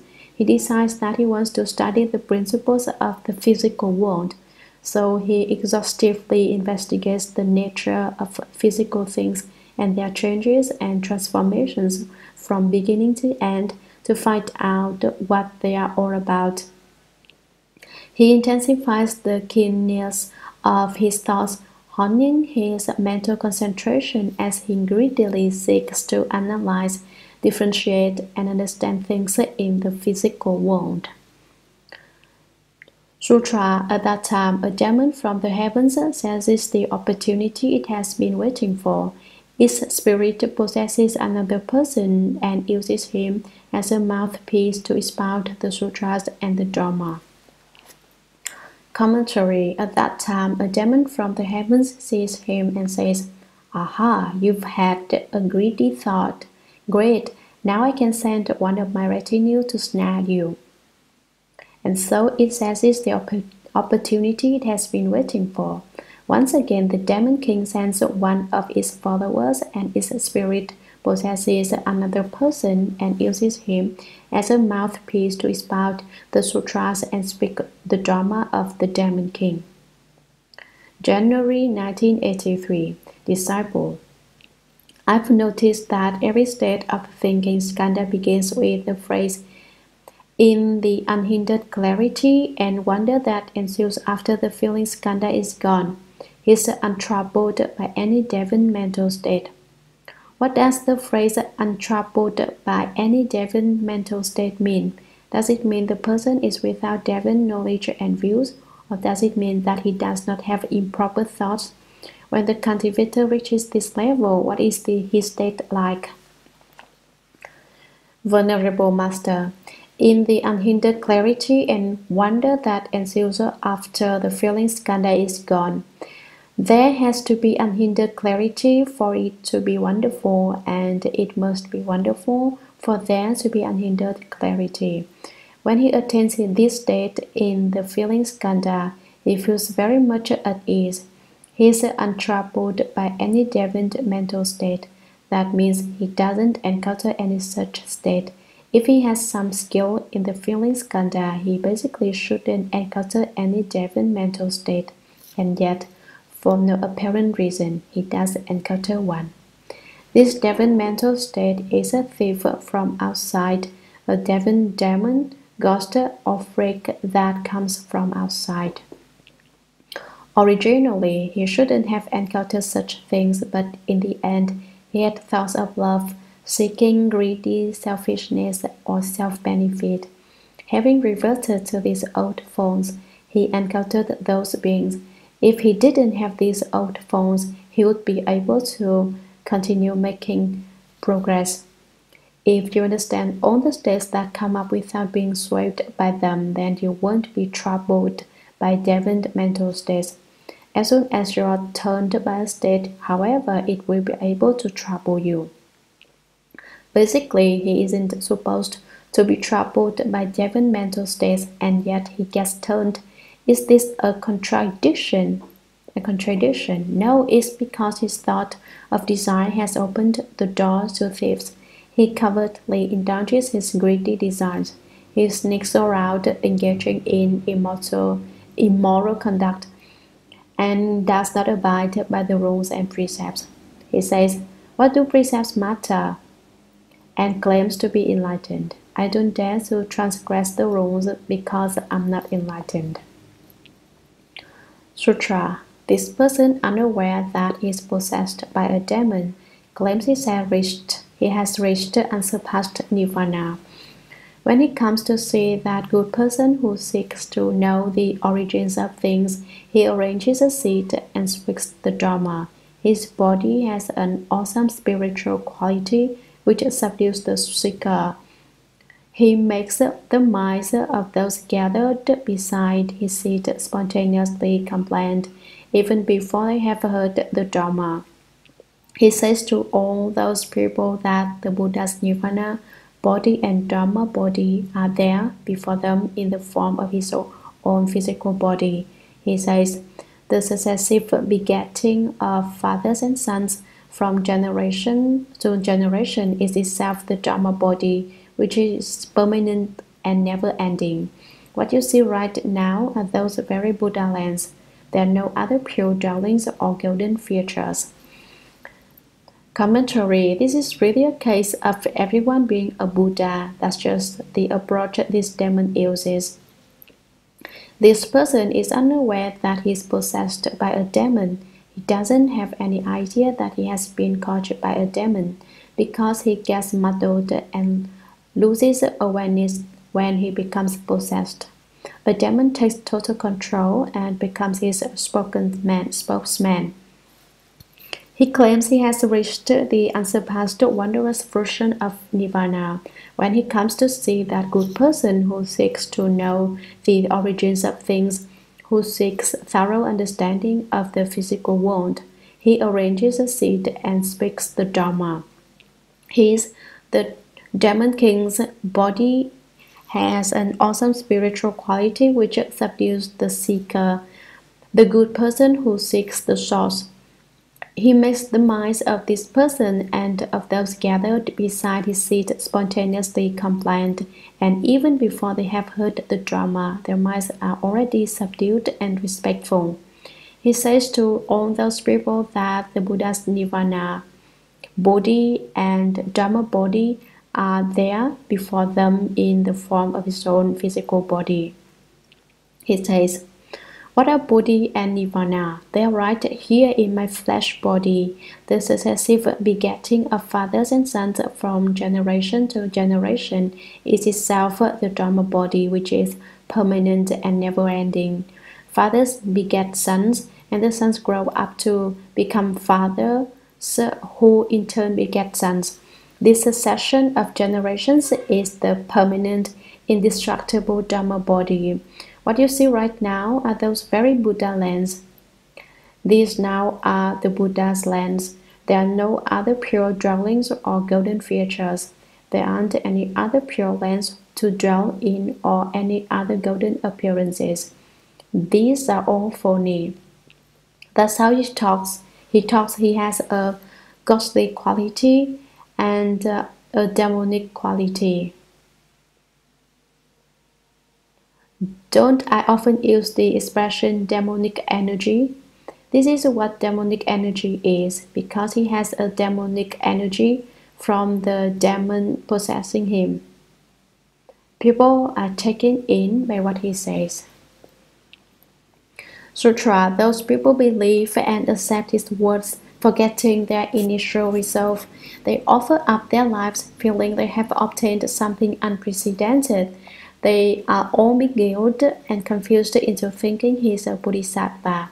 As they pursue his ideas, they break the Buddha's moral precepts and covertly indulge their greedy desires. Commentary. Those people believe and accept his words. When they hear him speaking such principles, they say, that makes sense. Fathers beget sons, and the sons in turn beget their sons, generation after generation. That's the permanent and indestructible Dharma body. That's actually the way it is. They all believe it, forgetting their initial resolve. They lose their former proper outlook and proper thought. Their faith in the Demon King is far stronger than their faith in the proper Dharma. When Demon Kings and heterodox sects tell them what to do, they don't dare disobey. When a true teacher tells them to do something, they waver between doubt and belief. The demon king confused them with his demonic power so that they believe whatever it says. If you told a demon king to lecture on this sutra, he would not do it. Why not? As soon as he did, his true identity would be exposed. That's why I said that if you asked certain people in America who falsely claim to be experts in the Buddha Dharma to explain this sutra, they wouldn't dare to do it. They're afraid of being exposed. They offer up their bodies and lives to the demon king, feeling they have obtained something unprecedented. They are all beguiled and confused into thinking he is a bodhisattva. They are truly pitiable. They think the demon is a bodhisattva as they pursue his ideas, studying with the demon and learning his magic. They no longer maintain but instead break the Buddha's moral precepts and covertly indulge their greedy desires. They secretly indulge in lust. Sutra is fond of saying that the eyes, ears, nose, and tongue are the pure land, and that the male and female organs are the true place of Buddhi and Nirvana. Ignorant people believe these filthy words. Commentary. How terrible this demon king is. He's fond of saying that the eyes, ears, nose, tongue, body, and mind are the pure land. You don't have to look anywhere else for the Dharma door of the pure land, he tells them. It's just the six sense faculties. And he also says that the male and female organs are the seats of Bodhi, the true place of Bodhi and Nirvana. Can't you imagine speaking like that? Ignorant people believe these filthy words. People without any knowledge or wisdom say, "Oh, I've never seen or heard anything like this before." So that's what Bodhi and Nirvana are. With the total sutra. This is a poisonous ghost or an evil paralysis ghost that in its old age has become a demon. It disturbs and confuses the good person, but when it tires of doing so, it will leave the other person's body. Then both the disciples and the teacher will get in trouble with the law. Commentary. This is a poisonous ghost or an evil paralysis ghost, also known as a Kumbhanda ghost, that in its old age has become a demon. It disturbs and confuses the good person who cultivates samadhi, but when it tires of doing so, it will leave the other person's body. Then both the disciples and the teacher will get in trouble with the law. The authorities intervene and impose restrictions upon the disciples and the teacher. They are arrested and imprisoned. Sutra, you should be aware of this in advance and not get caught up in the cycle of transmigration.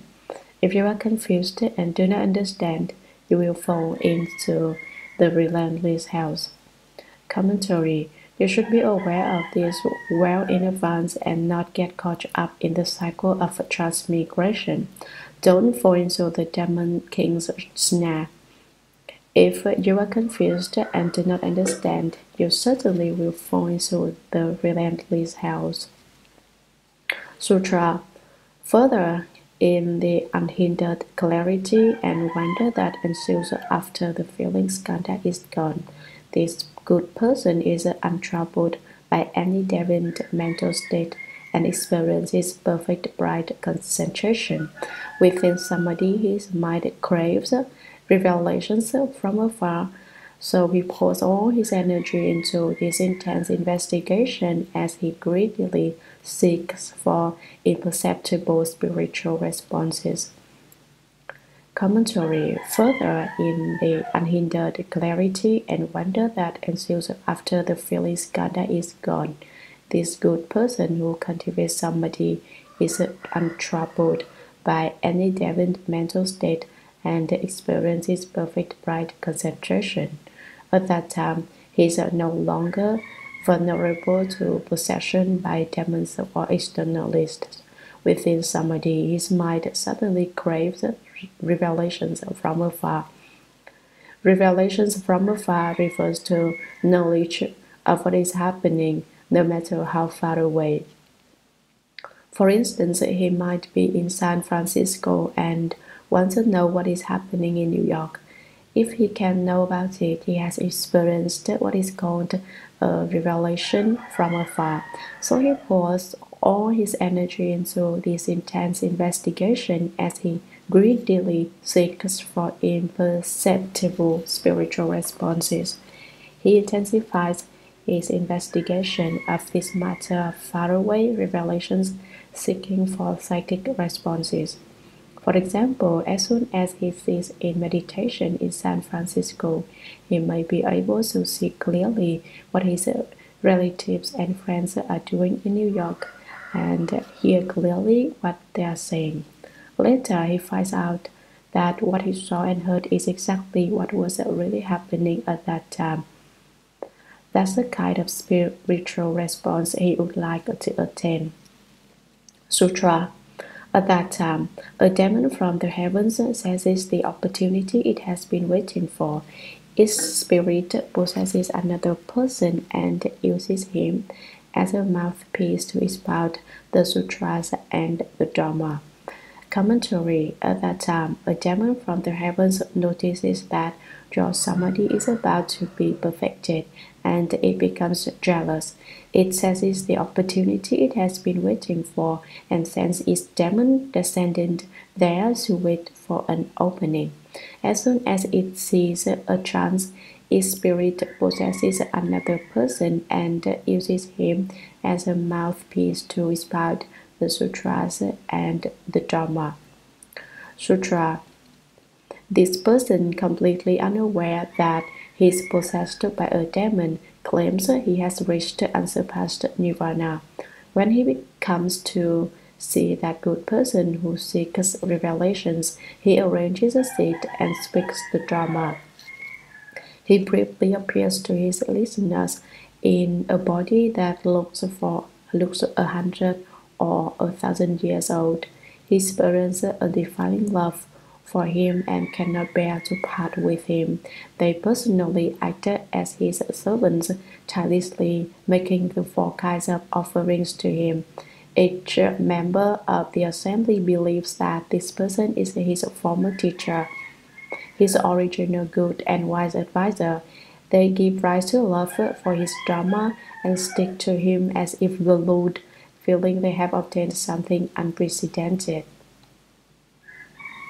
Commentary. This is really dangerous. This person, completely unaware that he is possessed by a demon, claims he has reached unsurpassed nirvana. He claims he has been certified when he has not, and that he has attained what he has not. He hasn't attained unsurpassed nirvana, but claims he has. When he comes to see that good person who greedily seeks revelations from afar and imperceptible spiritual responses, he arranges a seat and speaks the Dharma.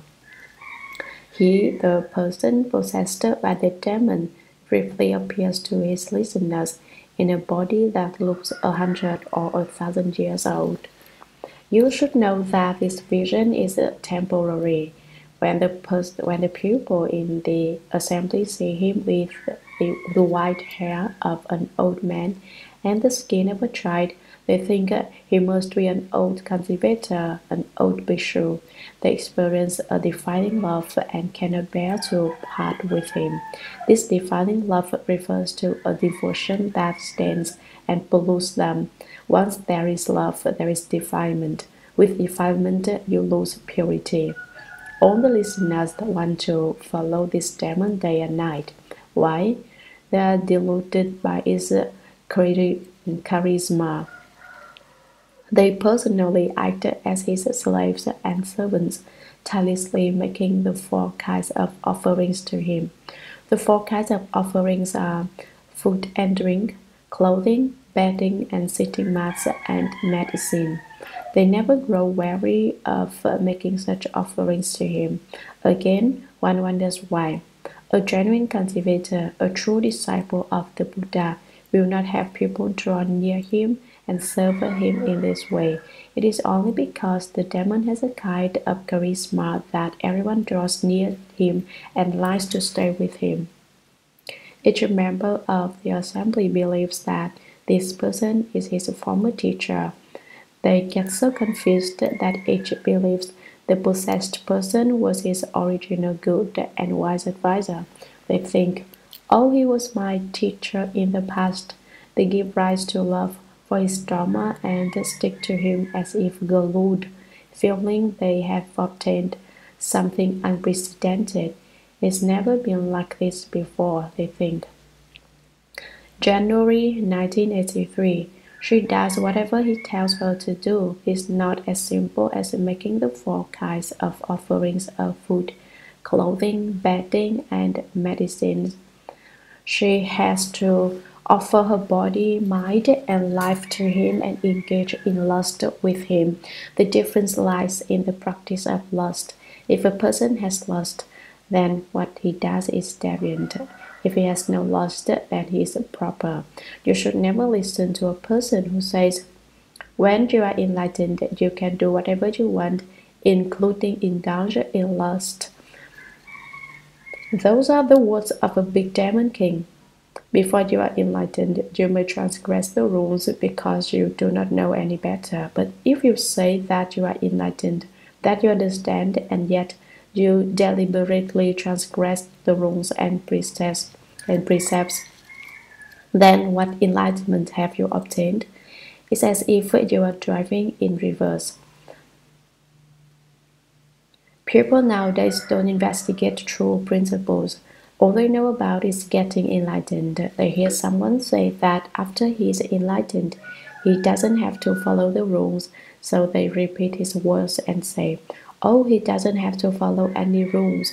Since he is enlightened, he can smoke, drink, play around with women, and do anything at all. The most important thing is lust. If he has lust and he indulges in impure conduct all the time, then he is a demon. If he is not greedy for money and he's free of lust, then he is genuine. In this case, he announces to those he meets, in a former life, you were my wife, or you were the empress, or you were my such and such when I was the emperor, and so forth.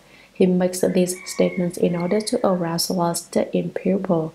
By doing this in public, he hopes to cheat people and exploit the situation. Again, one wonders why a genuine cultivator, a true disciple of the Buddha, will not have people draw near him and serve him in this way. It is only because the demon has a kind of charisma that everyone draws near him and likes to stay with him.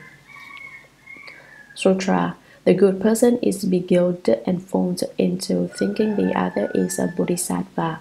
Attracted to the other's thinking, he breaks the Buddha's moral precepts and covertly indulges his greedy desires. Commentary.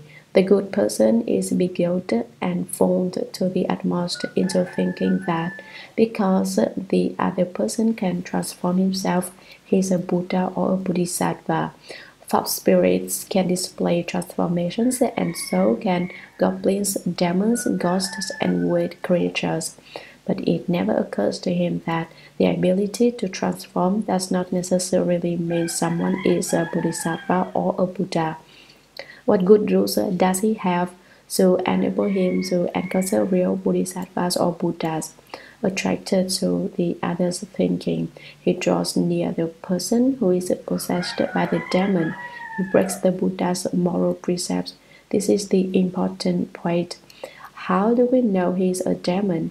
We can tell from the fact that he breaks the precepts and covertly indulges his greedy desires by engaging in lust. Sutra. He is fond of saying, in a past life, in a certain incarnation, I rescued a certain person who was then my wife, or my mistress, or my brother. Now I have come to rescue you again. You will stay together. We will stay together and go to another world to make offerings to a certain Buddha. Or he may say, There is a heaven of great brilliance where a Buddha now dwells. It is a resting place in all Tathagatas. Ignorant people believe his ravings and lose their original resolve. Commentary. Whenever he sees someone, he is fond of saying the same things that Liu Qingtong, whom I mentioned before, used to say. She would tell her victim that he had been her son in one past life and her husband in another past life. Now this person says, in a past life, in a certain incarnation, perhaps in his 101st life or his 102nd life, I rescued a certain person who was then my wife, or he says, who was then my mistress, or who was then my brother, and so forth. Now I have come to rescue you again. We will always stay together and never part. We will go to another world to make offerings to a certain Buddha. Or he may say, there is a heaven of great brilliance that we are going to. Actually, the heaven he refers to is the place where the Demon King resides.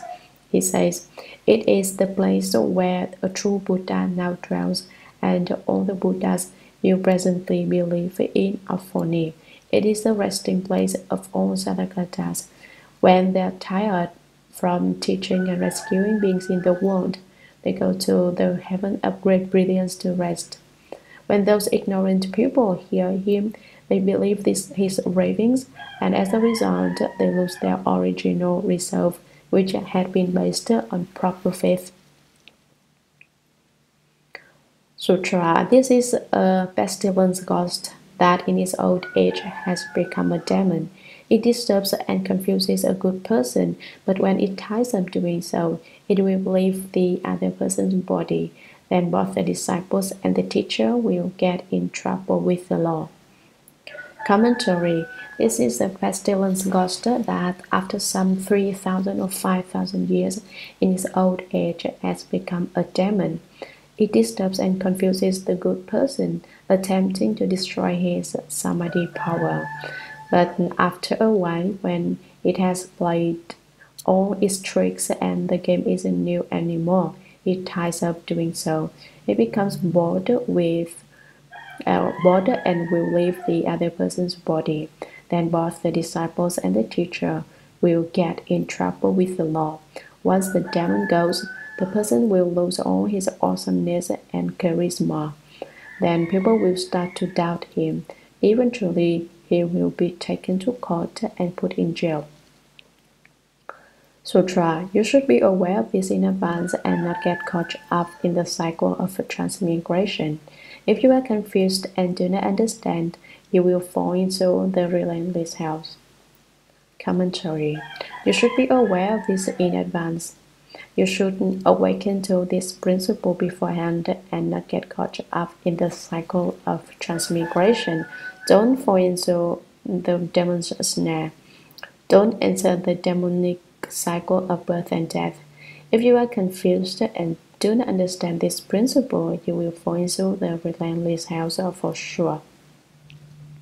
Sutra. Further, in the unhindered clarity and wonder that ensues after the feeling skandha is gone, this good person is untroubled by any demon mental state and experiences perfect bright concentration. Within samadhi, his mind craves deep absorption, so he restrains himself with energetic diligence and likes to dwell in secluded places as he greedily seeks for peace and quiet. Commentary. Further, in the unhindered clarity and wonder that ensues after the feeling skandha is gone, this good person who is cultivating samadhi is untroubled by any demon mental state and experiences perfect bright concentration. Within samadhi, his mind develops a craving. He craves deep absorption in that principle, so he restrains himself with energetic diligence and likes to dwell in secluded places as he greedily seeks for peace and quiet. He maintains firm self-control and is very strict with himself. He puts great effort into cultivation. He likes to reside in places that are lacking in sunlight. He prefers places where there aren't any people, perhaps a cave somewhere deep in the mountains or in some isolated valley. He picks a secluded spot, for he likes still and quiet places. Because he is too greedy for peace and quiet, demons will come. In cultivation, people should not be greedy. Don't be greedy for good things and don't be greedy for bad things. The ordinary mind is the way. Just act ordinary and don't be greedy. No matter what you may be greedy for is not right. Sutra. At that time, a demon from the heavens senses the opportunity it has been waiting for. Its spirit possesses another person and uses him as a mouthpiece to expound the sutras and the Dharma. Commentary. This is the same situation as before. At that time, the demon king from the heavens senses the opportunity it has been waiting for. When the chance comes, its spirit possesses another person and uses him as a mouthpiece to expound the sutras and the Dharma. It sends a member of its demonic retinue to possess another person, who then comes and speaks the sutras and the Dharma for him. Sutra. This person, unaware that he is possessed by a demon, claims he has reached unsurpassed nirvana. When he comes to see that good person who seeks seclusion, he arranges a seat and speaks the Dharma. He causes all of his listeners to think they know their karma from the past. Or he may say to someone there, "You haven't died yet, but you have already become an animal." Then he instructs another person to step on the first person's tail, and suddenly the first person cannot stand up. At that point, all in the assembly pour out their hearts in respect and admiration for him. If someone has a thought, the demon detects it immediately. He establishes intense ascetic practices that exceed the Buddha's moral precepts. He slanders bhikshus, scolds his assembly of disciples, and exposes people's private affairs without fear of ridicule or rejection. He is fond of foretelling calamities and auspicious events, and when they come to pass, he is not wrong in the slightest.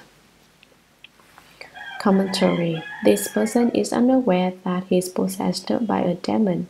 He claims as demon kings do, that he has reached unsurpassed nirvana. What proof is there that someone is a demon? For the most part, demons praise themselves. They say, "Do you know me? I've already obtained nirvana." Or it may be, "I've realized the first fruition of arhatship," or "I've reached the fourth fruition of arhatship," or "I'm a bodhisattva now. Do you recognize me?" As soon as someone talks like that, you don't have to ask to know he is a demon. A Buddha would never say, "I'm a Buddha, hurry up and bow to me." If you don't bow now, you've missed your chance. Since I'm a Buddha, you're really stupid if you don't bow to me. Anyone who claims to be a Buddha, a Bodhisattva, or an Arhat is nothing but a demon. You can know immediately, without question, that it is a demon talking. A Buddha would never say he was a Buddha. A Bodhisattva who has come into the world but never say he was a Bodhisattva. Even if other person said he was a Bodhisattva, he would not admit it. Even if he were a Buddha and someone said, "Yes, I know you are a Buddha," he would not acknowledge it. One who is truly enlightened would not admit to that either. If someone says, "I'm enlightened," don't be taken in by him. He doesn't even measure up to a dog. Don't listen to his bustler and self-aggrandizing. Listen to sutras so that you can have a demon sporting mirror. Then when demons, ghosts, and weird beings show themselves, you will recognize them. But if you don't understand the Buddha Dharma, you will not know what they are saying and you will be cheated by them. When he, the person who hasn't been possessed by the demon, comes to see that good person who seeks seclusion, he arranges a seat and speaks the Dharma.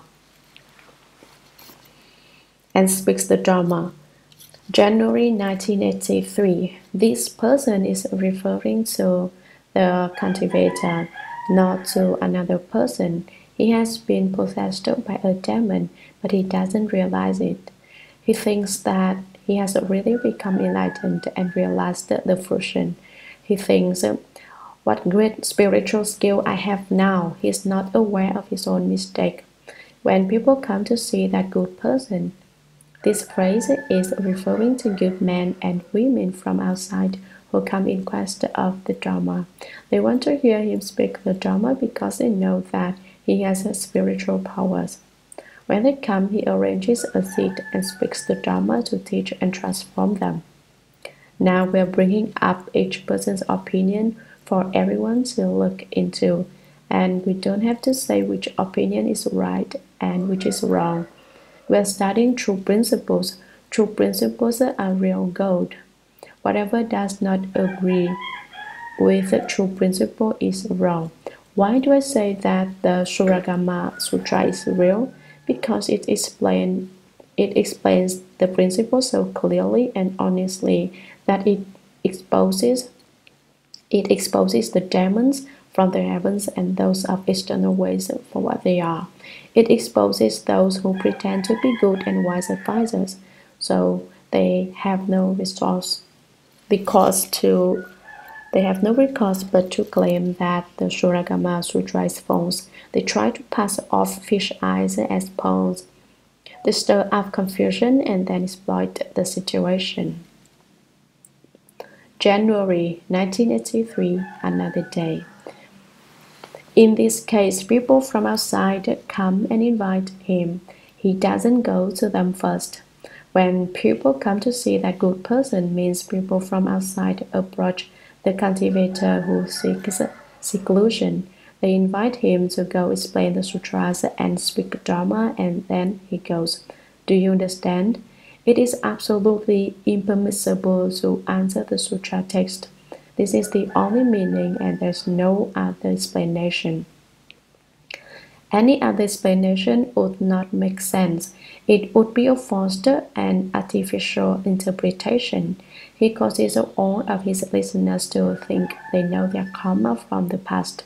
Each person feels he knows, as if in a dream, what he was in his previous lives.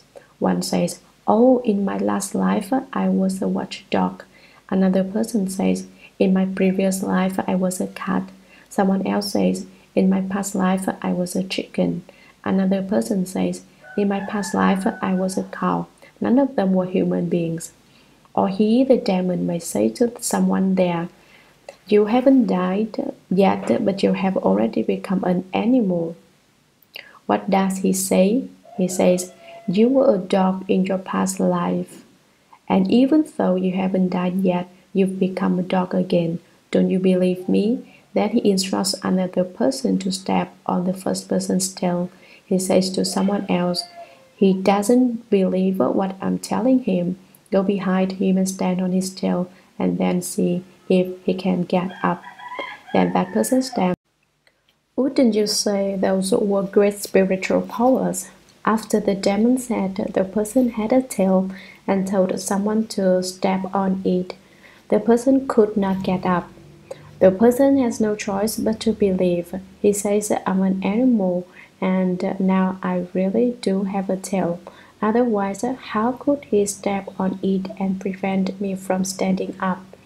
Or at that, all in the assembly pour out their hearts in respect and admiration for him. "It's magic," they say. "He knows the person is going to be an animal even before the person has died. He must be a Buddha or a living Bodhisattva." Actually, they've been dubbed by a ghost and don't even realize it. They see a ghost or a demon king and mistake it for a bodhisattva. Living beings are really upside down. If someone has a doubt, The demon detects it immediately.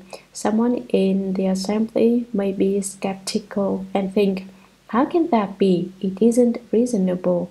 As soon as he starts to doubt, the demon knows it and says, so you don't believe me? These people take one look. Oh, he's really a bodhisattva.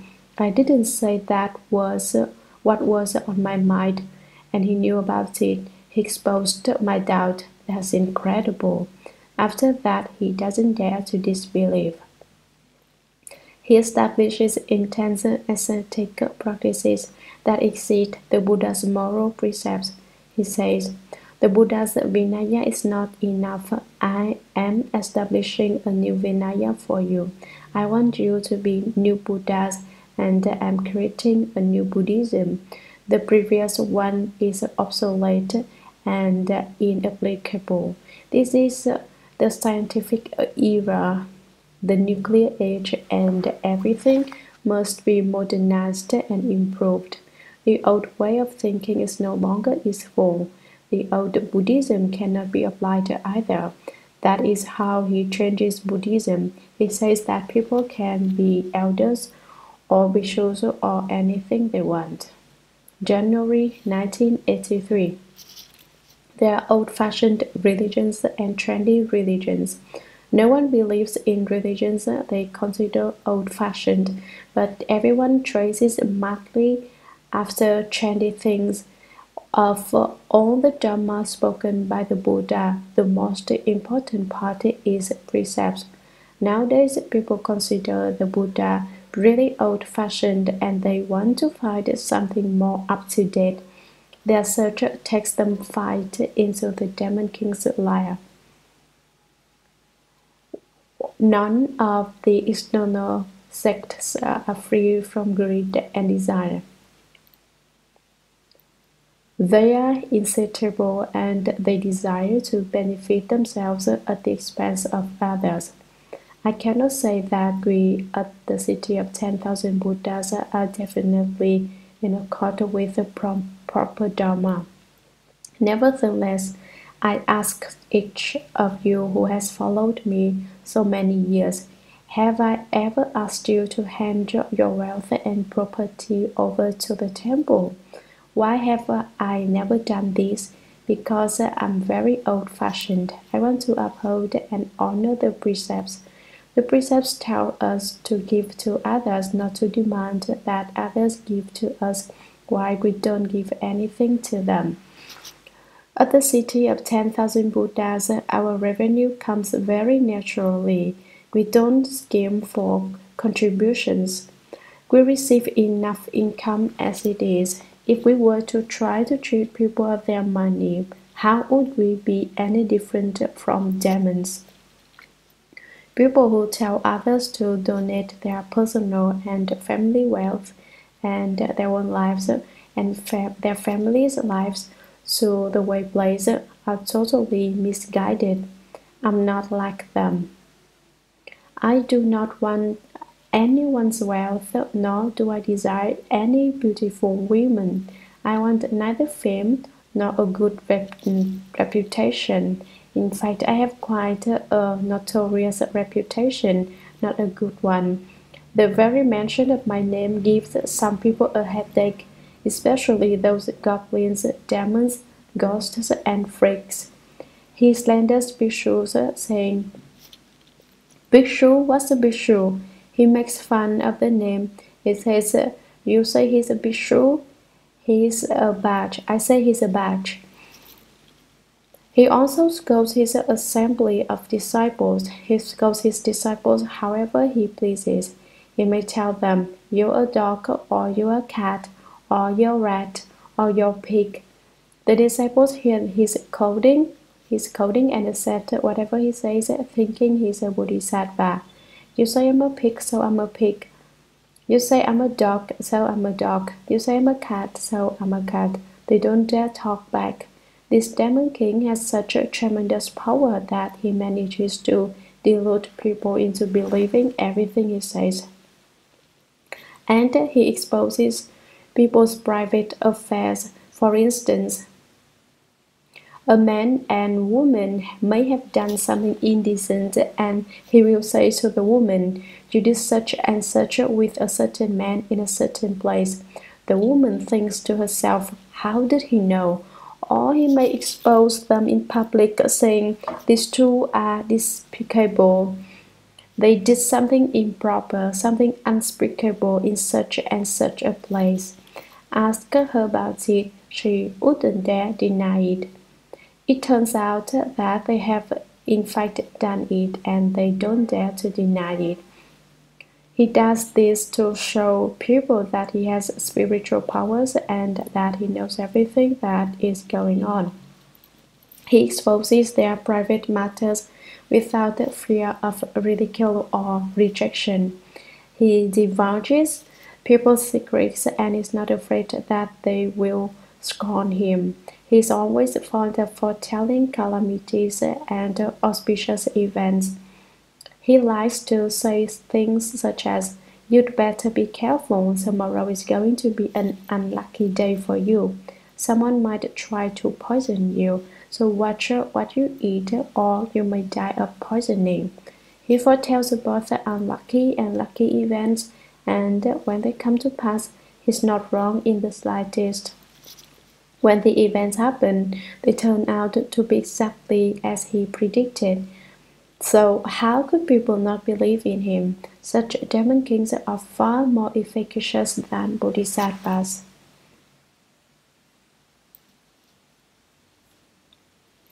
Sutra. This is a ghost with great powers that in its old age has become a demon. It disturbs and confuses the good person, but when it tires of doing so, it will leave the other person's body. Then both the disciples and the teacher will get in trouble with the law. You should be aware of this in advance and not get caught up in the cycle of transmigration. If you are confused and do not understand, you will fall into the relentless house. Commentary. This is a ghost with great powers that in its old age has become a demon. Ghosts become demons when they get old, just as people who don't practice virtuous deeds become rascals in their old age. As I have told you, the Chinese have a saying, "To be old and not to have died is to be a rascal."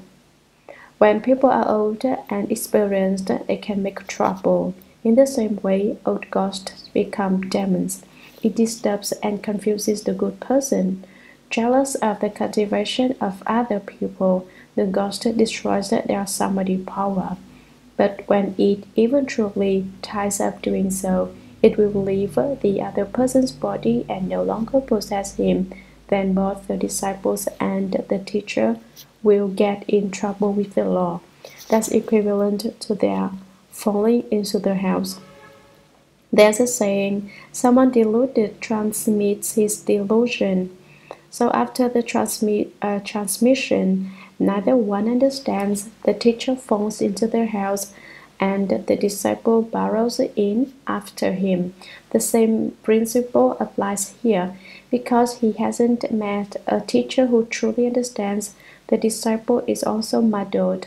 When he sees his teacher going to the house, he follows his teacher there. The teacher turns around and says, "What did you come here for?" The disciple replies, "I saw you coming here, so of course I came along." The teacher says, "Oh no, this isn't a good place. You shouldn't have come. But you came first. How could I not have followed you? I study with you after all. I should go wherever you go," says the disciple.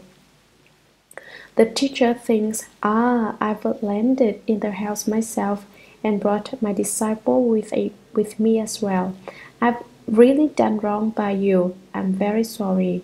You should be aware of this in advance and not get caught up in the cycle of transmigration. If you are confused and do not understand, you will fall into the relentless house." Sutra. Further, in the unhindered clarity and wonder that ensues after the feeling skandha is gone, This good person is untroubled by any devil mental state and experiences perfect bright concentration. Within samadhi, his mind craves more knowledge and understanding, so he diligently toils at examining and probing as he greedily seeks to know past lives.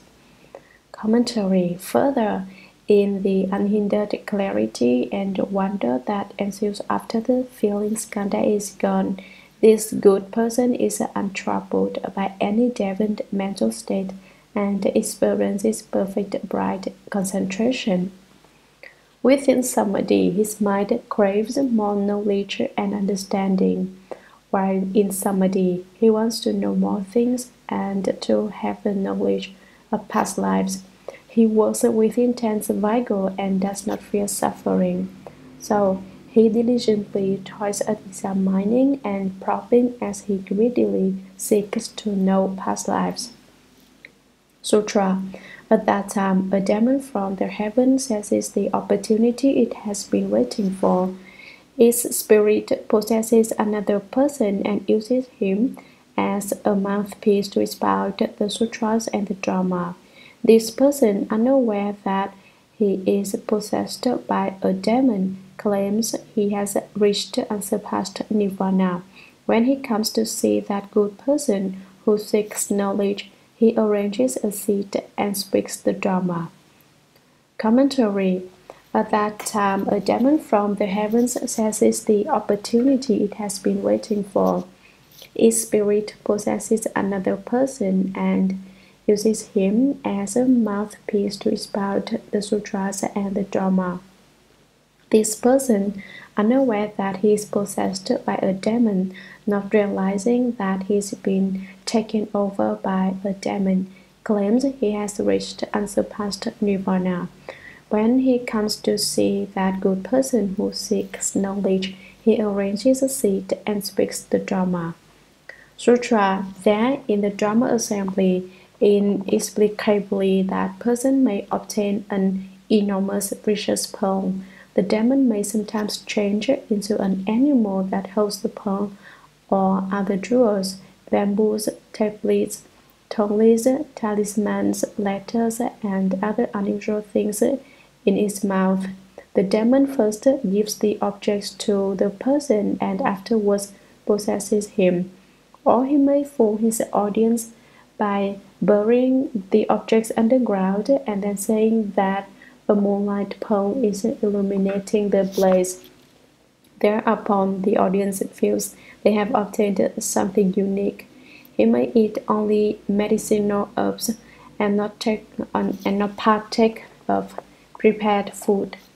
Or he may eat only one sesame seed and 1 grain of wheat a day and still look robust. That is because he is sustained by the power of the demon. He slanders visuals and scolds his assembly of disciples without fear of ridicule or rejection. Commentary. There in the Dharma assembly, inexplicably, for no reason whatsoever, in the place where Dharma is being spoken, that person may obtain an enormous precious pearl. It may be a diamond or something like a wish-fulfilling pearl. The demon may sometimes change into an animal. The person who is speaking the Dharma changes into an animal himself. Explaining the Bodhisattvas can transform into anything. The animal that he changes into holds the pearls or other jewels, bamboo tablets or tongues. Tongues were used for official purposes in ancient times. Words were written on a piece of bamboo which was then split so that part of the words appeared on each piece. When it was time to use the tongues, they would be put together. If the tongues matched, it would be a certified match. If the two parts did not match, then would mean it was inauthentic. Talismans are used to subdue and catch demons, ghosts, goblins, and weird creatures. and the animal might carry letters and other unusual things in its mouth. All of these are strange, rare, and valuable objects. The demon first gives the objects to the person and afterwards possesses him. Or he may fool his audience by burying the objects underground and then saying that a moonlight pearl is illuminating the place. He buries the pearl in the ground and then tricks his listeners, telling them, "There's a pearl which resembles the bright moon emitting light there." Thereupon the audience feels they have obtained something unique. "Wow, this has to be for real. This can't be a demon," they say. "He is clearly a demon, yet they insist that he isn't." Alas for those who listen to his Dharma. He may eat only medicinal herbs and not partake of prepared food. The demon often eats only herbs, not regular food. He doesn't eat good food. He may eat ginseng or other tonics and nourishing supplements. When I was in Hong Kong, I met a person who said he didn't eat ordinary food. He acted as a medium for people who sought long life, sun's blessings, or other things. Whenever he stayed in people's homes, he would announce he didn't eat ordinary food. What did he eat then? Walnuts. Walnuts are very nourishing, full of oil. If you eat them, your brain will be very good. You only have to eat a little to be full. If you usually eat one bowl of rice, you only have to eat half a bowl of walnuts to be full. He also ate pine nuts. At any rate, he ate the most nutritious items, or he may eat only one sesame seed or 1 grain of wheat a day and still look robust. Even so, he stays really fatter than a pig. That is because he is sustained by the power of the demon. He slender speeches and scolds his assembly of disciples without fear of ridicule or rejection. He does nothing but slander those who have left the home life. Left home people. What home did they leave? They don't cultivate at all. Left home people aren't greedy for money. The more the better is their attitude. Or he says, why do people believe in him? He's just a person after all. You're really an idiot. When people have faith in the bhikshus, he calls them idiots.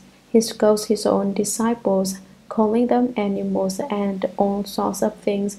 He's totally unafraid of any rebuttals.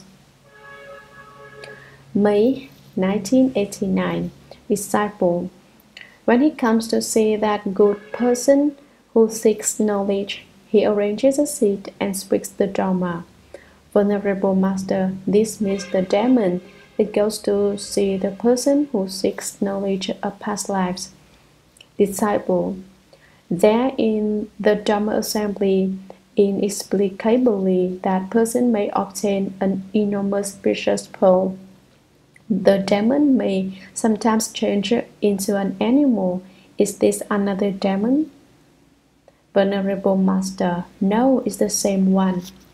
Disciple, does the person possessed by the demon transform into an animal? Venerable Master, yes, to everyone he appears to be an animal. He takes on a bizarre appearance. First, the demon gives them to the person and afterwards possesses him. The person is the one who seeks knowledge of past lives. Disciple, the person who seeks knowledge of past lives is already possessed by a demon and has changed into an animal, and he's also holding the pearl of and other gems in his mouth. Venerable Master, he gives them to the people who are listening to the Dharma. It isn't just one person. Perhaps he selects one among them. This is all hypothetical. It doesn't necessarily have to happen that way. Don't think that it has to be that way just because the Buddha said it. This is an example, and you should be able to understand their situation, understand other situations by inference. Don't be so rigid. Be flexible in your understanding so that the next time such a situation occurs, you'll know, oh, this is the same as that example. Here he turns into an animal, but in another case, he might turn into a Buddha. Disciple, what about when it afterwards possesses him? Whom does the demon possess? Venerable Master, the demon possesses everyone. Disciple, are there other demons that come to possess everyone? Venerable Master, no, the same demon can have innumerable transformation bodies. It can possess that person as well as other people. Disciple, so it jumps around from one to the other. Venerable Master, it doesn't jump. It isn't just one. It can transform into many. Disciple, oh, so it can possess you, and it can also possess someone else. I never knew demons were so powerful. Venerable Master, demons are about as powerful as Buddhas. It's just that the one is deviant and the other is proper. What demons do is deviant, and what Buddhas do is proper. That's the difference. There's a person from Taiwan who has had such experiences. We can ask him to speak now. To the layman, tell everyone the whole story about how the demon transmitted the mind Dharma to you. Layman, Venerable Master, Dharma Masters, and good advisors. I will talk about my experiences in non-Buddhist religions, what I saw and understood. Perhaps my experiences are not quite the same as the states caused by the demons from the heavens described by the Buddha. These demons can transform in endless ways, and what I saw is only one of their states. As I share my experience, keep in mind that it is not the whole picture. The demons from the heavens manifest in many ways. They may or may not go through a medium. If you practice with an improper mind in an external sect, the demon can appear to you in the form of a person when you are meditating. It doesn't need a medium. This sutra text says, there in the Dharma assembly, inexplicably that person may obtain an enormous precious pearl. Because it says, there in the Dharma assembly, I think that there are three parties, the medium, the speaker of Dharma, and the listeners. The Venerable Master interprets the person as referring to the possessed person. That is one interpretation. However, from what I understand and from the other explanations that I've read, I think the person refers to someone who hasn't been possessed yet. Why? Because the Buddha spoke the Shurangama Sutra in order to warn those who are not yet possessed, but whose minds have already gone astray. If they are not alert, they will be possessed by demons. The Buddha wants to warn them. When the skandhas of form, feeling, and thinking come to an end, you should be especially cautious, for you may experience many of these days and you need to know how to deal with them. 2 years ago, I went to the hall of a layman who shaved his head like a monk's. He said that while meditating, a demon from the heavens possessed him and said, let me give you a worthless book from heaven, or such and such a sutra. People went there because they were looking for a quick way to get enlightened. At that way place, they used all kinds of methods, and I either saw or heard them talk about every one of the first 30 skandha demon states. For example, I saw the tallest gems and treasure troves. I also witnessed them eating meals of one sesame seed and one grain of wheat, or eating gluttonously. For example, in the case of obtaining an enormous pearl, when you are meditating, someone will say, "May I give you this pearl?" If your mind is moved and you wish to have it, then through the medium, you stretch your hands out to take it. Once you accept it, you are in for trouble. I talk about my personal experience. When I went to a certain place 2 years ago, the layman told me, "I can give you a worthless book from heaven. If you practice according to it for 3 years, you can obtain great spiritual powers." That day my mind was rather swayed, and I thought, "If you want to give me a worthless book from heaven, fine." He said, "To accept it, raise both hands, and I'll give it to you." After I received it, I went home, and the next day I kept reciting things that I did not understand. It sounded like Japanese, and then Thai, and then I was singing army songs dating from the Japanese Meiji Reign, songs which I had never sung before. Although my voice is usually pretty bad, when I was singing those army songs, I could sing very high and very low, and it sounded better than the singers on television. I think the worthless book from heaven is something like the toneless mentioned in the sutra. There are two possibilities in the place where the Dharma is spoken. The first is that you have not been possessed by the demon and you cannot see what is happening. If you have not entered the form skandha, then you cannot see either. In the other case, when you are meditating, the possessed person can see and so can you. In one case, you and the possessed person are both in samadhi, and you can see whatever he gives you. You can also see the external state, but it's just an illusion that he conjures up. In the other case, you cannot see, but your mind moves. The person says, "Can I give you this thing?" If you say yes, then things change. However, if you say, "I don't want it," then the demon from the heaven cannot possess you, because it has to follow its own rules too. As far as I know, all the external sects in Taiwan fall under the first 30 skandha demon states before the thinking and consciousness skandhas have been ended. Our present interpretation may differ somewhat from the real incidents I just spoke of. In such situations, the demons from the heavens may appear in these ways to harm you and prevent you from attaining the way.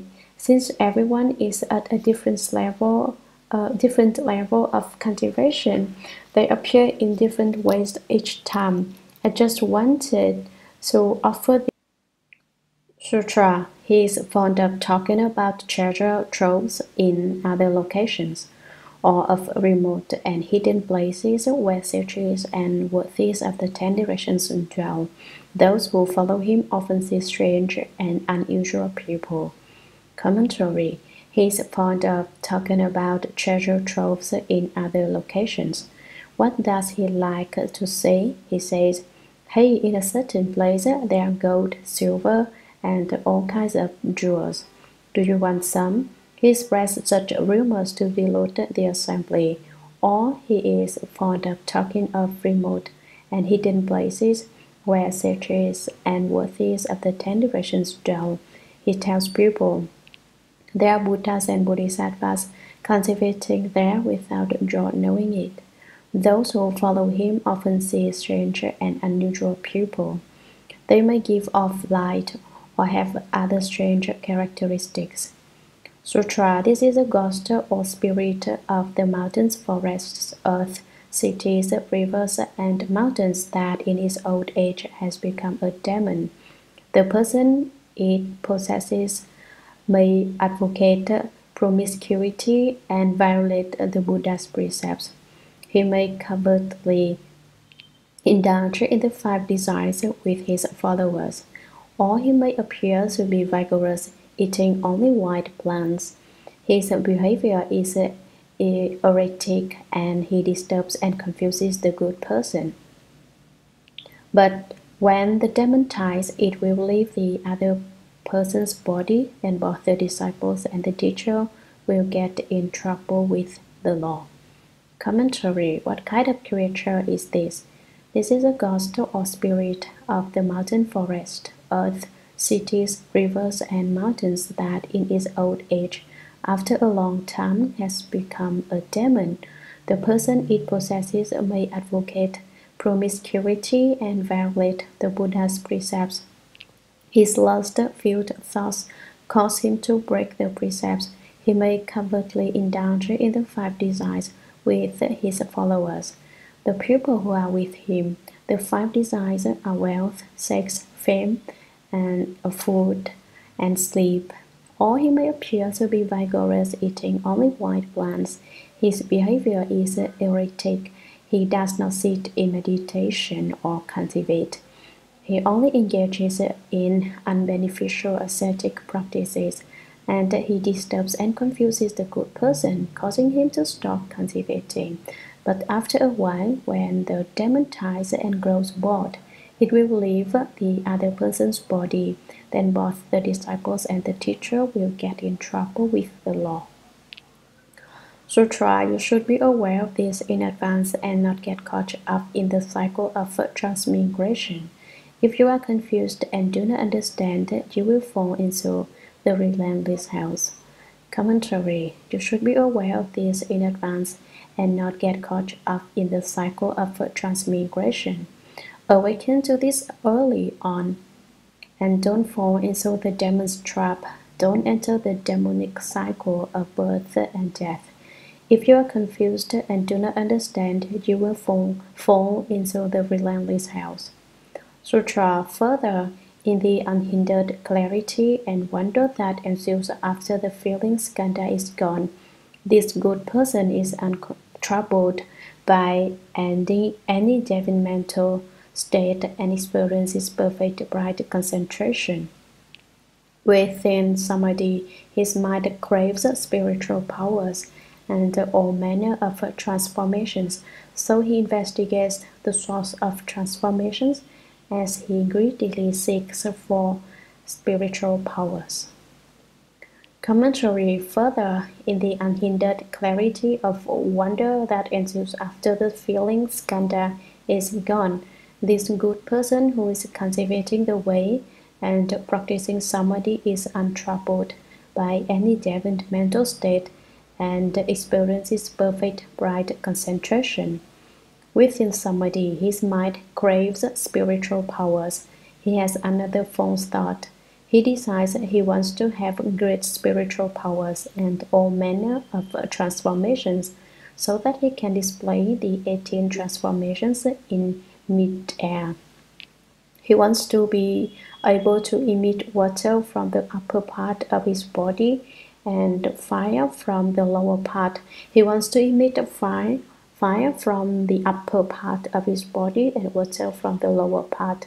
He longs to be like the arhats who can manifest these 18 transformations while floating in the air. So he investigates the fundamental source, the principle of these transformations, as he greedily seeks for spiritual powers. January 1983.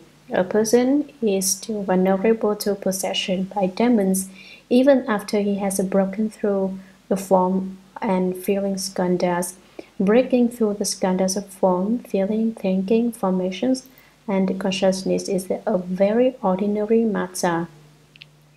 It doesn't mean he truly has samadhi power and won't get possessed anymore. He is at a very high level, but even at that high level, he can still be possessed. Why? Because he still harbors love and greed in his mind. He may be greedy for knowledge, for spiritual powers, or for responses. His greed opens the door. He cannot become free from demonic possession just by thinking about it. In fact, he will only be more liable to become possessed. Sutra. At that time, a demon from the heavens seizes the opportunity it has been waiting for. Its spirit possesses another person and uses him as a mouthpiece to expound the sutras and the Dharma. Commentary. The demon that has been lying in wait sees its trance and sends a spirit to possess a person through whom it speaks the sutras and the Dharma. Sutra. This person, truly unaware that he is possessed by a demon, also claims he has reached unsurpassed nirvana. When he comes to see that good person who seeks spiritual powers, he arranges a seat and speaks the Dharma. The possessed person may hold fire in his hands and, grasping a portion of it, put a flame on the head of each listener in the fourfold assembly. The flames on top of their heads are several feet high, yet they are not hot and no one is burned. Or he may walk on water as if on dry land, or he may sit motionless in the air, or he may enter into a bottle or stay in a bag, or he may pass through window panes and walls without obstruction. Only when attacked by weapons does he feel ill at ease. He declares himself to be a Buddha and, wearing the clothing of a lay person, receives vows from bhikshus. He slanders dhyana meditation and the moral regulations. He scolds his disciples and exposes people's private affairs without fear of ridicule or rejection. Commentary. This person is truly unaware that he is possessed by a demon. He also claims that he himself has reached the wondrous fruition of unsurpassed nirvana. When he comes to see that good person who seeks spiritual powers, he arranges a seat and speaks the Dharma. The possessed person may hold fire in one of his hands and, grasping a portion of it with his other hand, put a flame on the head of each listener in the fourfold assembly. One by one he puts a flame atop the heads of each of the pupil in the audience. The flames on top of their heads are several feet high. When he puts the flames there, they are small, and they grow bit by bit until they are several feet high. Yet they are not hot, and no one is burned. They do not spread or set anything else on fire. Or he, the possessed person, may walk on water as if on dry, flat land, or he may walk or sit motionless in the air. There's nothing holding him up in the air, but he can sit in it. Or he may enter into a bottle or stay in a bag, or he may pass through window panes and walls without obstruction. The doors and windows may be closed, but he can easily pass through them without opening them. He is not hindered in the least. Only when attacked by weapons does he feel ill at ease. He is afraid of being cut by knives and pierced by spears. That is because he still has a physical form which obstructs him. Although he has 5 of the spiritual powers, he still feels being wounded by weapons. He declares himself to be a Buddha and, wearing the clothing of a lay person, not the attire of left-home pupil, receives vows from bhikshus. Dressed as a lay person, he receives vows from left-home pupil.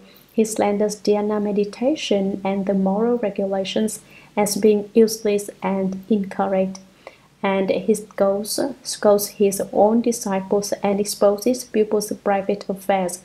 He discloses pupils' secrets without fear of ridicule or rejection by others. Sutra. He often talks about spiritual powers and self-mastery. He may cause pupils who see visions of Buddha lands, but they are unreal and arise merely from the ghost's power to delude people. He praises the indulgence of lust and does not condemn lewd conduct. He uses indecent means to transmit his Dharma. Commentary. He often talks about various sorts of spiritual powers and self-mastery. He may cause people to see visions of Buddha lands throughout the 10 directions, but they are unreal and arise merely from the ghost's power to delude people. He himself does not have any real skill in cultivation. What he praises most in the indulgence of lust. He says, is truly the most wonderful thing there is a source of bodhi and nirvana, and he does not condemn lewd conduct. He says, there's nothing wrong with it, don't bother holding precepts. He uses indecent means to transmit his dharma. He uses all this impure behavior as a means to transmit the dharma. Sutra. This is a powerful nature spirit, a mountain sprite, a sea sprite, a wind sprite, a river sprite, an earth sprite, or a grass and tree sprite that has evolved over long ages. It may be a dragon goblin, or a rishi who has been reborn as a goblin, or again a rishi who, having reached the end of his appointed time, should have died, but whose body does not decay and is possessed by a goblin. In its old age, it has become a demon. It disturbs and confuses the good person, but when it tires of doing so, it will leave the other person's body. Then both the disciples and the teacher will get in trouble with the law. Commentary. This is a powerful nature spirit, a mountain sprite, a sea sprite, a wind sprite, a river sprite, an earth sprite, or a grass and tree sprite that has evolved over long ages. It may be a dragon goblin, or it may be a rishi who, having cultivated for perhaps 1,000, 2,000, 3,000, or 5,000 years, has been reborn as a demon goblin at the end of his life. Or again, it may be a rishi who, having reached the end of his appointed time, should have died, but whose body after his death does not decay or change, and is possessed by a goblin. In its old age, it has become a demon. It disturbs and confuses the good person's power of samadhi, but eventually, when it tires of doing so, it will leave the other person's body. So long as the demon is there, the person possesses awesome spiritual power. But once the demon leaves, then both the disciples and the teacher will get in trouble with the law, and their activities will be curtailed. Sutra. You should be aware of this in advance and not get caught up in the cycle of transmigration. If you are confused and do not understand, you will fall into the relentless hells. Commentary. Ananda. You should be aware of this in advance and not get caught up in the demonic cycle of transmigration. Don't fall into the demon's snare. If you are confused and do not understand, you will fall into the relentless hells. Sutra. Further, in the unhindered clarity and wonder that ensues after the feeling skandha is gone, this good person is untroubled by any deviant mental state and experiences perfect bright concentration. Within samadhi, his mind craves to enter cessation, so he investigates the nature of transformations as he greedily seeks for profound emptiness. Commentary. He looks into how things in a state of existence can transform into nothingness, and how nothingness can transform into things which exist. He studies the way these transformations take place, hoping to experience a profound state of emptiness. Sutra. At that time, a demon from the heavens seizes the opportunity it has been waiting for. Each spirit possesses another person and uses him as a mouthpiece to expound the sutras and the Dharma. Commentary. At that time, a demon from the heavens seizes the opportunity it has been waiting for. The demon watches and waits, and when he sees a chance, its spirit possesses another person and uses him as a mouthpiece to expound the sutras and the Dharma. The demon speaks through that person's mouth. Sutra. This person, unaware that he is possessed by a demon, claims he has reached unsurpassed nirvana. When he comes to see that good person who seeks emptiness, he arranges a seat and speaks the Dharma. In the midst of the great assembly, his physical form suddenly disappears, and no one in the assembly can see him. Then, out of nowhere, he abruptly reappears. He can appear and disappear at will, or he can make his body transparent like crystal. From his hands and feet, he releases the fragrance of sandalwood, or his excrement and urine may be sweet as thick rock candy. He slanders the precepts and is contemptuous of those who have left the home life. Commentary. This person is unaware and does not realize that he is possessed by a demon from the heavens. He claims he has already reached the wonderful fruition of unsurpassed nirvana. When he comes to see that good person who seeks the deep emptiness of cessation, he arranges a seat and speaks the Dharma. In the midst of the great assembly, his physical form suddenly disappears, and no one in the assembly can see him. The demon's spiritual powers cause the possessed person's body to suddenly vanish. He was there speaking the Dharma, but suddenly no one can see him. This is the emptiness of pupil and dharmas. Pupil and dharmas are both gone. Then, after a few minutes, from out of nowhere, he abruptly reappears. He can appear and disappear at will. If he wants to appear, he appears. If he wants to disappear, he disappears. He is in control and can do either with ease. Or he can make his body appear transparent like crystal, so you can see right through it. From his hands and feet, at the flick of the wrist, he releases the fragrance of sandalwood. Or his excrement and urine can be sweet, may be sweet as thick rock candy. He slanders the precepts. He says, "Don't bother about holding precepts. That is a small trivial matter. Why should you hold them? There's no great meaning in it." And he's contemptuous of those who have left the home life. He says, "Don't leave the home life. If you want to cultivate, go ahead and cultivate. You don't have to leave home to do it. What difference is there between being a lay person and a left-home person anyway?" That's how he slanders left-home pupil. Sutra. He often says that there's no cause and no effect, that once we die, we are gone forever, that there's no afterlife, and that there are no ordinary pupil and no sages. Although he has obtained a state of empty stillness, he covertly indulges his greedy desires. Those who give in to his lust also adopt his views of emptiness and deny cause and effect. Commentary. He often says that there is no cause and effect.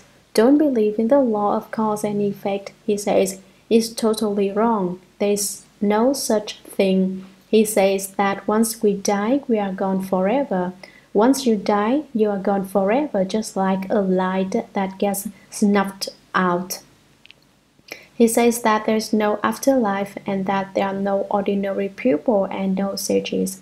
There's no such a thing as rebirth, nor are there common pupil or sages. Those are just figures of speech.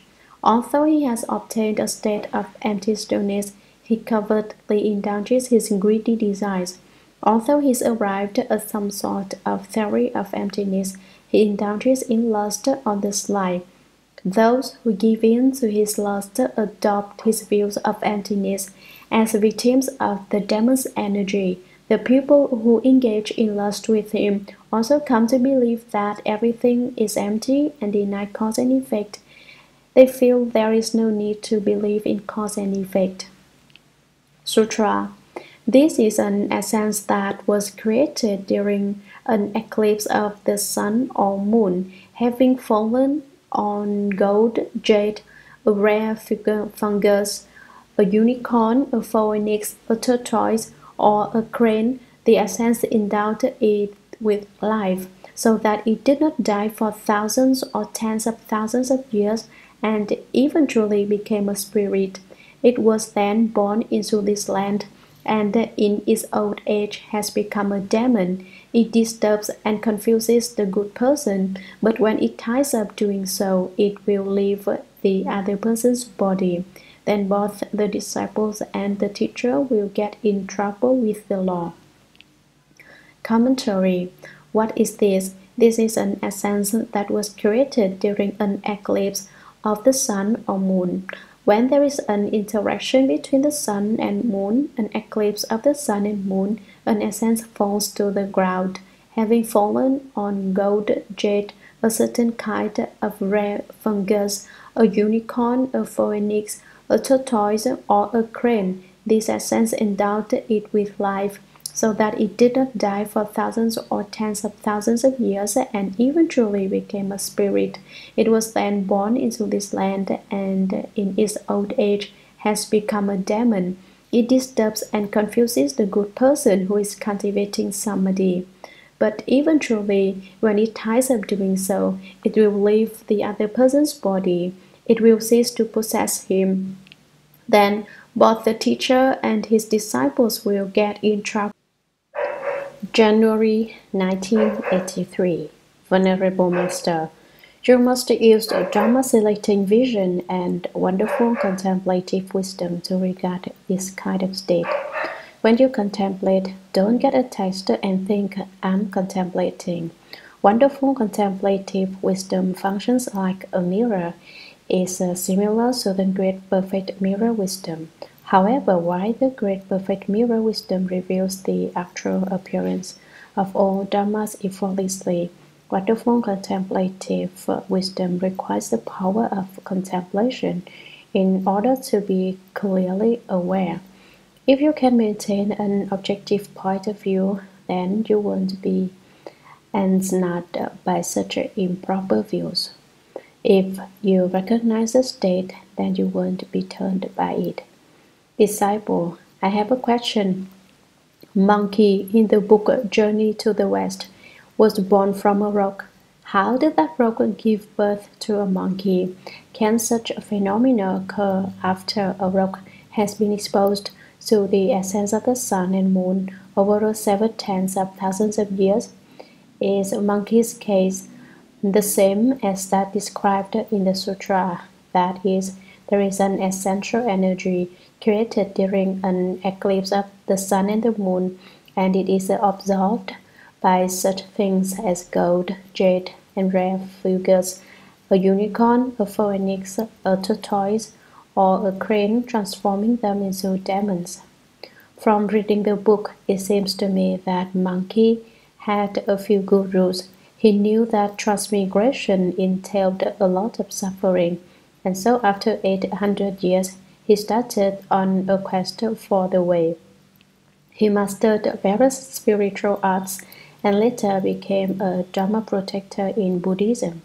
Monkey was an example of a good being, but here the text is talking about spirits, sprites, ghosts, and monsters who turn into demons in their old age. Under what conditions do they turn into demons when they get old? It seems that these demons are like bandits because they do evil. Is it the case that some turn into demons while others don't because some are good and others aren't? Venerable Master, monkey was only a demon, and there are many other cases which are similar. Monkey probably ran into trouble as he was cultivating at the level of the thinking skandha, and so as a result, he turned into a monkey that could ascend to the heavens and burrow into the earth.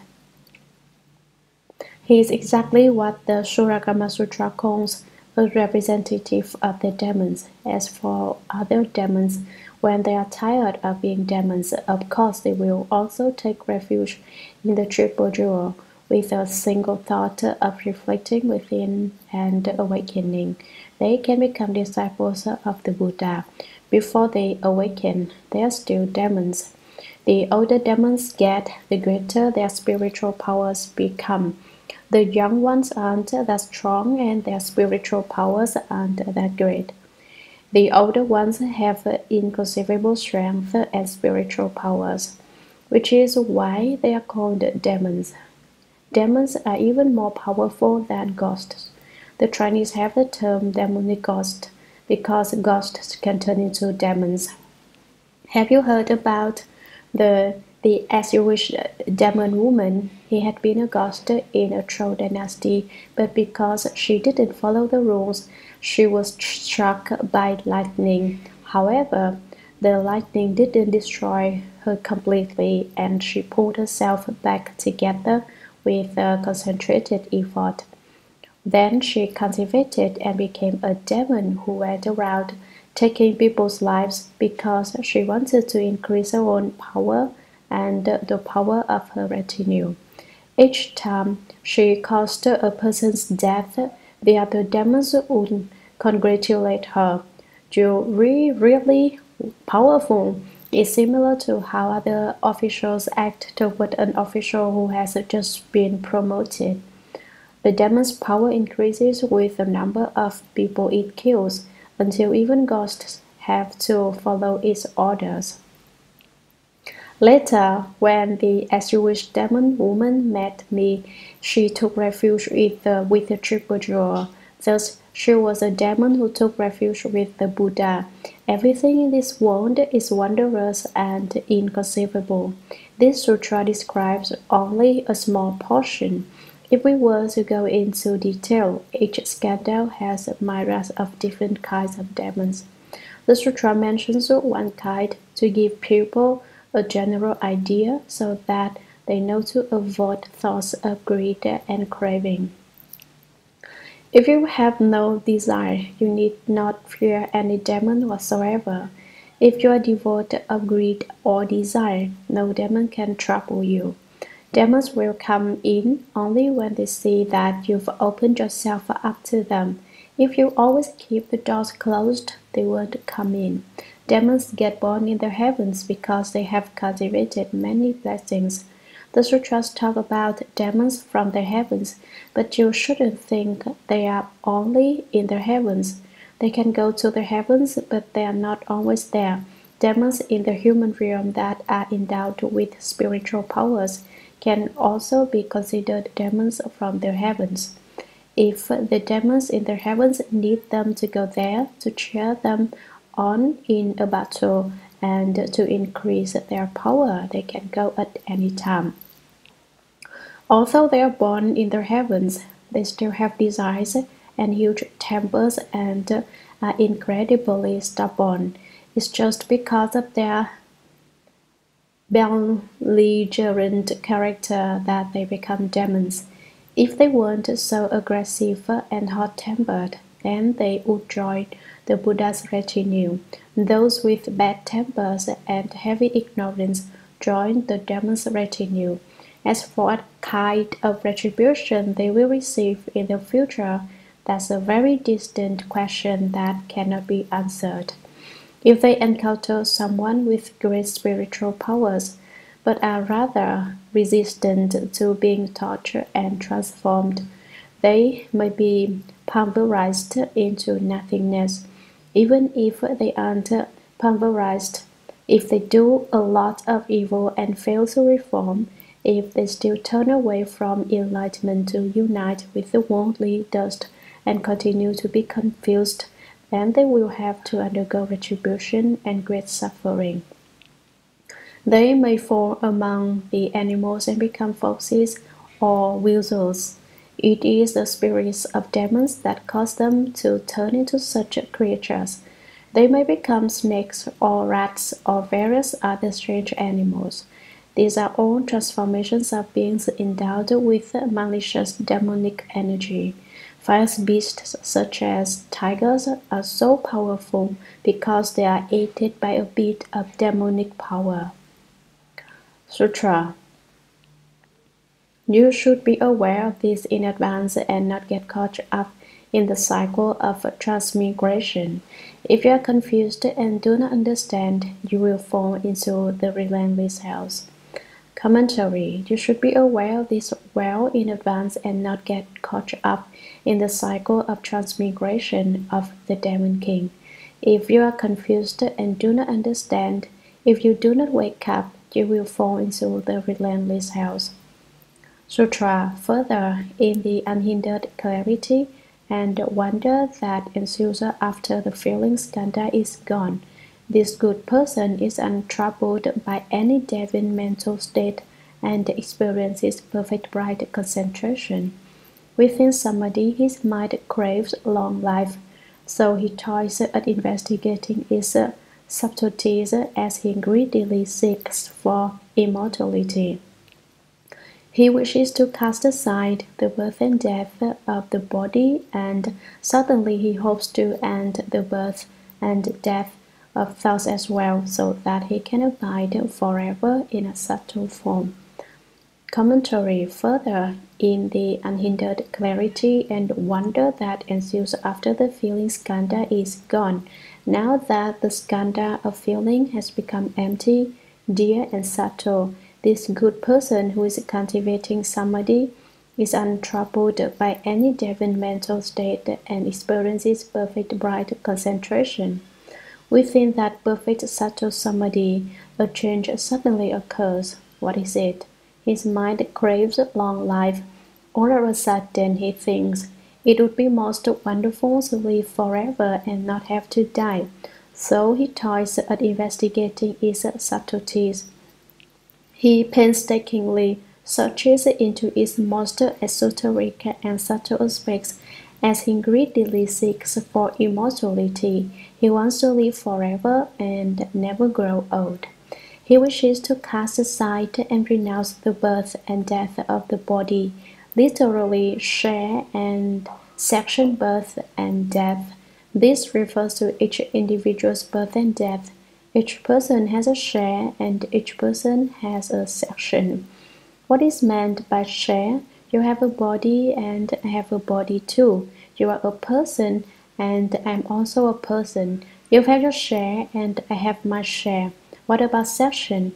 It is the lifespan, the interval from birth to death. Section can also refer to the physical stature from head to toe, and he suddenly hopes to end the birth and death of thoughts as well.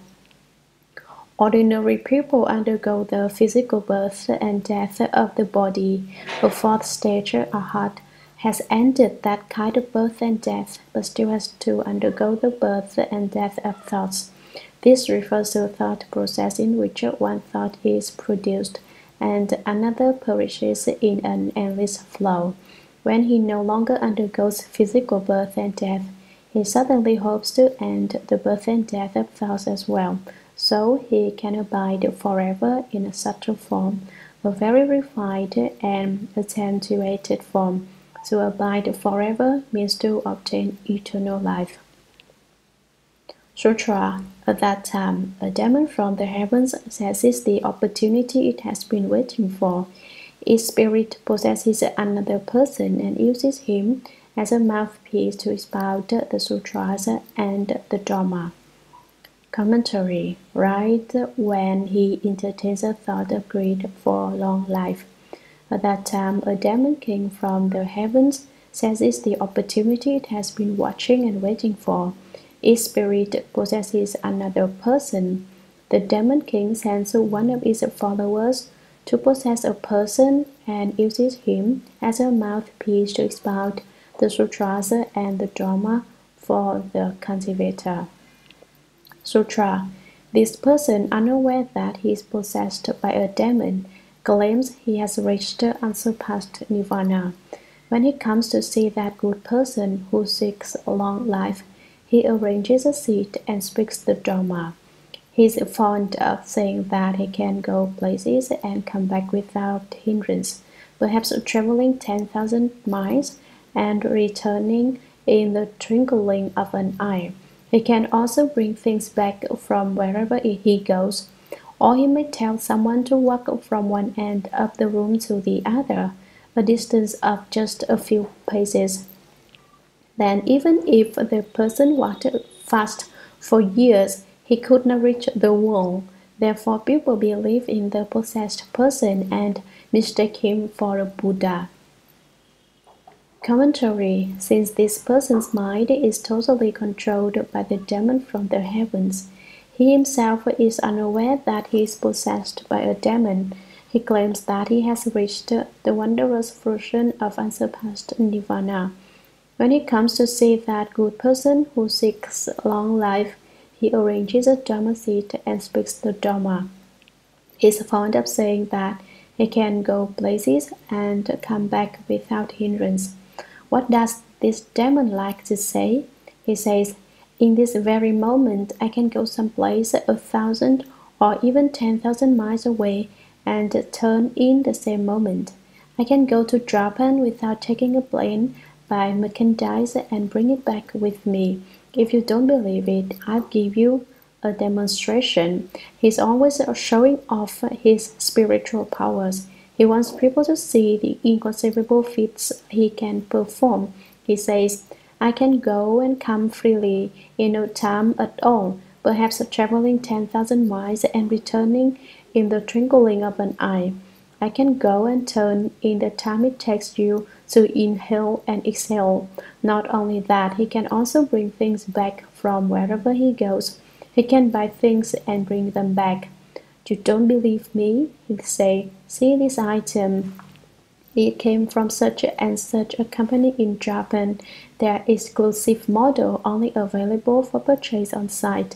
Then he shows them a radio or a tape recorder of a Japanese make, which has not passed through customs or been imported, and which actually was manufactured by the company in Japan. Or he may tell someone to walk from one end of the room to the other, a distance of just a few, maybe 7 or 8 paces. Then, even if the person walked faster for years, he could not reach the wall. He couldn't cover that small floor space at a dead run, even in a year's time. Seeing such displays, therefore, people believe in the possessed person and mistake him for a Buddha. They think, oh, this is a Buddha coming to teach us the Dharma. Sutra. He often says, all beings in the 10 directions are my children. I gave birth to all Buddhas. I created the world. I am the original Buddha. I created this world naturally, not due to cultivation. Commentary. He often says, you know, all beings in the 10 directions are my children. I gave birth to all Buddhas. Do you know whose sons the Buddhas are? They are my sons.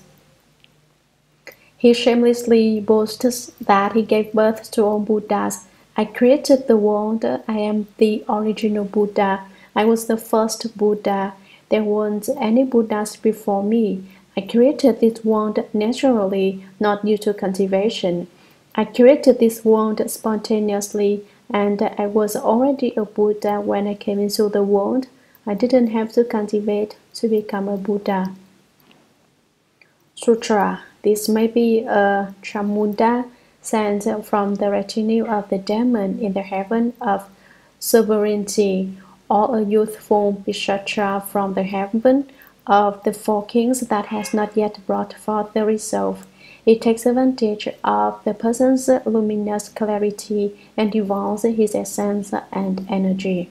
Or perhaps without having to rely on a teacher, the cultivator personally sees a being that tells him, I am a Vara spirit who has come to give you long life.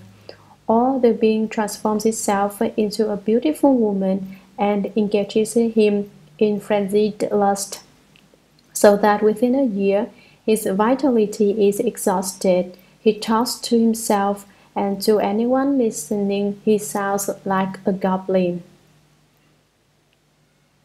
The people around him do not realize what is happening. In most cases, such a person will get in trouble with the law, but before he is punished, he will die from depletion. The demon disturbs and confuses the person to the point of death. Commentary: this may be a Chamunda sent from the retinue of the demon in the heaven of sovereignty. Chamunda is a Sanskrit word that means slave ghost. A ghost that does the work of a slave. It also means jealous ghost because it is always jealous of anything good that anyone else has. It tries to thwart pupils who want to study the Buddha Dharma. If someone wants to be good, it drags him in a bad direction. It's a bad ghost. The demon in the heaven of sovereignty sends this kind of ghost to disturb the cultivator of samadhi, or it may send a youthful Bishatra from the heaven of the four kings. Bishatra ghosts specialize in devouring essence. They eat the essence of various grains and plants, and of humans as well. When men and women engage in sexual conduct, a kind of essence flows forth, and that's what they eat. Whenever people engage in sexual conduct, there are lots of ghosts waiting on the sidelines to eat the essence. It's very dangerous. This is a Bishatra ghost that has not yet brought forth the resolve. It takes advantage of the person's luminous clarity and devours his essence. Those who have not brought forth the resolve, such as the youthful Bishatra and others, crave the cultivator's bright clarity and his soul. They consume his essence, but he remains unaware of it. Or perhaps without having to rely on a teacher, the cultivator personally sees a being that tells him, I am a very willing Dharma-protecting spirit who has come to give you long life. Now I've come to give you longevity. You'll be able to live a long time. Or after saying that, the being transforms itself into a beautiful woman and engages him in frenzied lust. Frenzied means that they engage in this activity of lust over and over again, non-stop, so that within a year his vitality is exhausted. Under the strain, his vitality is depleted before a year is up. His essence, energy, and spirit all dry up because this is too excessive. The key word here is frenzied. It's not describing any ordinary occurrence. It's not referring to the usual manner in which such activities are performed. It's certain that the beautiful woman says, the more you indulge in lust, the longer your life will be. You will attain long life. In his greed for long life, he fails to realize his life is getting shorter by the minute. He's totally spent before a year is up. At that time, he talks to himself. Actually, he's not talking to himself. He's conversing with the demon. He's conversing with the demon, and why he's doing so? So anyone listening, he sounds like a goblin. He's conversing with the demon, but the people around him don't see it. I've encountered this kind of demon before. I once met a man who was visited by a woman every night. She didn't come to him in the daytime, but every evening, as soon as she came, everyone in the household could hear the clack-clack of a woman's high heels on the floorboards. Although they could hear the sound, they could not see her. Whenever the woman came, the man would strip, hop in bed, and have at it, not caring whether anyone was around or not. That was an instance of this type of ghost. Later on, a shaman in the area went to his home to exorcise the ghost. That night, when the demon came, she conversed with the shaman. Fine, she said, you want to cure this man? All right. From today on, he'll be fine. But from this point, I'm going to start coming to your household. We'll have a little contest of dharmas. After that, she actually went to the shaman's home, and his older brother engaged in this sort of improper activity from morning to night with the demon. I tell you, this demon is really powerful. The people around him do not realize what is happening. They are not aware of this situation. In most cases, such a person will get in trouble with the law, and his activities will be curtailed by the law. But before he is punished, before he is brought to trial, he will die from depletion. While still in prison, he dies from the total depletion of his essence, energy, and spirit. The demon disturbs and confuses the person to the point of death. The demon destroys the person's samadhi power to the extent that he perishes. January 1983. When I was young, I liked to fight with demons. I fought with them until all the demon armies in the universe wanted to gang up on me. I nearly lost my life on many occasions. Because of this, later on, no matter how much I have wished to fight with demons again, I haven't dared to use any Dharma against them. Many demons come to bully me, but I always practice forbearance and don't offer any opposition. I gather them in and influence them with kindness and compassion instead of subduing them with the Dharma of subduing.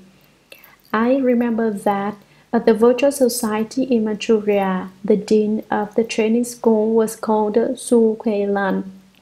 There were 50 or 60 students in the virtual society, and one of them became possessed by a demon. Su Lan, thinking that she had some authority as the dean of the training school, tried to get rid of the demon. She spat a mouthful of cold water at the possessed girl, but the demon didn't leave. It said, "Okay, you want to get rid of me? Then I possess you instead and see what you do about that." Thereupon the possessed girl got better, but Su Lan herself was possessed by the demon. Earlier, Kuo Hung said he had used this method of reciting a mantra and then spitting on the possessed person, and the person had run off. Probably the demon who possessed him didn't have enough powers, and so it left. But the demon that possessed Su Lan wasn't afraid of being spat on with cold water, and it didn't go away. Then Su Lan started acting demonic. She could no longer live at the virtual society and had to move back home. The demon came to disturb her every day at her home, throwing her family into turmoil. What demon was this? It was a gibbon spirit, a very large one. When it came, it engaged in sexual intercourse with Su Lan. It would possess her body and torture her. Sometimes it would confuse her to the point that she would utter how much she loved it and so on. Then they would have sex, and after it was over, Su Lan would be bleeding from her eyes, ears, nostrils, and mouth.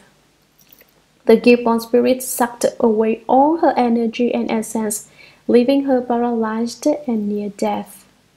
The virtual society sent someone to see our monastery's abbot, who was known throughout Manchuria as the filial San Wang. They had heard that he had great virtue and could subdue the demons, so they sought him out. However, the abbot would always ask me to take care of such matters. He never dealt with them himself, but always sent me to resolve whatever problems there were. This happened many times, such as when the family of Cao Difu in Danango village was in trouble. This time the abbot also asked me to go, and so I went. When they informed the gibbon spirit of my coming, guess what he said? "Oh, you wasted your efforts asking him to come. It won't work. Even if you asked Qi Kung to come, it wouldn't scare me." It was not afraid of anything. When I went there, the Gibbon spirit came and we had a real fight. After 2 days of non-stop fighting, I finally subdued it. The woman recovered. I have been through many experiences such as this. I'm not willing to interfere in other people's business anymore. For example, although I see that a certain person has an ego spirit on her and it is causing her head to shake involuntarily, I'm not going to do anything about it. I act as if I didn't see it. Why? Because I'm cultivating forbearance. Even if someone were to defecate on my head, I would bear it and not get angry. My motto now is that I will not contend with anyone. Của Hùng, you'd better be careful not to stir up trouble. Verse of transference. May the merit and virtue accrued from this work adorn the Buddha's pure lands, repaying for kinds of kindness above, and aiding those suffering in the paths below. May those who see and hear of this all bring forth the resolve for Bodhi, and when this retribution body is over, be born together in ultimate bliss.